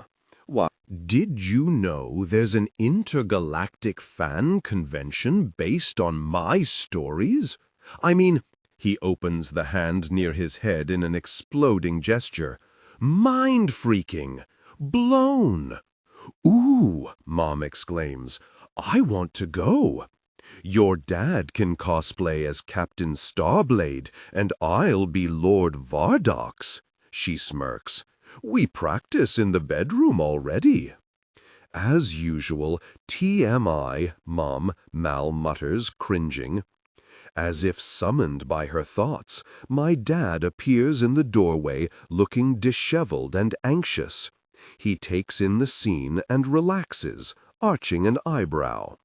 Looks like I'm just in time to be gossiped about. My mom moves to his side and wraps an arm around his waist. You always have impeccable timing, darling. I ignore them and strain to give River a lopsided grin, trying to make sure he doesn't notice how much I'm trembling. I wasn't aware of the fan convention, no, but it's well deserved to be sure. He stares at me in awe. Oh, Kai, you're just the sweetest marshmallow dumpling of a boyfriend ever. I love you. He pulls my face to his to lay a wet kiss on my mouth, but mostly gets my cheek and part of my chin instead. I clutch him tight. I love you too. You scared the gosh out of me tonight. I'm sorry. I didn't mean to get kidnapped. It just sort of happened. That knockout gas was a majorly nasty trick. I've got to give props on that one. None of us saw it coming. But, like I said before, it all turned out okay. And we made a new friend. I scowl at Nearblob. I don't know how I feel about your friend. River pulls back and waves a finger at me. No, none of that now.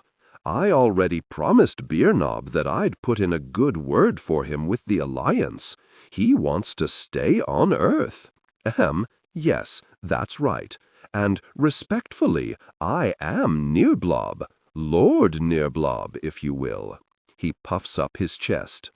I wish to emulate my most beloved Lord Vardox. Chewy takes another swig from the now nearly empty bottle before belching with considerable force. The more the merrier, I say. River gives him a sloppy high five, then leans against me. Our new friend wants to officially immigrate and be part of Operation Rehoming Aliens Lovingly. Isn't that incredible? I told him I'd help him, and I'm a man of my word. He gives me pleading eyes. You have to let me try to help him, okay? After nearly losing him, I can deny him nothing. Okay, I agree with a resigned sigh. Kai is so freaking devoted, Mal fake whispers loudly to our mom.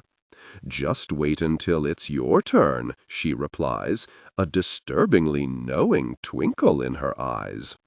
River gazes at her with a conspiratorial grin before tapping his nose.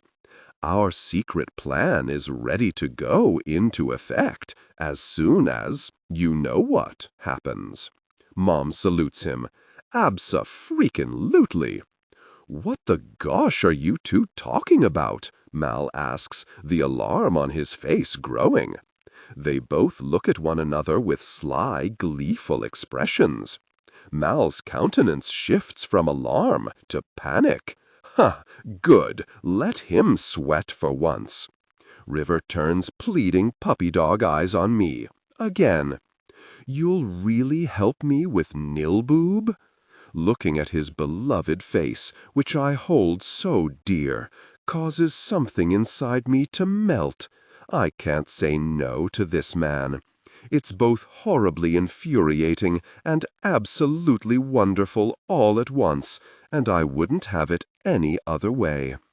I'll see what I can do, but in the meantime, we need to get critical information from him. River bobs his head in an exaggerated manner again, his body listing to the side. I reach out and hold him up. "Yeah, we already interrogated him. We got the deets." He fist pumps the air. "Go Team Anal. Even when I'm kidnapped, I'm on the job." "Good work, kid." Mom salutes him. He beams at her. "Thanks, soon-to-be mama-in-law." She arches an eyebrow at him, looking at me out of the corner of her eye. "Moo, Mom!" I groan. However, just the thought of asking River to marry me makes my tentacles tingle with enthusiasm. No, I can't jump the gun. I have a plan for my proposal, and I'm going to make it memorable. Very. River deserves no less. My mate grins at Mom and flaps a hand. "Not yet. As if there's any question he will. It's just a matter of time. You know your son is gaga for me, and I'm head over heels for him. It's just a matter of time before we tie the knot." Or he pauses for a minute, considering. "Maybe it might be better to say, before we tie the tentacle," he chuckles.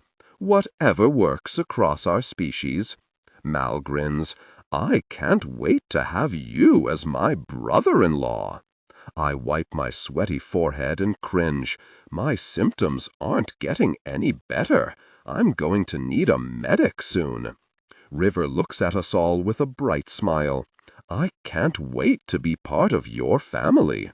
He hesitates as if unsure for a moment. "I do come with Uncle Benji and Chewy, too. It's sort of a package deal." Chewy raises the bottle again in acknowledgement. "They're all that's left of my family now, and I hope you'll welcome them too, because," he adds, his lip trembling and tears forming in his eyes suddenly, "I love you guys so, so much." "Here we go," Chewy mutters. "This is the part where the kid turns into a weepy drunk. I warned you it would come to this." Nirblob bobs his head sagely. "Yes, my friend, you did indeed warn me." Poor River doesn't do well with alcohol. It's always been that way. First he gets all giddy, happy, and goofy. Then he turns into a ridiculous, emotion-filled, blubbering mess. "I'm not melodramatic," River says with a gasp of outrage. "I just have all the feels. Are you trying to deny my feels?" His lip trembles again. "Even though I love you like you're my dog brother from another mother?" Chewy chokes on his drink, coughing. River turns his soulful gaze back to me, his eyes glistening with unshed tears. "You won't make fun of my feels, will you?" I pet his head with a shaky hand. "Of course not, darling." He beams at me in total adoration. "You're just the best, you know that?" "You're pretty amazing yourself," I tell him, swallowing back the lump of emotion I'm feeling and trying to ride out the current hot flash racking my body. His answering smile sends my hearts racing again, and my temperature rises even higher. To my shock, I feel my tentacles begin to stir with intense desire, leaving me momentarily breathless. "You'd be proud of me," River continues, blissfully unaware. "I was super brave, even though I was legit scared at first," he admits as he glances at Nearblob. "Nothing against you, man, but it's kinda freaky when you get knocked out and wake up in a strange place, tied up on a sketchy AF metal table." Nearblob's expression is full of remorse. "Many apologies for that, River. It won't ever happen again." "Of course not. We're friends for life now." He reaches out and clumsily high-fives the much smaller alien. Before I even know what I'm doing, I growl at the stupid zealotine who kidnapped my mate, pulling River away from him and back into my arms. I barely hear the ripping of fabric before 3 of my tentacles burst out and wrap around him too. For a moment, River stares at my appendages as if dumbfounded. Whoa, that was like a tentacle tornado. "My Kai," my father says in a stern voice, "what the gosh are you doing?" I pull River in closer, clutching him so tight he squeaks. Then I narrow my eyes at my father and let out a warning growl. "Well, gosh," Mom says, "I was worried this might happen." My father blinks in confusion. "What's wrong with Kai?" She winces. "It seems River getting kidnapped triggered an episode of tentaculum calefaction." My father's face goes paler than I've ever seen it before. But how is that possible?" My mother puts her hands on her hips and arches an eyebrow at him. "Maddox, Gennaro, you very..." Lower the pitch slightly, and slightly traditional old-fashioned tone. He reaches up a hand and strokes one of my tentacles. I shudder in delight. "That's right, babe. I'm yours, and you're mine. Everything's okay. I'm not hurt. You don't have anything to worry about anymore." I harumph and snuggle him closer, trying to ignore my intense physical longing and racing hearts. Meanwhile, my parents continue to argue. "There hasn't been a case of tentaculum calefaction in a male member of our species in over 200 years, Dad protests. "Look, I don't know what to tell you, Maddox, but he's got all of the symptoms. We need to get him back to the med lab ASAP. We might be able to get hormone blockers into him in time to stop the full onset." The very words make my tentacles clench in agitation. I know my head isn't thinking very clearly at this moment, but I don't want to let go of River long enough to go back to the med lab. I just want to be alone with my mate. Right now, it feels like everyone's really in my way. With a jolt of sudden understanding, I reach into my pocket and pull out exactly what I need. River's eyes widen comically large when he sees the device in my hand. "Oh my frickin' God, you do have a sonic screwdriver! How dare you hold out on me?" Everyone else freezes.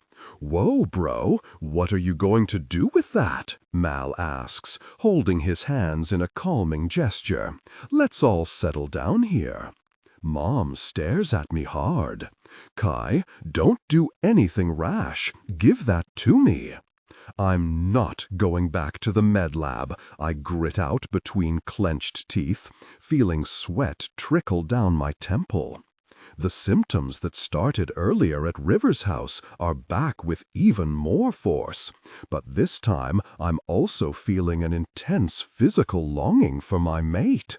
My tentacles are warm and swollen, while my body is filled with a powerful desire within the confines of my pants.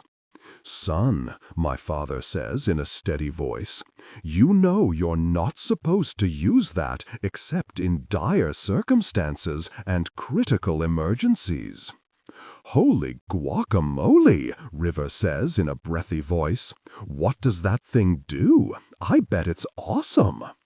Part of me knows that what I'm feeling is utterly irrational, but every fiber of my being is desperately telling me I need to get my mate alone so we can connect intimately. Now. Kai, my mother says, her tone coaxing, think about this. If we get you back to the med lab quickly, we can get the hormone blocker into you. It should halt the progression of your episode. For some reason, that idea irritates me, and I scowl. River's intoxicating scent is in my nose, and I yearn to be closer to his delectable skin. What is happening right now? River says, an adorably confused expression on his beautiful face. This is an emergency, I say, my voice going dark and dangerous. I need to be alone with my mate now.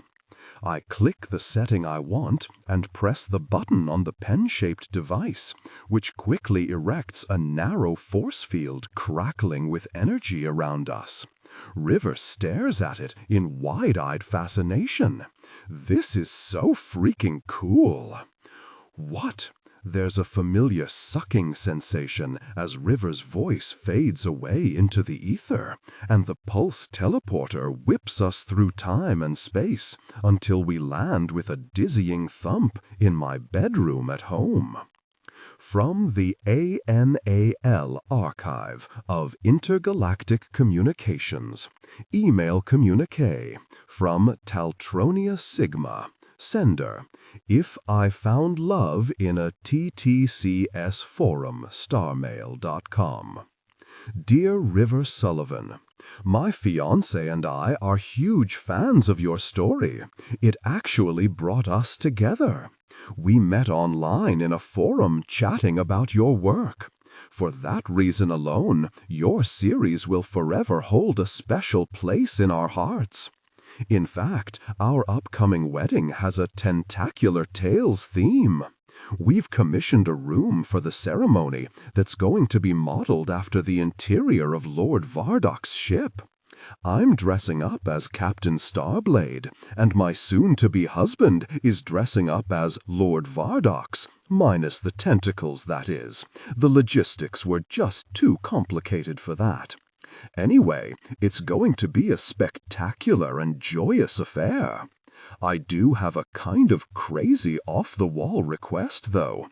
Is there any chance you would be able to officiate our wedding? I realize it might prove too difficult for you to travel here, but we could do it over holoscreens on the intergalactic web.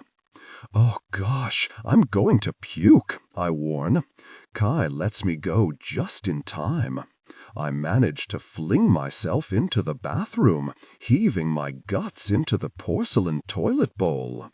An anxious and uncertain Kai stands in the doorframe, his tentacles waving in the air with agitated worry. Are you okay? I shake my head and moan at the pain the movement causes. For a few more minutes, I continue to heave out the entire contents of my stomach. Thankfully, it appears to mostly be zelatine moonshine and bile.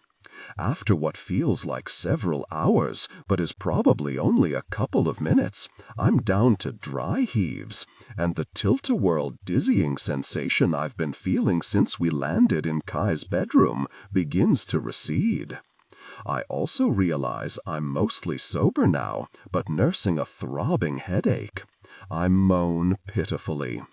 Kai takes a hesitant step forward. May I help you, my mate? I nod miserably, and he reaches out his tentacles to help lift me up from the floor, which is probably a good thing, because I'm far too shaky and unsteady on my feet to hold myself up. Need to brush my teeth and gargle with a whole bottle of mouthwash, I rasp, my throat still burning from a truly unpleasant upchucking session. Kai gets my toothbrush prepared for me, and I take it with shaking fingers, hastening to scrub out my nasty mouth. I follow this up with a few hearty gargles of mouthwash until I feel a little bit less disgusting. Turning on the faucet, I splash some cold water on my face before drying off on a towel. I lean back in Kai's arms and tentacles with a sigh, giving him a weak smile as one of his purple limbs pets my hair gently while he holds me in his arms. "Better?" he asks, his voice anxious. "I didn't think about how you'd respond to your first teleportation. It can be a bit difficult for people the first few times." I nod and wince. Bit of a headache, but the nausea has passed. I'm sure teleporting while drunk isn't recommended. On the plus side, that adventure let me purge most of the alcohol from my system. I shake my head. Remind me to never drink alien moonshine ever again. Kai leads me back out into the bedroom and gets me comfortable on the bed while he hurries off to the kitchen. I hear him bustling around in there before he returns with a glass of water and some ibuprofen. "Bless you," I murmur, and swallow the pills gratefully. Kai joins me on the bed, looking uncertain. Then he smiles as if he's had a brilliant idea. "Let me massage your head. It will help your headache." As far as brilliant ideas go, this one ain't bad. I settle myself between his legs and lean myself against him, my back to his chest, and sigh with pleasure. The experience of having 2 hands and 3 tentacles massaging your head and scalp is an out-of-this-world sensation. Kai's warm fingers and deft tentacles find every pressure point with ease. In moments, I feel myself relaxing into a puddle of river goo. Gosh, that feels good. "I'm glad," Kai says, heaving a sigh of relief. I open my eyes and look up at him. "Want to explain what the hell happened back there before you whisked us away?" To my surprise, he flushes and looks embarrassed. "I don't know exactly. I wasn't thinking clearly. All I could focus on was getting us alone." "Okay, that's very vague, but I have a more pressing question. For the love of all that is holy and sacred to us sci-fi nerds, why didn't you tell me you had a mother-freaking teleportation device?" Kai chuckles. "We call it a pulse teleporter. It's programmed to teleport anyone within the limited force field back to one of several Lower the pitch slightly and use a heavy, deliberate, and slightly old-fashioned tone. Instead, I felt a lot more like Sam Rockwell's character in Galaxy Quest when he gets beamed up for the first time. I shudder. Let's not do that again any time soon." Kai bows his head. "I'm sorry. I shouldn't have done it to begin with." I put my finger under his chin and tip it up to search his face, which I notice is unusually pale. I still don't understand why. Why did you freak out like that? Your family aren't the bad guys. They were trying to help. He flinches, looking even more embarrassed. "I know that, I do.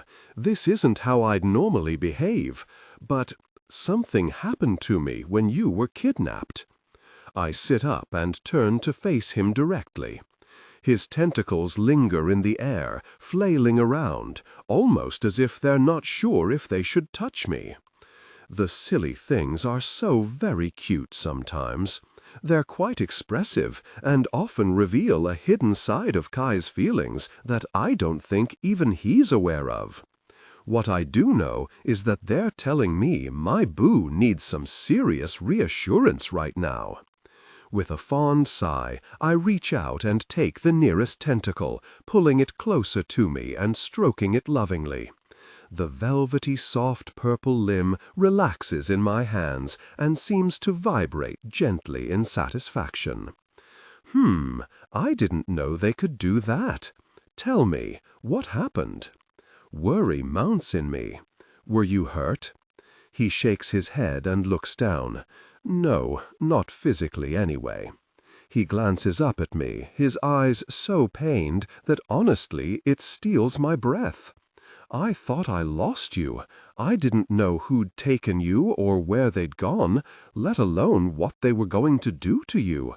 I thought I might never see you again. I reach out a free hand and cup his cheek. Oh, love, I'm so sorry. I know if the same had happened to you, if the tables had been turned, I would have been a really difficult basket case. All things considered, I think you're holding it together pretty well. He lets out a choked laugh. Maybe, but you see, there's something about my species I haven't told you. I pause, stroking his tentacle, and tilt my head to the side. Oh? He swallows nervously. There are many things about my species we haven't had the chance to discuss yet. I nod slowly. Sure, I mean, I still don't know much about my Quintharian heritage either, so there's a lot I can't even share. I'm trying to learn, though. It's understandable you might want to hold back on telling me some stuff about your species. It's not like we're married yet. He seems to gather his resolve, an urgent look in his eyes. We will be, though, so I need to start teaching you more about my people. Among my kind, we have a biological condition that is known as tentaculum calefaction. I blink. Say what now? Tentaculum calefaction? Dude, is that like some Harry Potter expecto patronum gosh? I startle a beautiful laugh out of him. No, nothing magical is involved. It's a very intense mating drive, one that tends to signal biological readiness to procreate. Holy gosh, Batman, are you going into Pon farr? Kai stares at me in confusion. What? It's a Star Trek reference. Dude, we seriously need to get you up to speed on the franchise. Essentially, it's when the Vulcans have a super hardcore need to have intimacy every 7 years, otherwise they can, die, and gosh. There's an awesome Kirk Spock fanvid about it, set to that Nine Inch Nails song Closer. I'll show it to you. It will totally rock your world. I fan myself. It's very hot. There may be some similarities. Tentaculum calefaction isn't going to make me die, though. It's just unusual that I'm showing symptoms, as it's typically something experienced primarily among the female members of my species. Is that why your dad was so weirded out about it? I think back on it. I remember, didn't he say it hadn't happened for more than 200 years or something? Kai nods. Even I didn't realize it was something that might happen to me. We thought it was a biological trait males lost, much like gills as we evolved. This was a far more recent evolution, though. I stare at him gobsmacked. So you had no clue you'd be hit with the mega-intense desire whammy to end all whammies? He runs a hand through his hair, and I notice how sweaty and disheveled it is. My concern amps up a notch. We're taught about it during our education around puberty, but it's presented as something that typically happens in females after they've found a mate and completed the sanctioning ceremony. It's also been known to occur once the mating courtship ritual is completed and the initial bond is established between mates. However, in our lessons, the emphasis was always on this happening to female members of the species because it can result in pregnancy. We have some special hormone blockers to stop the onset of tentacular califaction before it progresses too far. Kind of like heavy-duty birth control pills. Even if it is an optimal biological time to become pregnant, not everyone is personally ready for the lifelong commitment of a child. My brain short-circuits. Wait, hold the phone. Are you trying to tell me your body's trying to make a baby with me? Kai hesitates. Centuries ago, it was possible for some male members of my species to bear children. Our reproductive and gestational processes are rather different from that of humans. OMG, all my MPreg fanfiction writing friends would lose their freaking minds right now. So shouldn't we go get you one of these hormone blockers? Your mom seemed to think the situation was kinda urgent. I am so not ready to even contemplate a baby, let alone the idea of Kai possibly getting pregnant. Holy gosh. Kai wipes at his sweaty brow, and I realize now that I'm sober after puking up what felt like a half-gallon of alien moonshine, that he really doesn't look well. He's pale and clammy.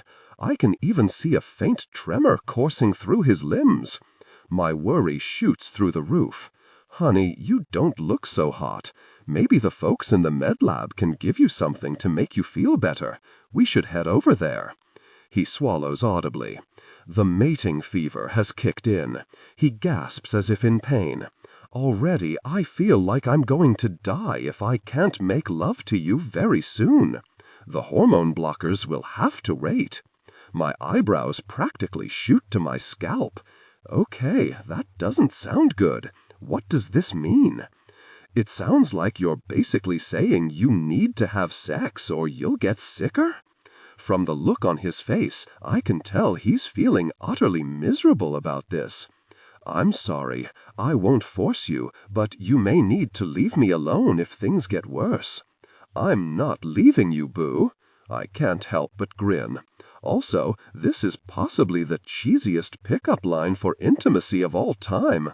You're so overcome with desire you're sick, and you need my magical touch to make you better? He lets out a slightly hysterical laugh. Kind of. Part of the tentaculum califaction is a need to establish a deeper level of closeness with one's mate through physical intimacy. There's a strong, consistent need for sex while one is going through an episode. So, in other words, this is going to make you super-duper desirous for a while, and you'll need to be intimately connected regularly to feel better? In a nutshell. His shoulders droop.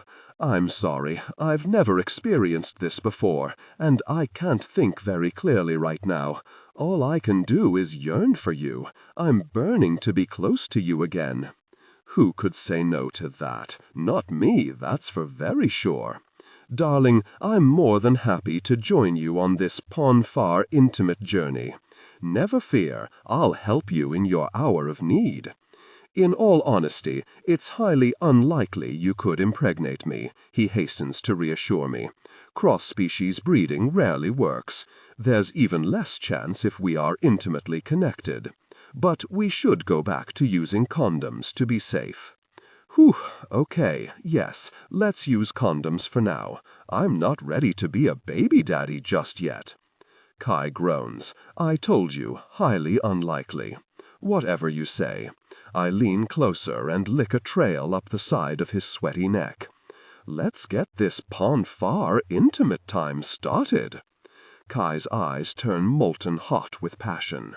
Yes, he says in a voice that makes me feel a powerful surge of desire. I must have you now. Goody! I'm completely sober once again, and the headache that followed my puking episode and post-teleportation whammy has receded. The idea of getting intimately close with my very desirous stud of a soon-to-be fiancé after being kidnapped is entirely too tantalizing to turn down. I need to reconnect with him, too. Also, I'm 20 freaking 2. I feel super confident my desire can keep up with Kai's far drive. Bring it! Let's be together, baby. They came together in passion. They came together in passion. Afterwards, breathless and deeply connected, they lay dazed in the aftermath. I'm not sure how much time passes before he gently retracts the tentacle from within me, and I hiss at the sensation. Sorry, he offers with a wince. I make myself relax as he carefully pulls his now spent body from me as well and disposes of the condoms. With lazy, satiated fascination, I watch as Kai's tentacles seem to clean our commingled fluids from his abdomen before retracting into his pouch. That's taking self-cleaning to a new level. I think you drained all the energy out of me, I say with amusement. Kai chuckles, his voice still breathy after our Guinness Book of World Records fast and dirty intimate encounter. Kai pulls me into his arms and sighs with obvious sated relief. Is it terrible if I say I feel a lot better? I laugh. Nah, it's apparently a hormonal thing, and I'm happy to be the one to help you out with that. I snuggle closer with a sigh of contentment. Then I pause, a question forming in my mind. So, how long is this expecto patronum thingy going to last? He arches an eyebrow at me. It's tentaculum, not tentaculum. I gape at him. You sneaky jerk. You totally know Harry Potter and didn't tell me. He snorts. Of course. I'd have to have been living under a rock to miss that pop-cultural phenomenon. This news makes me giddy.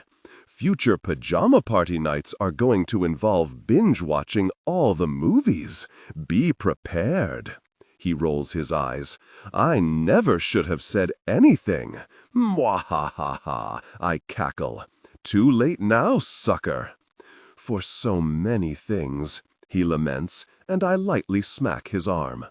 His smile fades, and he regards me with serious and slightly worried eyes. I'm not sure how long this episode will last. I need to talk with our medical staff back at headquarters.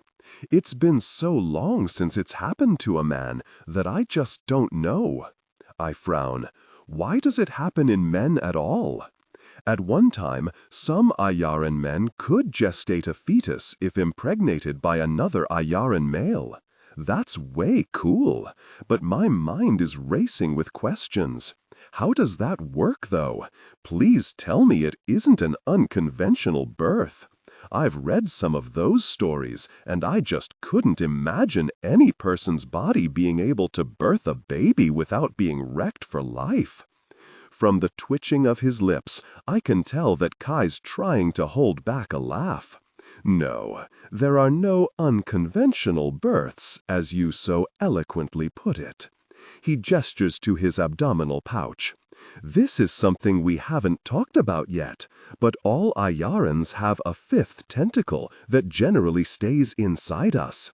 It is shorter, but much wider than our other appendages, and houses a temporary prenatal chamber in women when they are ready to conceive, and apparently does the same thing for some men, too.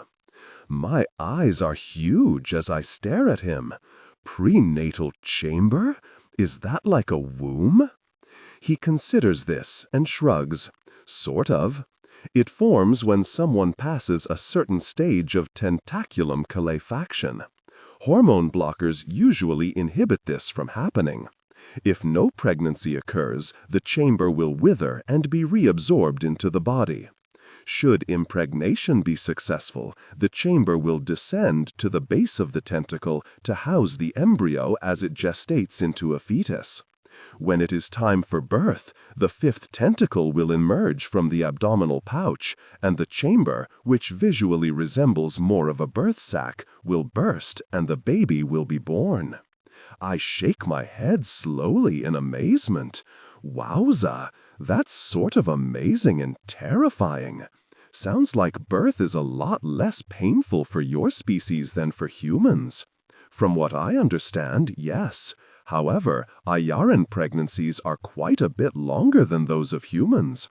There is some pain associated with the sac rupturing to release the fetus, but that is nothing compared to human birth. He shudders.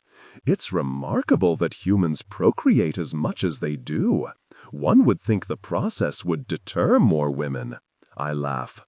People love babies, and kids more generally. Not everyone, of course, but lots of folks do. I think for a moment and frown. I wonder what happens with quintharians when it comes to babies. Since I'm a hybrid, I have no idea. Hybrids are rare in the universe, Kai explains. Few species are able to interbreed with others, especially among the more humanoid species I'm familiar with. Ayarans can only create offspring with other Ayarans. We've never had any hybrids among my people.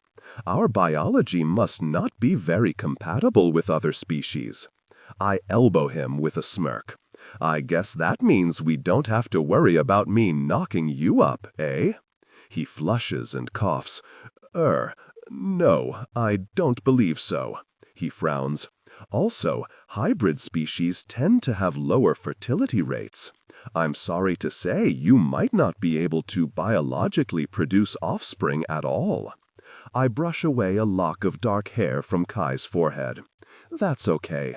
I haven't thought much about having kids. In any case, if we both want that one day, we could always adopt. Kai snuggles closer.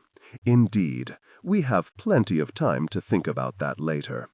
I brush a kiss against his forehead. Are you still going to try to get the hormone blocker? Now that I can think with a level head again, yes. I need to talk with our medical staff. They'll probably need to run some tests. I'm hopeful it's still early enough that the hormone blockers will arrest the worst symptoms of my condition. If they don't work, what do you think we're looking at for this Pon-Farr horniness fest?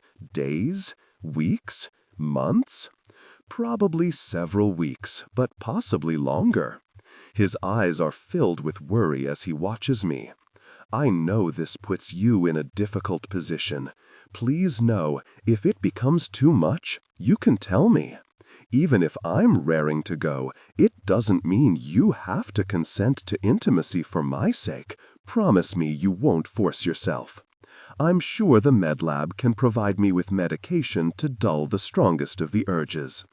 This man slays me with his adorable, kind-hearted care. His mom was totally right. Although his exterior can be prickly, once you get past that, you find the super soft and sweet center beneath. Hang on, I announce as I jump out of bed and nearly trip over the blankets pooling on the floor.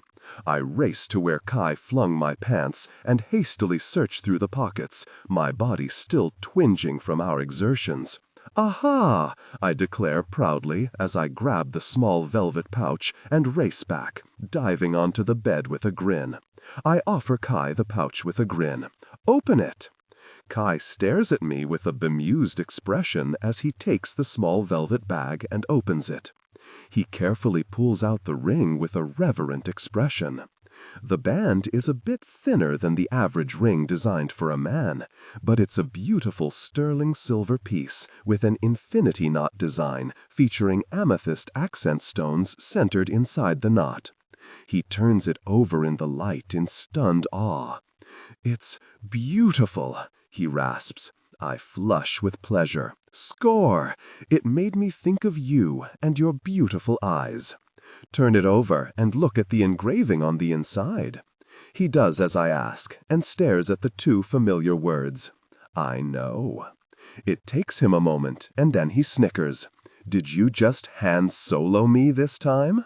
I grin in response. You bet your life I did. I told you a while ago that I was going to give you an earth symbol of our commitment. I touch the amulet around my neck. I wear the symbol of my commitment to you, and I want you to wear yours for me. I take hold of his hand. I'm here for you through thick and thin. Lower the pitch slightly and use a heavy, deliberate, and slightly traditional old-fashioned tone. I don't take wearing this amulet lightly.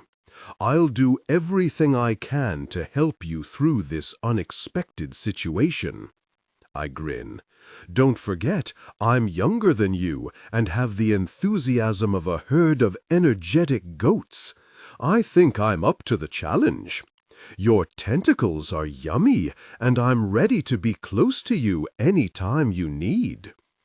I'm startled to see tears welling in Kai's eyes. Now I start to panic. Oh my God, don't cry. He wipes at his eyes, letting out a watery laugh. I'm just overwhelmed. You're the most amazing and wonderful man I've ever known. Even after everything that happened with Fabian, to know you still want to be my life mate is more than I could have ever imagined. Well, duh, nothing's changed, babe. I love you. Fabio is a jerk, but I'm not going to let him or any of his stupid actions get between us. Are you going to let me put this ring on you or what? Kai chuckles and holds out his hand. Make me yours, River Sullivan. 'Bout time, I grumble cheerfully. I take his left ring finger and slide the band down it, admiring it as it glimmers in the light. I'm pleased to see it fits perfectly. Thanks for helping me with Kai's ring size, Mal. Kai holds his hand out in front of him, admiring it. I love it. He looks at me, those beautiful eyes so like the stones in his ring, glistening with unshed tears. I love you. I practically hurl myself at him, and we roll around on the bed, kissing and laughing with our hearts full of joy. From the ANA Archive of Intergalactic Communications Parcel, with letter, sender unknown. Dear Mr. River Sullivan, my dear sir, your erotic imagination continues to amaze me with each new installment of your story. Yours, however, is more than mere pornography. It stands out not only because of its magma-hot intimate scenes, but because of the intense connection between your two main characters. The unresolved romantic tension between these men, and the deep feelings they have for one another, leave your readers yearning for more. I sincerely hope there are many more episodes to go in this story. Each chapter is better than the last. I have enclosed a small token of my appreciation for you and your partner to enhance your connection. It may even provide you with new ideas for Starblade and Vardox's romantic adventures. Don't worry, I made sure it's safe for humans. Kind regards, an art enthusiast. Dear art enthusiast, thank you for your letter and parcel. Unfortunately, non-approved liquid substances sent in the intergalactic post are immediately classified as potential biohazards and disposed of accordingly. Please refrain from sending such tokens of appreciation in the future. Also, let me assure you, River and I have no need for aphrodisiacs to enhance our connection. We're plenty spicy as it is, and don't require any assistance on that front. Sincerely, Captain Kai Gennaro, River Sullivan's boyfriend and bodyguard. River. 2 weeks later, Evan and I push through the teeming crowd and make our way to the reserved table being held for us in front of the stage. I take a seat and survey the room. I'm glad we have a reserved table. It's an absolute madhouse in here.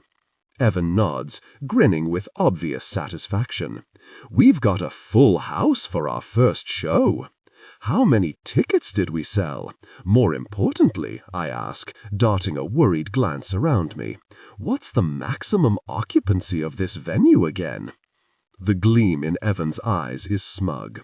We're completely sold out, not another ticket to be had. Don't worry, we haven't hit maximum occupancy for this place, but we might be close, he acknowledges. I shake my head, marveling at what we've achieved in such a short time. The fact we got this show up and running on schedule is a huge accomplishment.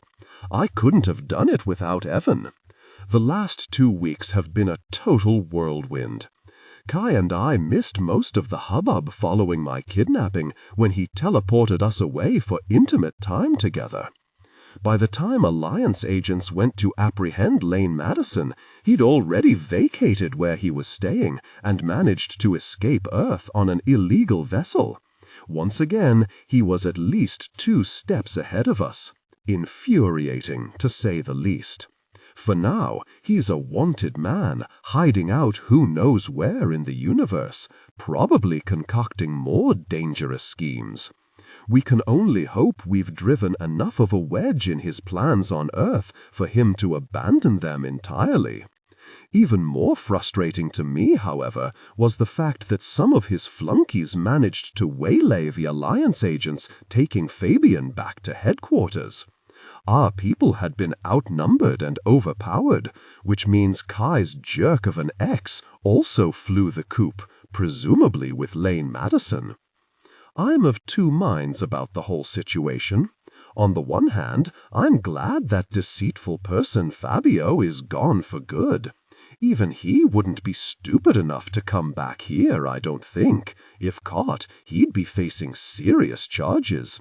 On the other hand, I kinda wanted to have my moment to confront him. I could totally do it too. Zammer's been pushing me hard at the gym and training me to be a skilled fighter. I take comfort in knowing everything turned out okay for the most part, and that, if nothing else, Fabian's actions completely and permanently severed any relationship he might ever have with Kai. As RuPaul would say, sashay away. Okay, maybe I feel a little guilty being so happy about this. I know my sweet boo doesn't have a lot of close friends, but that person Fabio wasn't worth keeping. He wanted something Kai couldn't give him, and he was willing to hurt Kai in order to satisfy his selfishness. That's not love in my mind. The first week, Kai was incredibly frustrated and on edge about it all. I secretly think he wanted to confront Fabian as well. From what his mom told me, he very nearly did when he was trying to get information out of him about where I'd been taken. Talk about hot.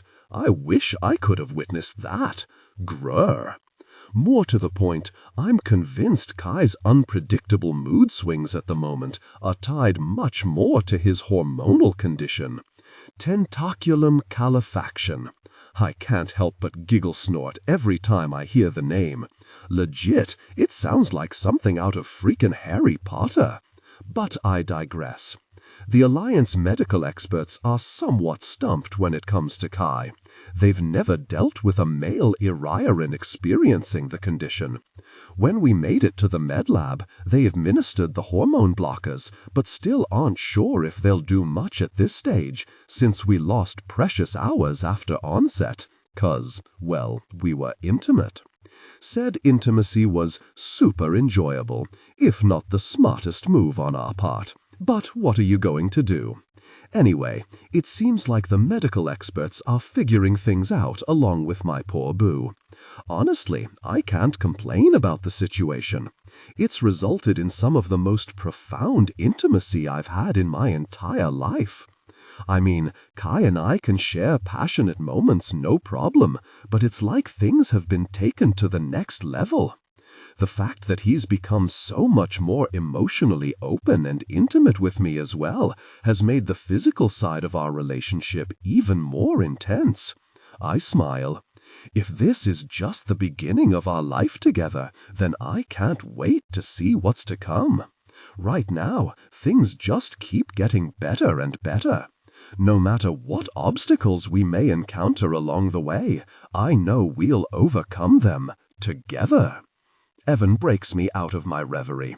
The guys are super excited about tonight. He gets a hazy, almost dreamy look in his chocolate brown eyes. I'm sure Zion has them all well in hand. Girl, I drawl, tell me what is going on with you and that big blue ice planet barbarian.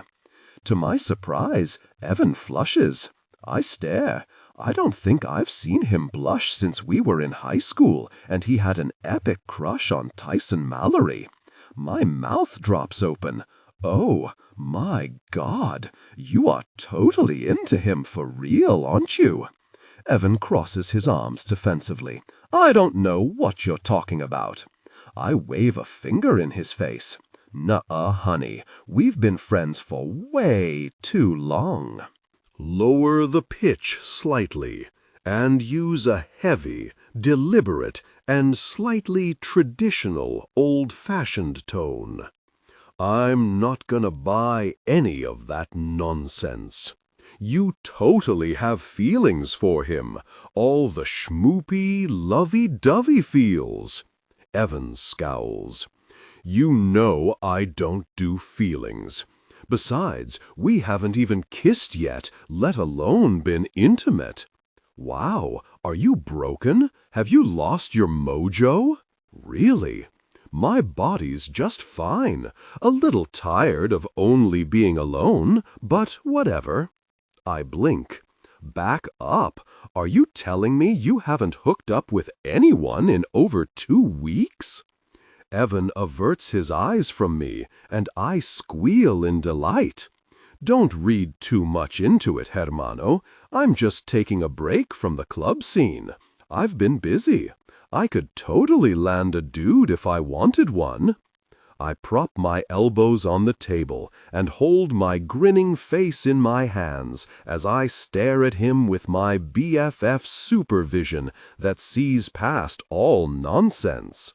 But you don't want any man. You want that hunka blue alien deep connection. He purses his lips. Maybe I'm just taking some time to focus on me right now. I scoff. You've been spending hours with Zion training him for this show. I know you want to share a deep connection with that big blue alien. I'm honestly surprised you haven't managed to seduce him yet. Evan groans and leans over to rest his forehead on the table, finally caving to my superior interrogation skills. Me gusta. That body of his is so freaking luscious. Let me tell ya, all the dancing we've been doing has only made it all that much more stunning. Dios mío, I find him incredibly appealing. I glance around the room. I have a feeling before the night is over, you won't be the only one thinking that. Evan turns his head on the table to look at me, his expression darkening. Gosh, maybe we didn't think this through all that well. These guys are going to have a serious fan club before we know it. I wave a hand airily. Don't worry, we have good security, and we'll make sure no one molests your man. He rolls his eyes. Zion's not my man. We're friends, that's all. As much as I find him attractive, I can tell he wants more than just a casual companion. I think my BFF doth protest too much. Be prepared, my friend, because I think it's just a matter of time before you catch the alien love bug. He stares at me, nonplussed. What the gosh are you talking about? These sexy people have a way of sneaking into your heart before you even realize it. Evan scoffs. If dating an alien means turning into a sappy, mushy, love-struck fool like you, then I say, ni de broma, gosh. I shake my head, grinning like a fool. Don't front, I know you. You really love the romantic plot lines in all the telenovelas you watch. You totally swooned for that storyline on Las Lágrimas del Viento when Esteban swept Mireia off her feet and secretly eloped with her. That's different, he protests. I shake my head. Love is going to catch you one of these days, my friend, and sooner than you might imagine. I can't wait to see it happen. Before Evan can protest further, the lights begin to flicker, and the remaining people milling about take their seats at the tables spread throughout the room and facing the stage.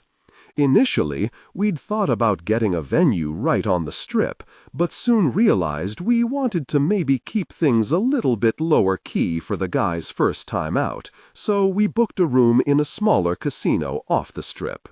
The room isn't the most ideal space. It's definitely in need of an interior design overhaul, with its faded gray and blue patterned carpet and low-rent decor. But it's a decently large space, and the stage is suitable for our needs. It also fit our limited budget. I turn back to Evan and whisper, "Are you sure you're okay sitting out here with me? Don't you want to be backstage keeping an eye on your troupe?" Evan shakes his head. "My part is over. They're ready. They're going to really nail this. I have complete confidence in them. It helps they have an incredible work ethic. Training as warriors for most of their lives gave them a real upper hand when it came to learning their routine. They worked harder than almost any group of dancers I've ever had the pleasure of working with. It was a real treat to mentor them.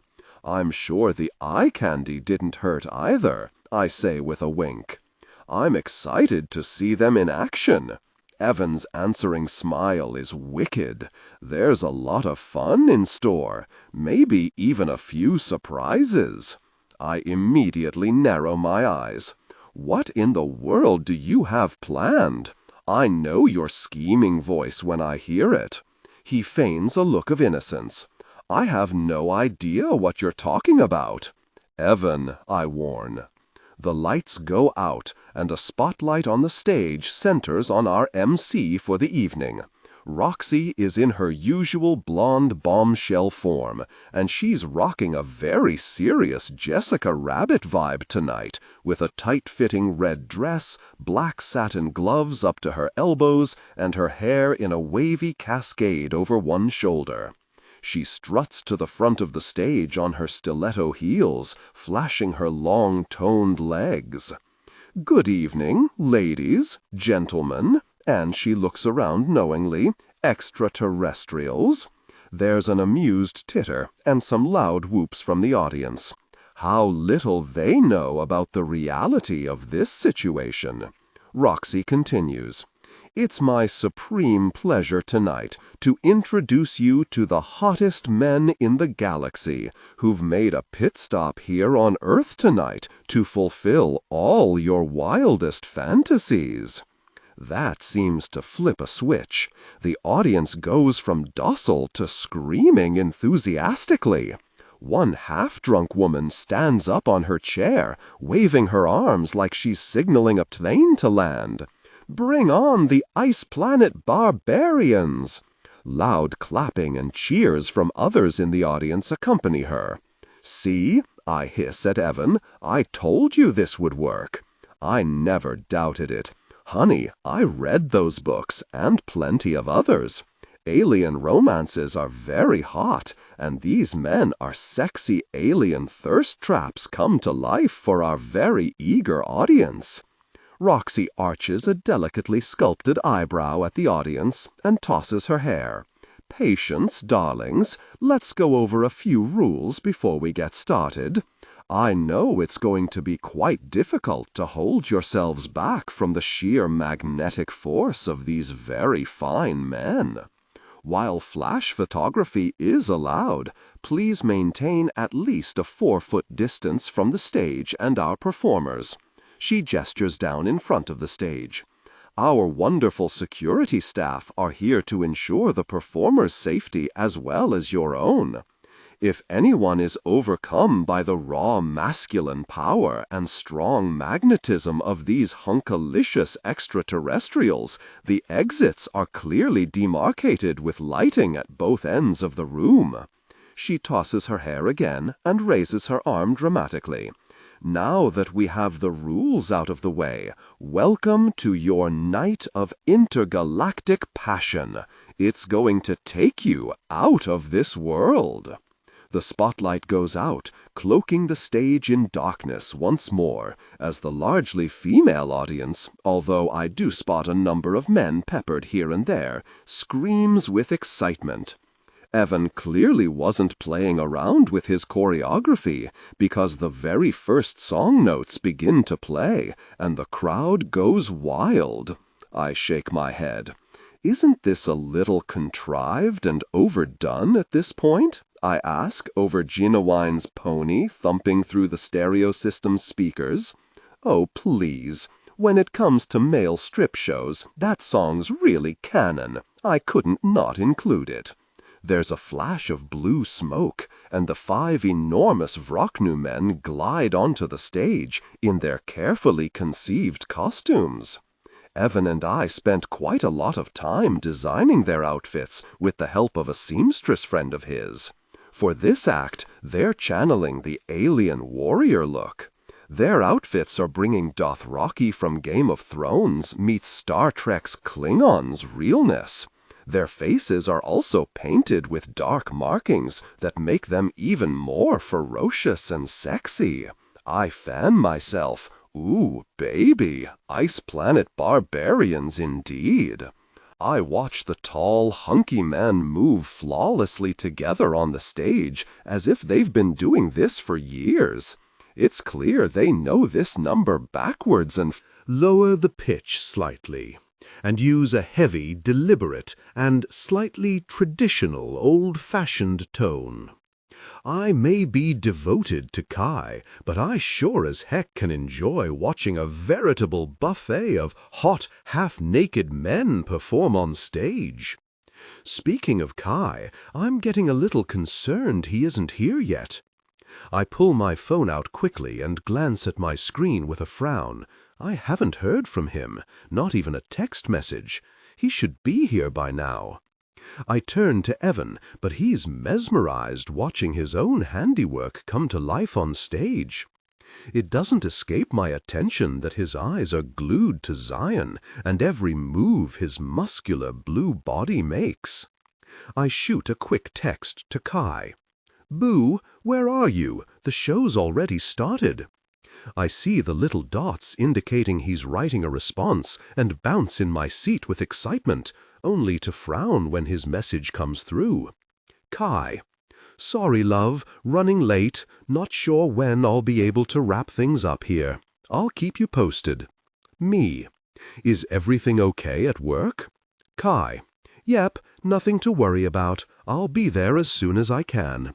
Me: "Kay, just keep in mind I'm taking notes for things I might want to try with you." I choke back a laugh when he sends me a playful emoji in response. "I think that sexy jerk enjoys messing with me," I mutter. Evan darts a look at me. "What in the world are you doing? Why are you on your phone when we have all this glorious man-flesh in front of us? Shame on you, River." He shakes his head in disappointment. "Kai's running late," I sigh. At this rate, it looks like he might miss the show. Evan gives me an inscrutable look. "Nothing urgent, I hope?" "No, just work. I told him I'm going to take notes on the moves I see on stage so I can teach him some new moves for my own personal enjoyment." Evan chuckles. "Well then, watch the stage, Bobo." The song ends, and the men are only gone for a few moments before they return to the stage, thanks to our team of Alliance helpers backstage. We knew from the start we couldn't hire humans to help them with makeup and costume changes between acts. It would become too obvious that their exotic skin colors were not the result of convincing makeup. Thankfully, the Alliance found a good crew of folks who were more than happy to assist us. Each subsequent dance number is more impressive than the last, and the crowd's enthusiasm continues to grow. At one point, the security staff have to hold a woman back when she rushes forward and flings an item of clothing at the stage. Thankfully, the Vroknu men are true professionals and barely flinch. Yikes! Apart from that little hiccup, this is working even better than I imagined, and the audience is lapping it up. From the looks on the Vroknu men's faces, they seem to be enjoying performing as well as the enthusiastic attention they're getting from the audience. Our costumes and set design on the stage help give the illusion of an extraterrestrial fantasy come to life. It's all smoke and mirrors, essentially, hiding the truth in plain sight. Real aliens posing as humans, dressed as aliens, while stripping for the enjoyment of their audience. Sometimes I'm really brilliant. As the show continues, I'm bouncing along in my seat to the songs. Evan knows how to keep things lively, fun, and way too really hot. At one point, Zion gets close to our table and flashes a saucy wink at Evan. I nearly lose my composure when Evan turns about 12 shades of red. Oh my gosh, I was right. You've got it so bad. Evan scowls at me. Shut your mouth, difficult person. Too late, difficult person. You totally want to have some fun with Zion. That rhymed. Evan pinches my leg under the table, and I scowl. Not cool, man. I know the truth hurts, but you don't need to pinch me to prove it. I'm getting a drink, he grumbles, and gets up from the table. Grab me a Coke, I call after him. He makes a rude gesture, and I laugh as I watch him make his way to the bar at the far end of the room. Glancing back at the stage, I notice Zion still has his eyes on Evan as well. Interesting. The number is reaching its peak, and the men are covered in a sheen of sweat that just makes their impressive musculature stand out even more. In unison, they rip their tear-away pants off, and the crowd loses its collective mind. Every time these Vroknu men manage to get down to their skimpy attire, the temperature in the room goes up several more degrees. Even before I saw them half naked, I could tell these guys had a powerful presence. I can officially report that Kai's not an anomaly among alien men. It seems many of these extraterrestrial humanoid species are rather impressively built. Sparkly G-strings don't do much to hide their impressive physiques. After this latest number ends, we have a short intermission.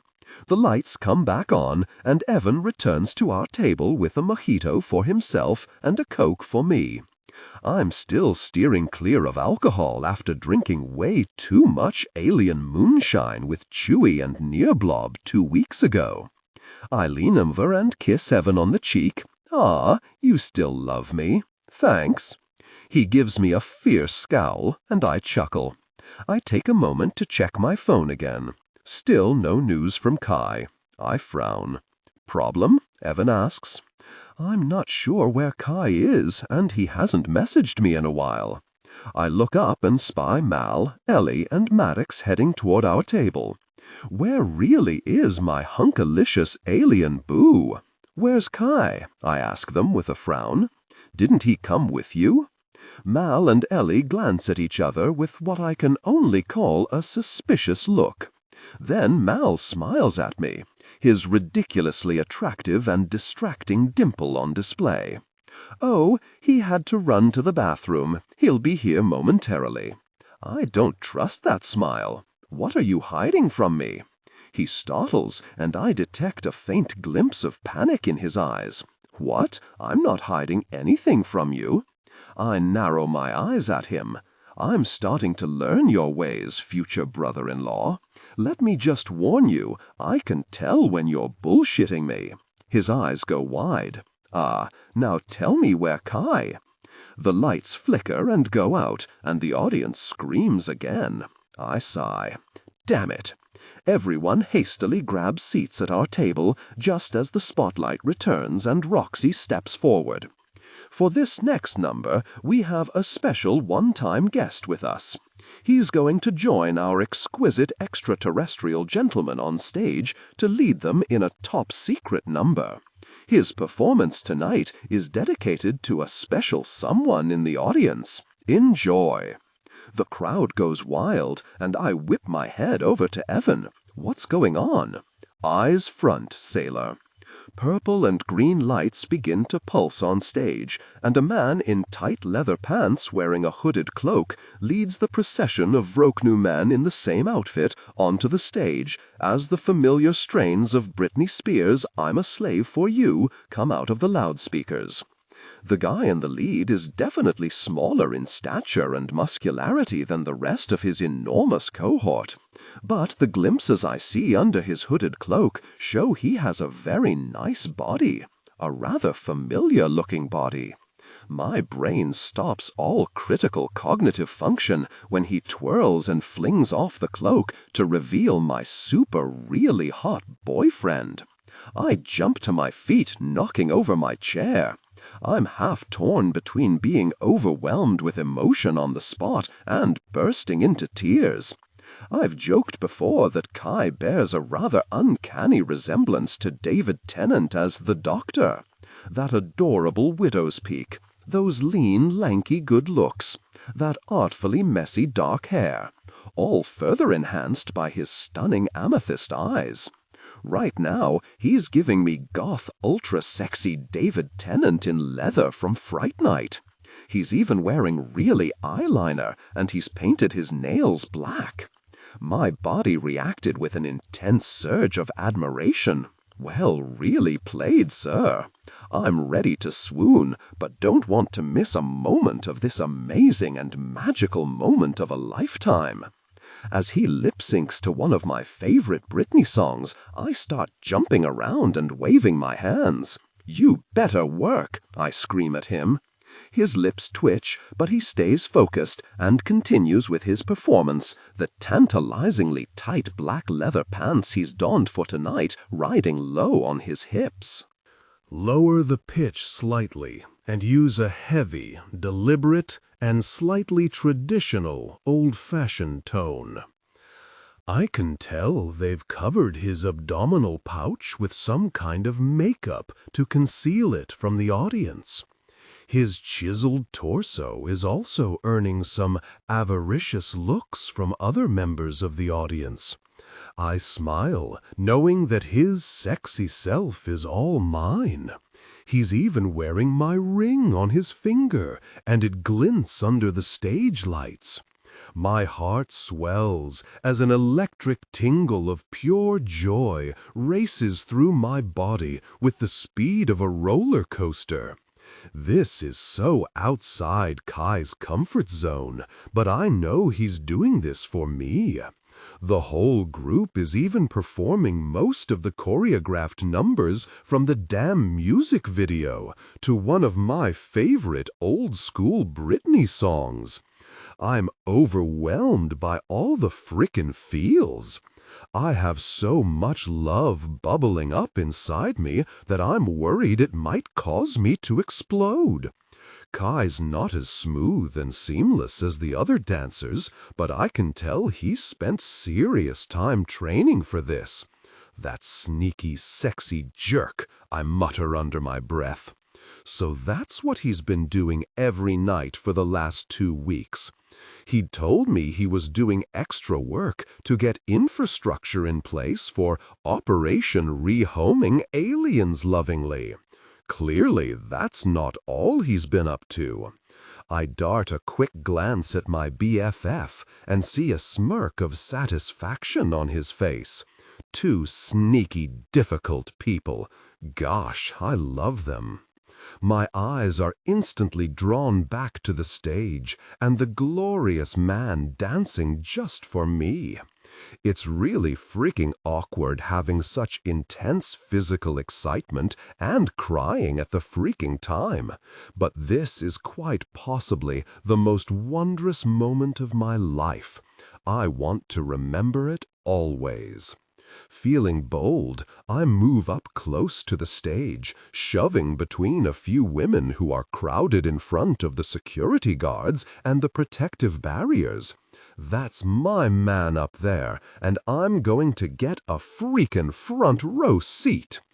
As the Vroknu men behind Kai start to tear off their pants to the raucous cries of the crowd, Kai approaches the edge of the stage. He slides toward me on his knees, mouthing the words, "I'm a slave for you," in time with the song. I shake my head in amazement and favor him with a teary-eyed grin so wide it makes my jaw hurt. Kai only has eyes for me at this moment. The rest of the crowd vanishes, and we stare into each other's eyes as the song begins to fade out. The Vroknu men take a bow, and the spotlight turns on Kai. He picks up a mic one of the security staff passes up to him. He's breathing hard, sweat rolling down his chiseled chest and abdomen. His hair is wet and wild. The black eyeliner around his eyes is slightly smudged now, but he's never looked really sexier. That number was for my boyfriend, River Sullivan. The crowd's enthusiastic cries go up another decibel as he turns to me. It was all to ask you one big question. My heart's hammering, and I'm practically hyperventilating when he pulls a ring out of his pants pocket.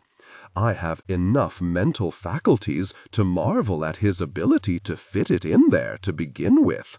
Those pants are incredibly tight and probably mega uncomfortable, but he doesn't let any discomfort show. Instead, he says the words I've been waiting for, the words I knew deep down would be coming the instant I saw him on stage dressed like my personal fantasy come to life. I love you with both of my hearts. I want to spend the rest of our lives together. Will you marry me, River Sullivan? The crowd loses their ever-loving minds, and the security staff haul me up onto the stage to join Kai. I sure as gosh don't waste this golden opportunity. I grab my man, pulling him in for a deep, passionate kiss. We shared a deep, passionate kiss, a moment of intense connection. His eyes were dazed, and his strong desire was evident. "You bet your sweet self I will," I say into the microphone. The noise of the crowd fades away as Kai picks me up in a bridal-style carry, and we exit stage left. Tentacle Demon. "Ooh, I forgot to tell you something." Future husband. "Do I even want to know?" Tentacle Demon. "Always so feisty. I adore that." "Fine, get it over with." Tentacle Demon. "Ordinarily, I'd love to draw this out, but I am rather busy. It's almost Masnock mating season." What the hell is that? Think hormone-fueled non-stop celebration, darling. Why are you telling me this? So that you can prepare yourself. We're going to have a delightfully strenuous marathon of shared affection together.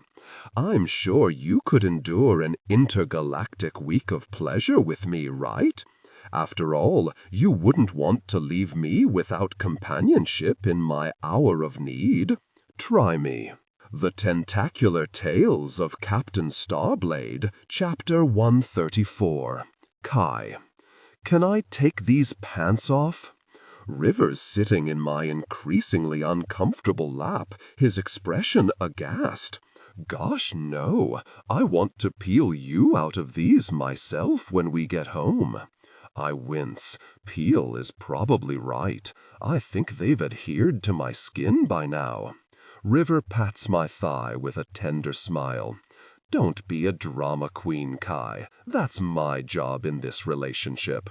Also, let's be real. I may never get to see you in these incredibly appealing pants ever again. I want to enjoy this one spectacular night for as long as I can." He leans closer and nuzzles my chin. I'll never forget it. I sigh and acquiesce. The pants aren't exactly comfortable, especially after sweating in them on stage earlier, but the show ended well over an hour ago, and I've cooled off. We're all enjoying an alliance after-party at Fabian's former bar to celebrate the success of the show and my and River's official engagement. After Fabian went on the run with Lane Madison, there'd been some concern about what to do with the establishment he'd run. It's always been a place so many of our intergalactic immigrants rely upon. As usual, River stepped in with what he called the perfect solution. I glance over at the bar where Nearblob is busy serving drinks with all the flair of Tom Cruise in Cocktail, all while dressed in his Lord Vardock's cosplay cloak. He's technically still on probation with the Alliance and required to do community service, helping new immigrants acclimate to life on Earth. But he's taken to running the bar in River's recommendation, like a spaceship shifting to warp drive. River was right. He was lonely. But now he's in his milieu. He's become the life of the party here and is friends with all the patrons. In 2 short weeks, he quickly replaced Fabian and has become quite beloved among the clientele. He also wasted no time in making the place his own. The first thing he did was modifying the bar area itself, creating a raised floor behind it to compensate for his shorter stature. He's also hired CJ as a part-time server to help him earn some cash while he works on building his children's entertainer career. Using his own funds, Nearblob redecorated the larger space to be a rather cozy and homey environment. He took out most of the generic tables and chairs, replacing them with lightweight sofas and velvety high-backed armchairs clustered around low tables, perfect for small groups of patrons to sit and chat while enjoying drinks. He's also warmed up the lighting in the space and plastered the walls with intergalactic art, including a few sci-fi themed pieces Benji later donated when River asked for them with puppy dog eyes. No one in the Alliance can say Nearblob isn't committed to becoming a resident of Earth.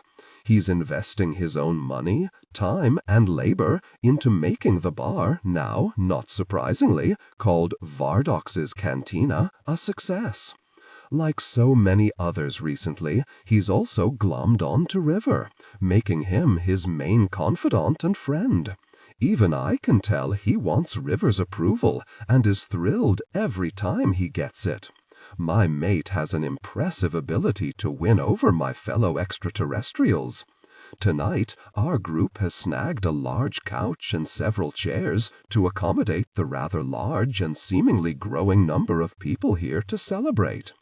I spot my mom and dad weaving their way back from the bar with 2 trays of drinks. Lower the pitch slightly and use a heavy, deliberate, and slightly traditional old-fashioned tone. They hand out beverages to me, River, Benji, Chewy, Mal, Roxy, and Zamir. Our Vrock new friends have gone home to clean up and change, but will probably be joining us shortly. Tom Jones and CJ have been popping over periodically, too, to check on us, while they help Nearblob serve drinks and clear tables. I shake my head, marveling at how big my network of friends and family has become since meeting River.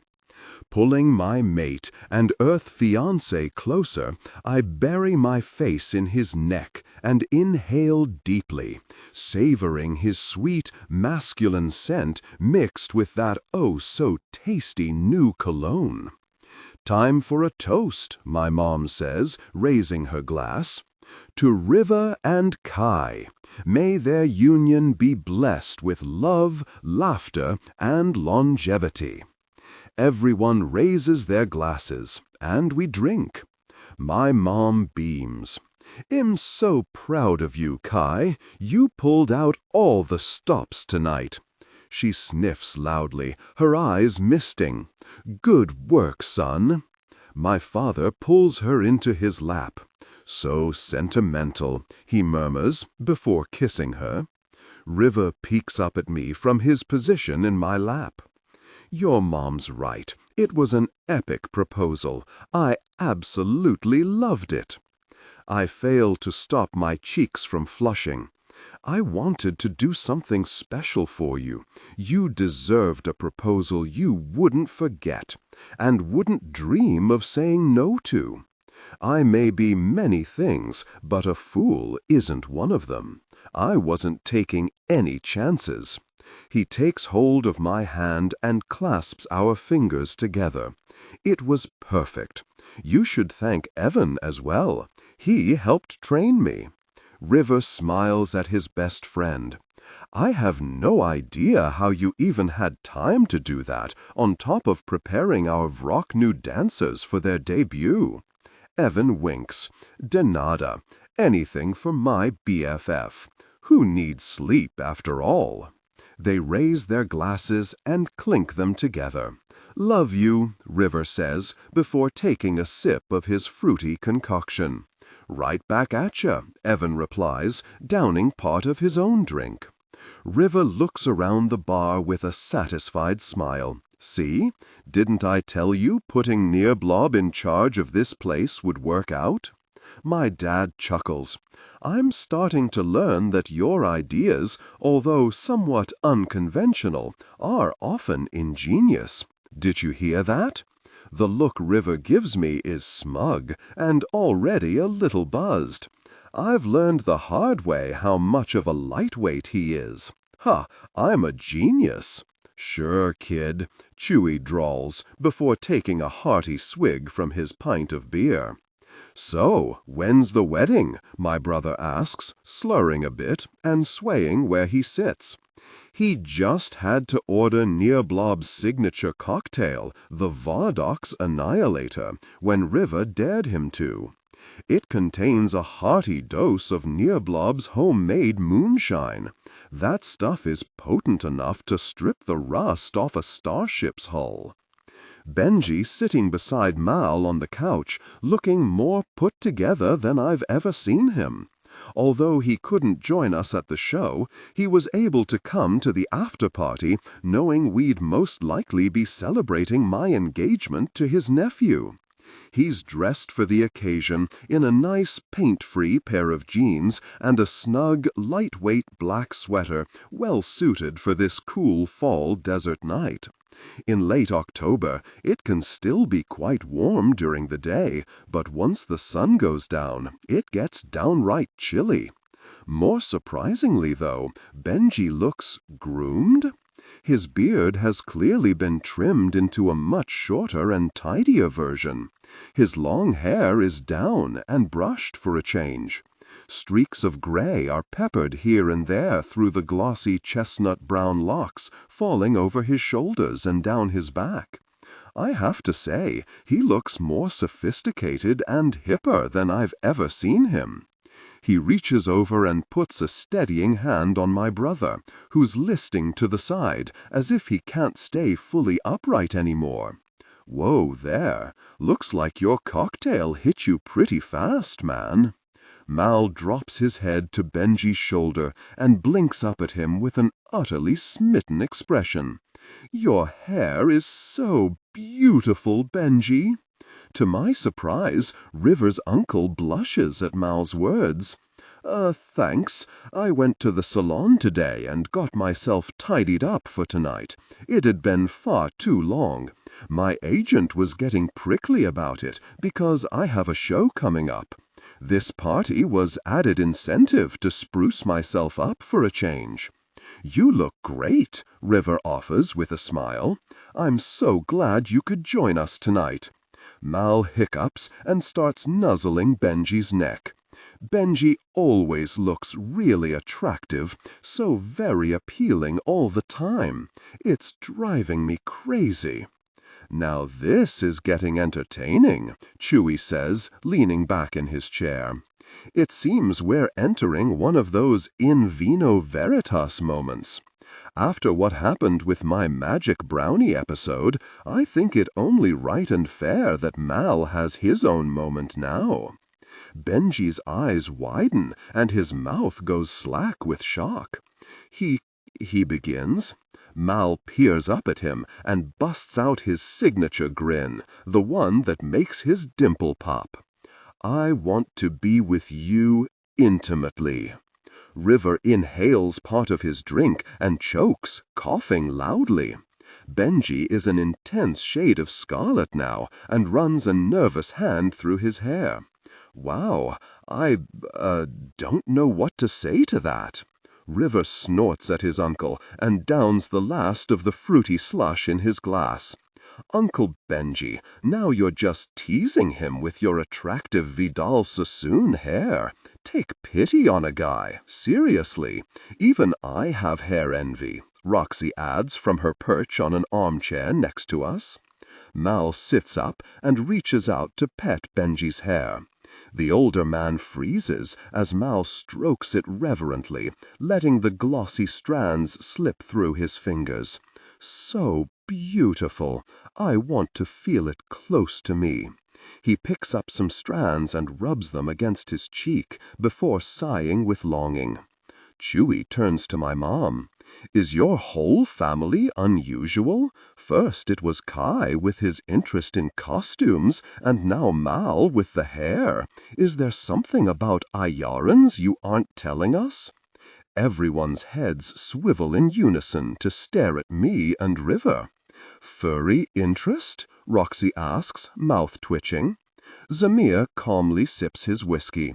I'm sure it was a misunderstanding, and no doubt River's doing. Hey, River protests, scowling at my friend. Why am I automatically to blame?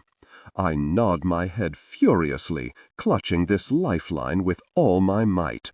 Zamir's right, it was a total misunderstanding, and all River's fault. My mate elbows me, hard.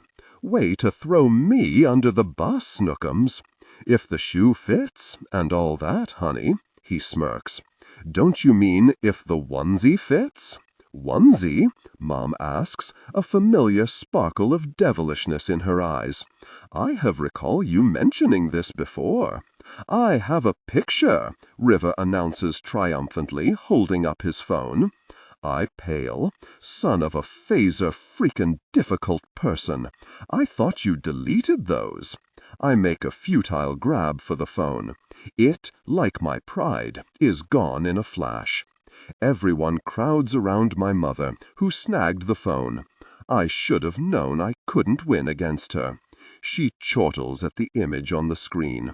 Oh, River, thank you. This might be even better than you two getting engaged. A unicorn, eh? Interesting choice, my father murmurs. Kai, I will never not see this when I look at you from now on, Roxy adds with a giggle. Zamir merely arches an eyebrow, but says nothing.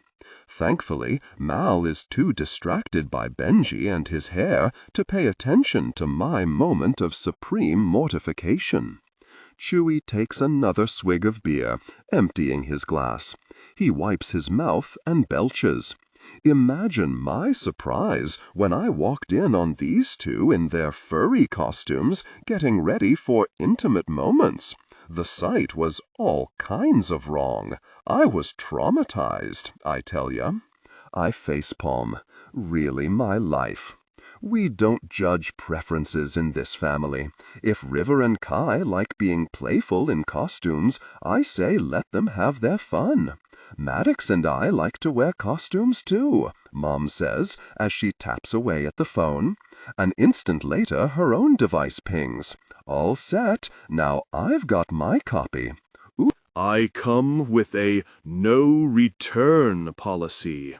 Tough break, boo. I smirk and nuzzle the sensitive spot behind his ear. His gasp and shiver of pleasure make me forget all about that stupid unicorn onesie. What are you doing? Benji asks. I look up and see my brother holding one of Benji's hands in his own. He turns it over and traces his fingers across Benji's skin. You have such beautiful hands, artist hands. I can just imagine you touching me with them. Looks like my brother is going to share in the whole abject mortification thing after tonight. Benji sits there on the couch, frozen like a stoned deer in the headlights. River sets down his empty glass with a loud and decisive thunk. "Time to get real, Uncle Benji. I was waiting for you to figure it out, but now I just think you're in denial." He shakes his head sadly. "Mal's got the hots for you, and everyone but you knows it." Chewy snorts around a mouthful of peanuts. I stare in fascination, not sure how his clawed paws are so very dexterous. "It's been really painful," Chewy agrees. "What? No, that's ridiculous." Benji trails off and lets out a nervous laugh when Mal flutters his eyelashes at him. It's probably just a temporary crush. I'm way too old for him." Mal pouts. "You're in the prime of your sexual magnetism." Benji chokes. Mom frowns. "I think we should let Mal speak for himself. Otherwise, he's going to be annoyed at us later." She gives Benji a little shrug. "He's always had a thing for older guys, though, trust me. Leave it to Mom to tell it like it is." Mal nods his head quickly. She's right. Roxy leans back in her chair, enjoying the show. "This is the best night ever. I'm going to have so much to tease people about at work tomorrow. Love it." Zamir swirls the whiskey in his glass that he's been savoring slowly. I'm surprised when he says, "Ellie's right. Mal's always had a thing for older men, but also for guys with long hair. Benji checks all his boxes." "Holy cow," Benji whispers, staring at Mal with a dawning look of understanding.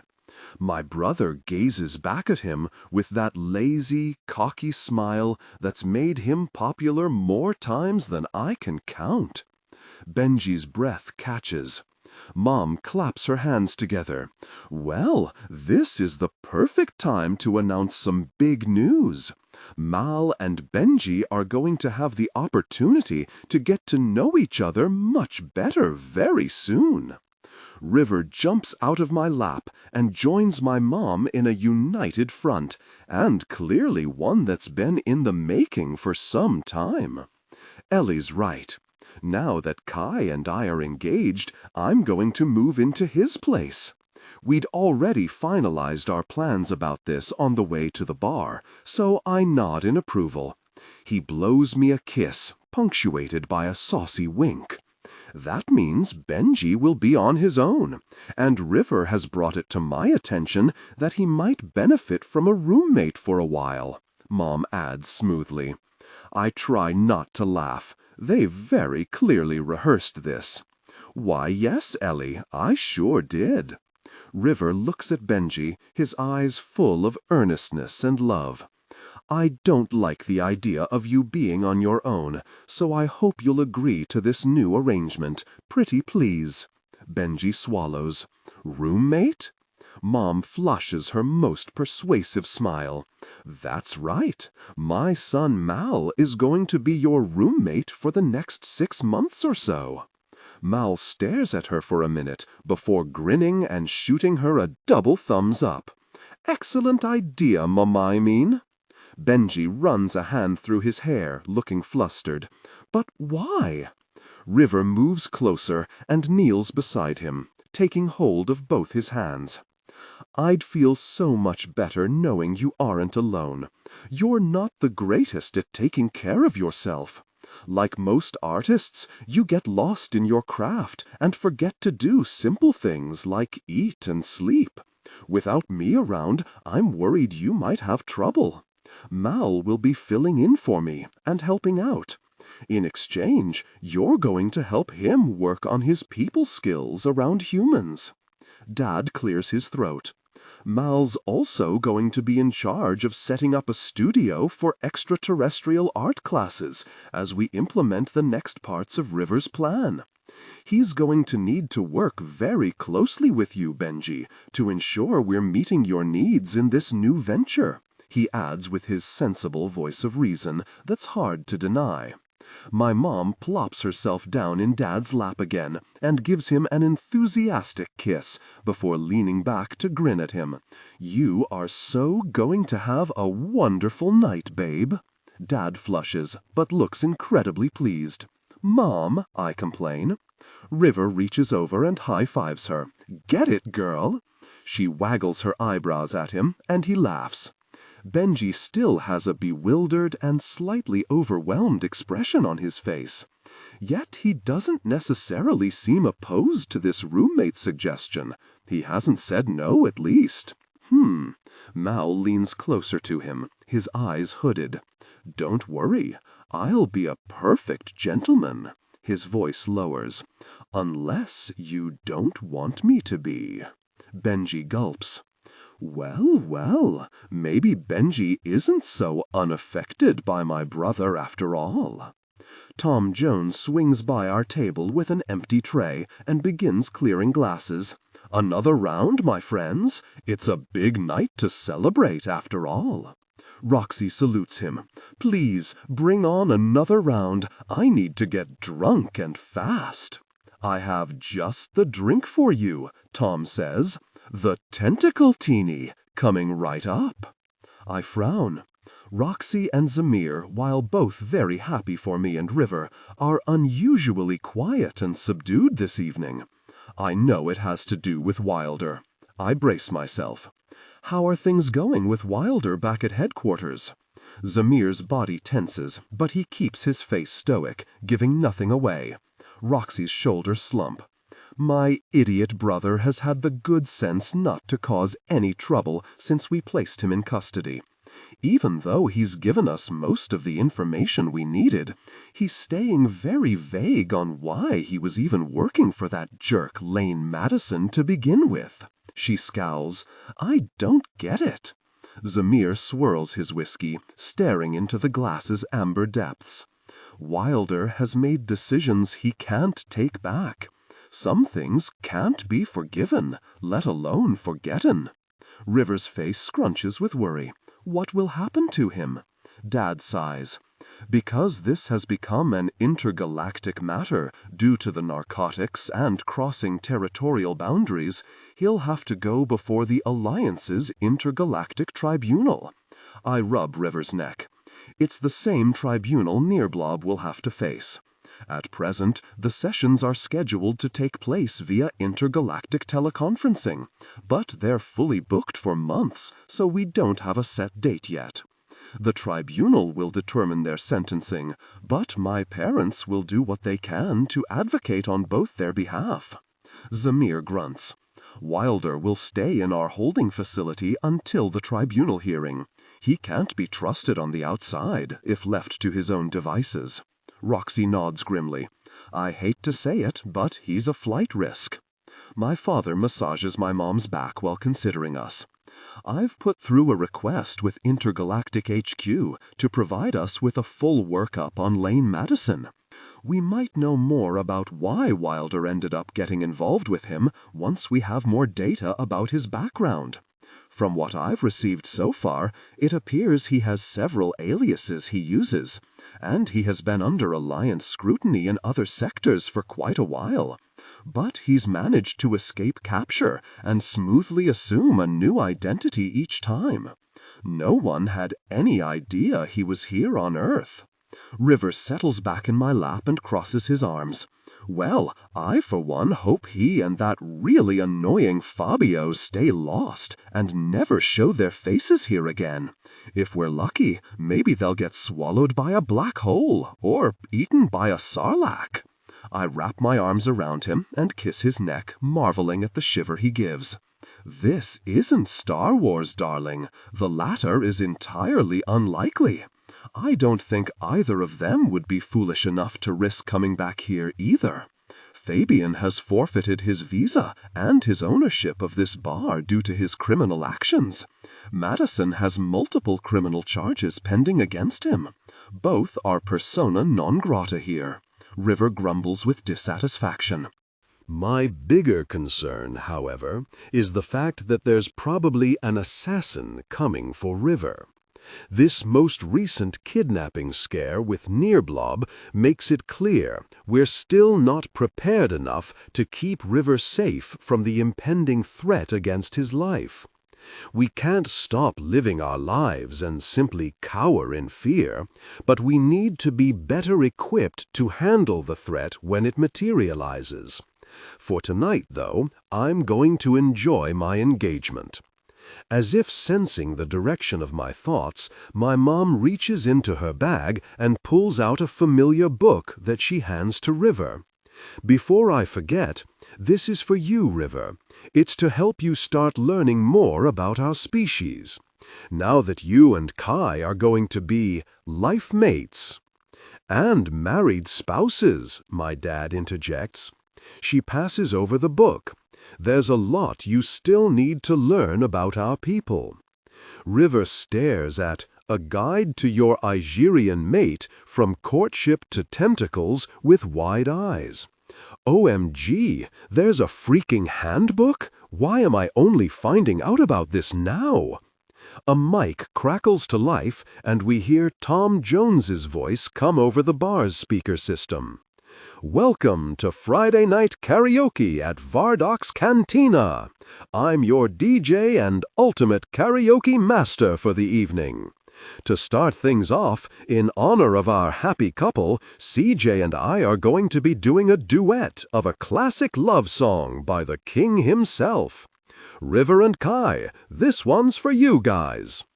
We turn to watch as CJ struts out in his full Elvis regalia, and they start singing a very surreal rendition of Can't Help Falling in Love. I turn to my mate. Will you do me the honor of this dance? River hands the book to Evan for safekeeping. He points a finger at my parents. I'll be asking you more about this later. Then he turns to me and takes my hand. Absolutely, my sexy husband-to-be. We get to our feet, and I pull him into my arms as we begin to slow dance. Other couples, including my parents, soon follow. I'm surprised to see Mal has somehow managed to maneuver Benji into his arms and is dancing with him too. He's a better dancer than me, but I don't care. I return my focus to River, who's looking up into my eyes with so much love and happiness, my heart swell with joy, and my tentacles pulse with satisfaction. I love you, I tell him. I know, he says with a wink. I roll my eyes fondly. This is going to be a thing with us, isn't it? He throws his head back and laughs. For as long as we live, boo. I can feel the sappy expression taking over my face, and I don't try to stop it. As River would say, I'm full of feels. I think I can handle that. You do realize we're going to need to plan a wedding and pick a date now, right? River tries to sound annoyed, but he's vibrating with excitement. The idea thrills me too. My tentacles wriggle in agreement. I also need to prepare you for the sanctioning ceremony we'll need to complete from my people. River's eyes sparkle with enthusiasm. I can't wait to learn more about it. I bet it's super cool. I wince. I suppose that's a matter of opinion. His face falls. Why does that not sound good? Now that I think about it, Chewie made some comments about it a while ago that weren't very reassuring. Should I be worried? I open my mouth to say something reassuring, but I'm rendered breathless by an unexpected wave of heat that hits from out of nowhere and rolls through my body with the intensity of a wildfire. Immediately, I begin sweating profusely and my muscles contract. Kai? River's voice is anxious, but I can't respond. Instead, I crumple to the floor in a twitching heap, my body rebelling against me. River cries out and drops to his knees, gathering me in his arms. Kai! My mom shoves her way through the crowd now surrounding us. Give him room! Her voice is in full-on captain mode, and everyone scatters. I'm shaking, almost convulsing, as the strange heat wave rolls through my body again. What's wrong with him? River sounds terrified. I want to reassure him that I'm okay, but it's taking all I have to ride out whatever's happening to me. I feel the familiar, cool touch of my mother's hand against my forehead, and I'm transported back to moments in my childhood when I was sick and she would care for me. Something inside me relaxes a fraction. My mother's voice is soft but serious. It's the mating fever. Seems as though the hormone blockers didn't stop some of these symptoms like we'd hoped. River clutches me tighter. You mean the expecto patronum tentacle thing? He manages to startle a surprised laugh out of her, and I try to smile, but it comes out as more of a grimace. During an episode of tentaculum calification, the mating fever will come on at unpredictable times for the next few weeks. Mom stares hard at River. When it happens, you'll need to help Kai find relief. We do have some other medication we can try to reduce the severity of the symptoms, but if the mating fever is not satisfied, Kai can become very ill. OMG, River breathes. It's like Plock Taw during Vulcan Ponfar. Not Star Trek again, I managed to grit out. Galactic gods, I hurt all over. River strokes my hair. It's a kind of blood fever that causes Vulcans to go a bit crazy if they don't satisfy their needs brought on by Ponfar. That sounds very similar, yes, Mom agrees. Won't force, I stutter between chattering teeth. River places a trembling finger over my lips and leans down to kiss me. The brief touch of his lips on mine gives me a fleeting feeling of relief. Baby, I'll give you whatever you need. We'll get through this. I won't let you get sick. Do you understand me? His expression is fierce, and there are unshed tears in his eyes. I feel moisture welling in my eyes and close them, nodding in silent agreement. River squeezes my hand in encouragement. My still sober parents somehow managed to carry me out to their SUV and drive me and my mate back to my house at top speed. Couldn't we just teleport? River asks. No, Kai never should have used his pulse teleporter when he did. There's a limit to how often and for what purposes we can use our devices on this planet. Each and every use must be accounted for to the Intergalactic Alliance HQ off-world. I have already submitted a report on Kai's behalf, and we're waiting to hear back. There can be consequences for indiscriminate use. Even I can hear the grim note in my father's voice and wince. Kai isn't in any danger, Mom chimes in. The mating fever isn't pleasant, but a short delay in fulfilling his needs won't do irreparable damage.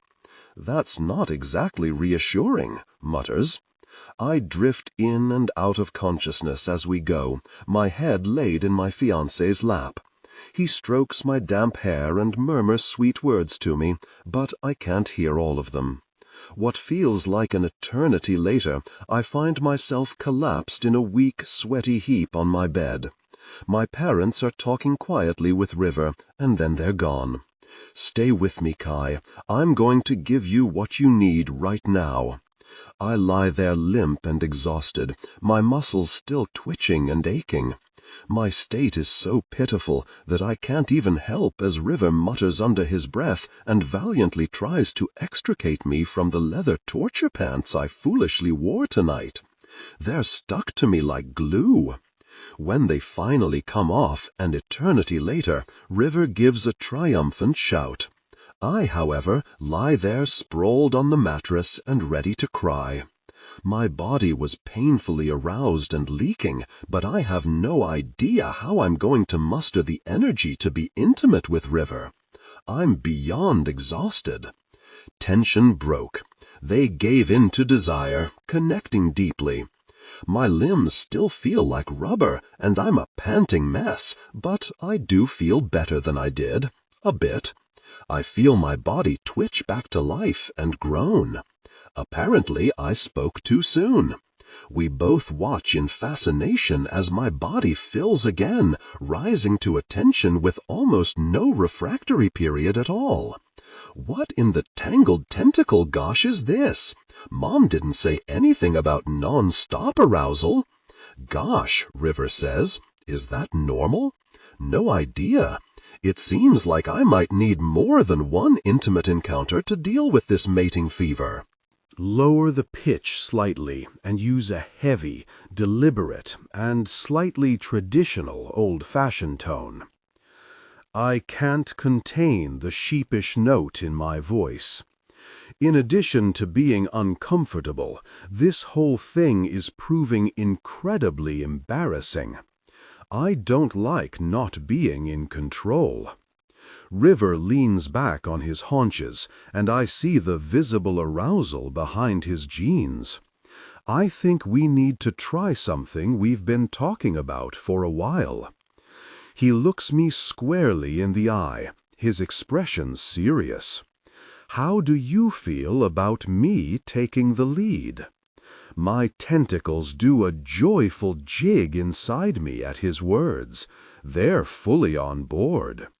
I give my mate a weak smile, trying to find some humor in our situation. Do or do not, there is no try. His mouth drops open. You're pulling Yoda quotes on me now? You do realize that's basically an aphrodisiac for a sci-fi nerd like me, right? I arch an eyebrow. Why do you think I said it? You sexy rascal, he murmurs with appreciation. Okay, so are we going to do this then? Passion peaked. They came together intimately, deeply connected. About your hand, I mean. Yes, I do want to do this. I'm just nervous. I haven't been in this position in a long time. His gaze softens. Don't worry. We can take it slow. If you're not feeling it, just tell me. I'll stop at any point if you want me to.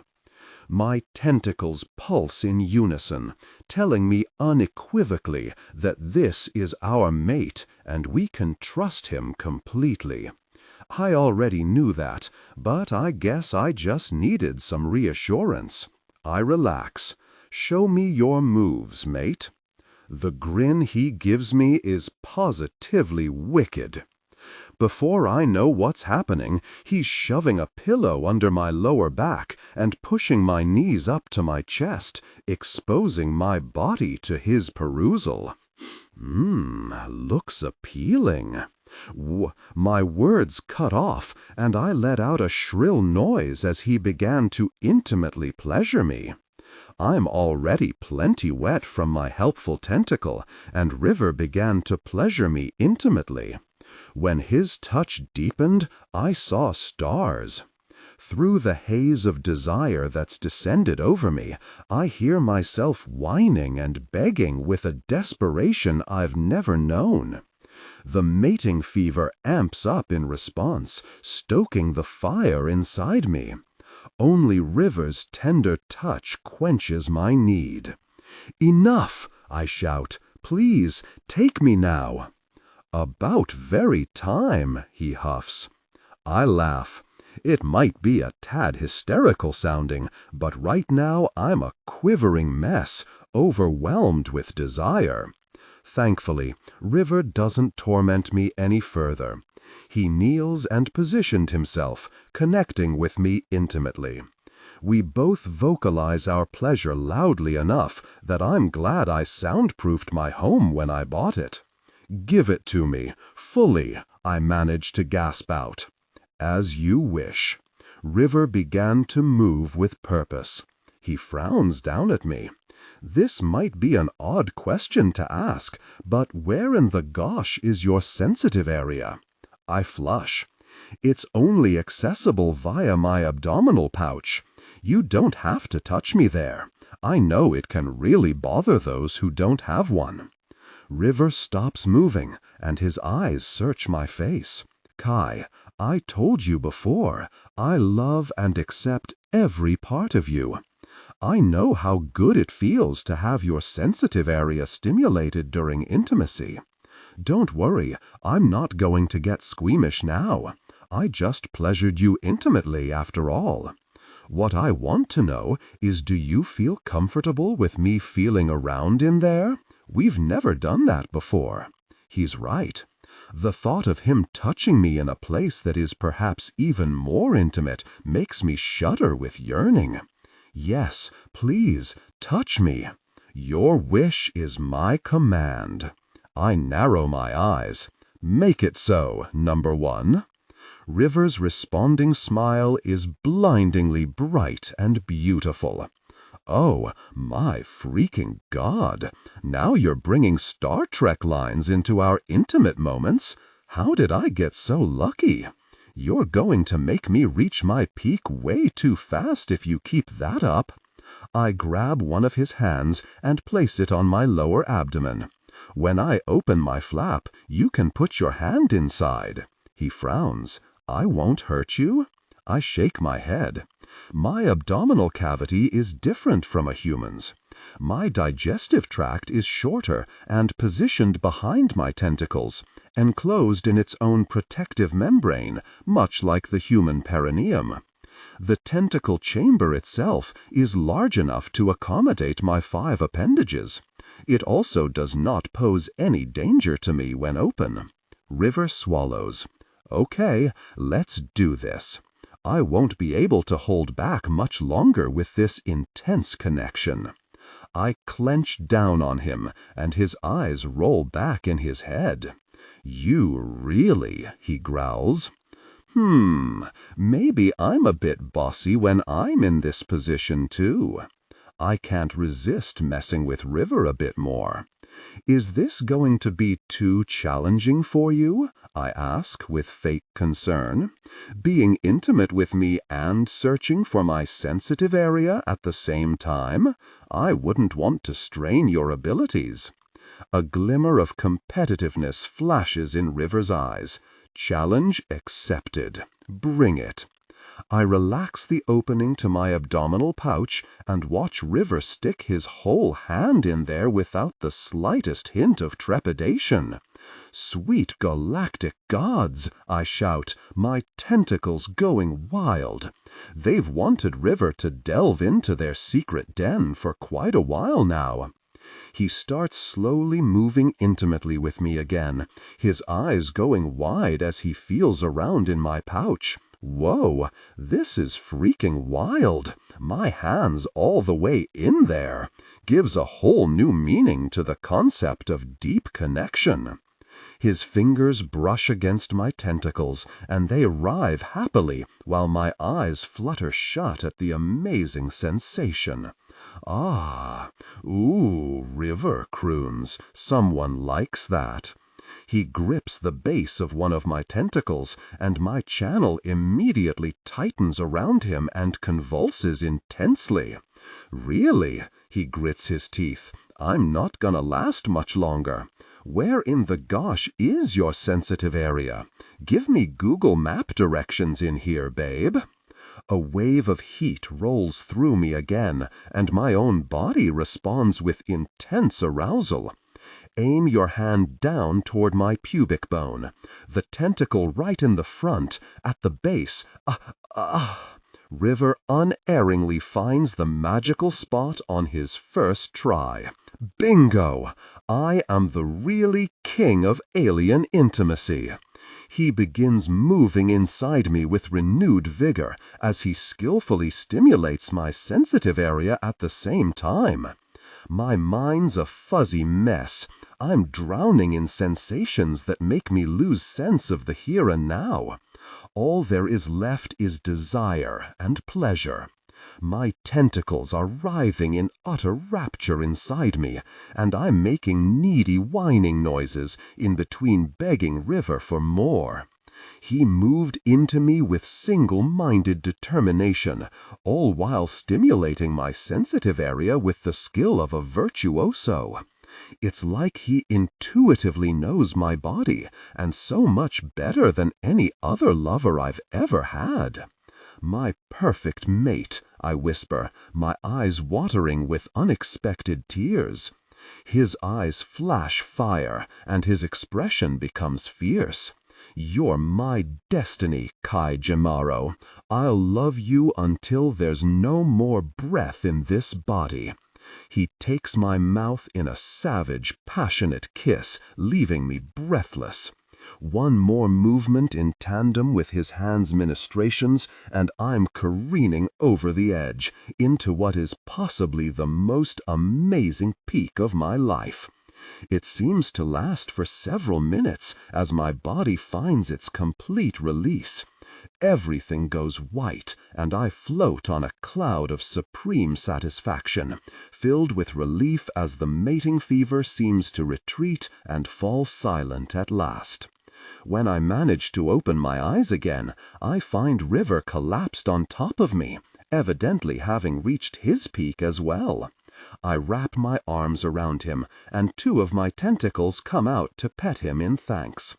Tenderly, I press soft kisses along the side of his neck in the places he likes best.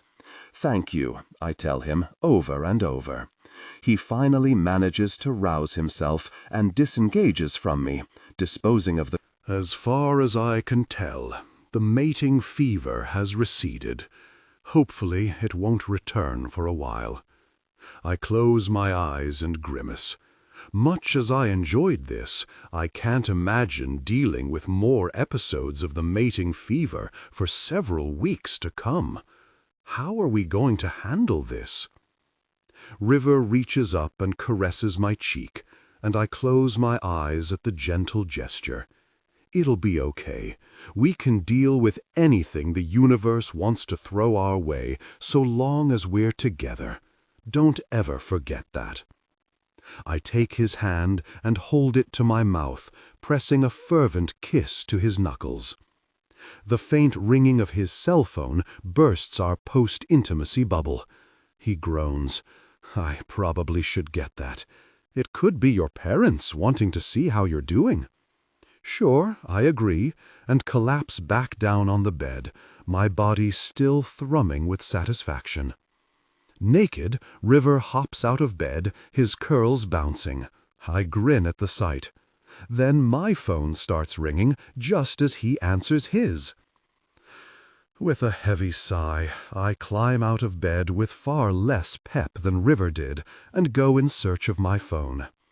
I find it underneath the evil pair of leather pants I will never, ever wear again. "Chewie?" I hear River say. "What's going on?" I glance at the screen and see my dad's name flashing, so I quickly accept the call. "Hey, Dad, what's going on? How are you doing?" He's trying, but failing to hide the concern in his voice. I run a hand through my sweaty hair and grimace. A shower is definitely in my very near future. "I'm doing a lot better. The mating fever seems to have passed, for now at least." Dad lets out an obvious sigh of relief. "Good. I'm glad to hear that. I sure wish Mom had forewarned me. The mating fever basically acts like an alien stimulant," he coughs. "Ah, yes. Well, we weren't sure how it would play out in a male individual of the species. We only knew about her experiences as a woman." I snort. Let's just say it's probably a good thing River is only 22. I'm not sure if he would have been able to keep up with me otherwise. I yawn and scratch at the drying residue all over my chest and abdomen, wrinkling my nose. I kind of need a shower now. Is there anything else you wanted to talk to me about? There's a loaded silence. "Dad?" He clears his throat. "I don't want to ruin the post-intimacy afterglow, but I figured you'd want to know. Alliance Internal Affairs has decided to launch an investigation into your pulse teleporter use.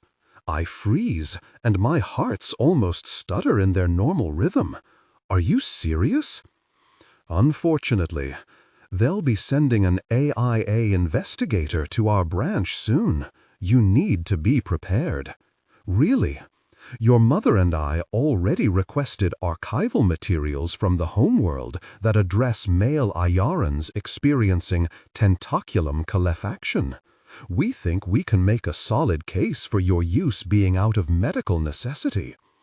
I rub my forehead. Regardless, I need to be prepared. If it's anything like other AI investigations, it's likely to be a huge pain. "I think you can safely bet on that." "Okay, Dad. Thanks for letting me know. I'll see you tomorrow." "Sounds good. I know this isn't great news, but try to enjoy your engagement with River as much as you can tonight." We say our goodbyes, and I hang up.